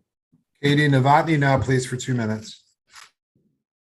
Good afternoon. Thank you, Chair, members of the committee. My name is Katie Novotny. I'm coming to you from District 35B, and I strongly oppose this bill.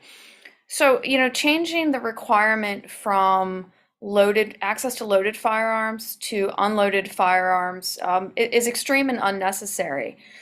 There was testimony from the sponsor, and I believe some other of the proponents, that this indeed requires you to have your firearm unloaded and locked in a safe and your ammunition secure. Now, it wasn't clear, he wasn't even clear on what secure means. To me, secure means it's locked in, at the very least, a gun cabinet, but more likely, actually secure would be a safe. So I have no idea how, this can, pass the, the scrutiny, put forth in Heller, because there's just no way that in any kind of timely manner you can retrieve your firearm that's locked up, retrieve your ammunition that's locked up, and load it. Where are these located? Is all of this in your bedroom? I certainly appreciate that we need to keep firearms out of the hands of children, but this bill just goes entirely too far. And a lot of people have, myself and my husband, we both often are down here testifying. It's no secret that we have firearms. We have a large number of firearms with a lot of ammunition. To have some way to secure ammunition, which is no danger to anybody, is just overbroad. So I strongly oppose this bill and hope you give an unfavorable report. Thank you. John Jocelyn.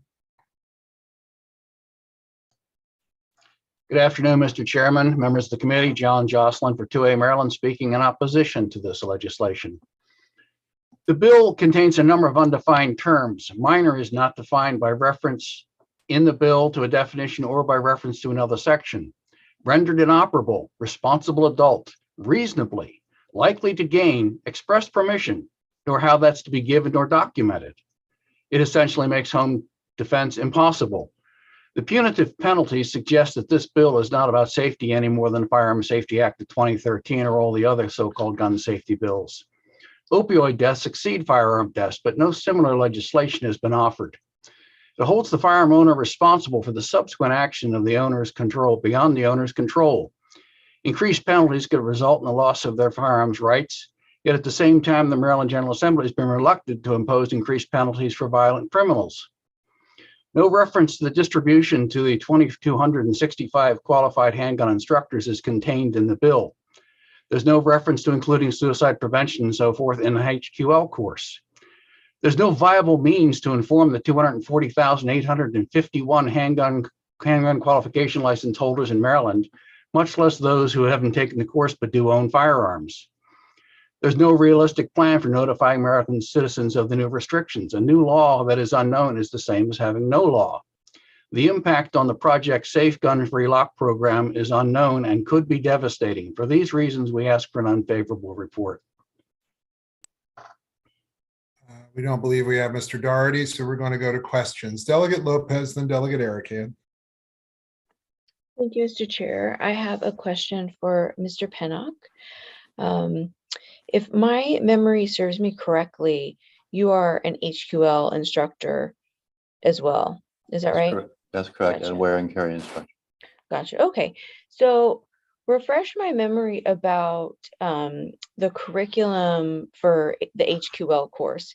Is there anything in that curriculum that is specific to handgun owners who have children, or that not just parents, but like children in the house, and what kind of practices need to be put in place when the handgun owner is in not direct control of the firearm? Those are set forth in section 5-117.1 of the public safety article. My recollection, and I don't have that section in front of me, is that the instructor is required to inform about safe storage laws in Maryland, specifically the 5-104, the provision that this bill means. Gotcha. And so the instructor is required to inform them of the bill. What are the methods of giving that information? There's nothing specific in the regulations or in the bill that requires anything specific. So instructors will simply cite the provision that's applicable and maybe read it to the students so that people are aware that this requirement exists under the current law.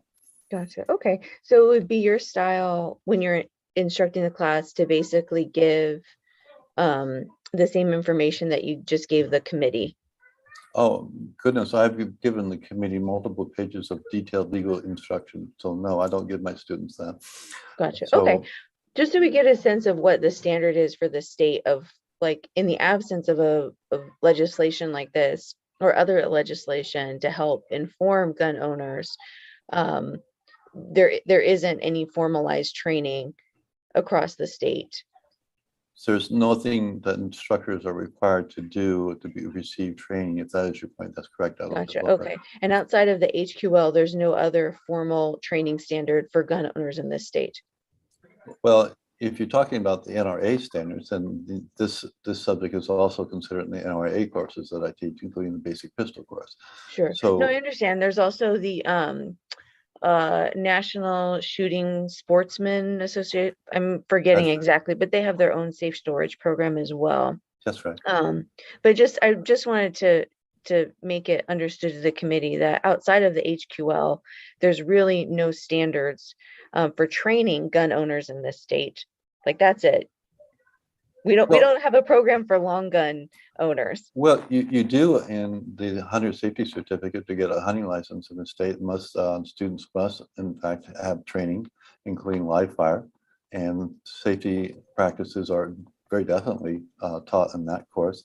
I've taken that course and safety stressed.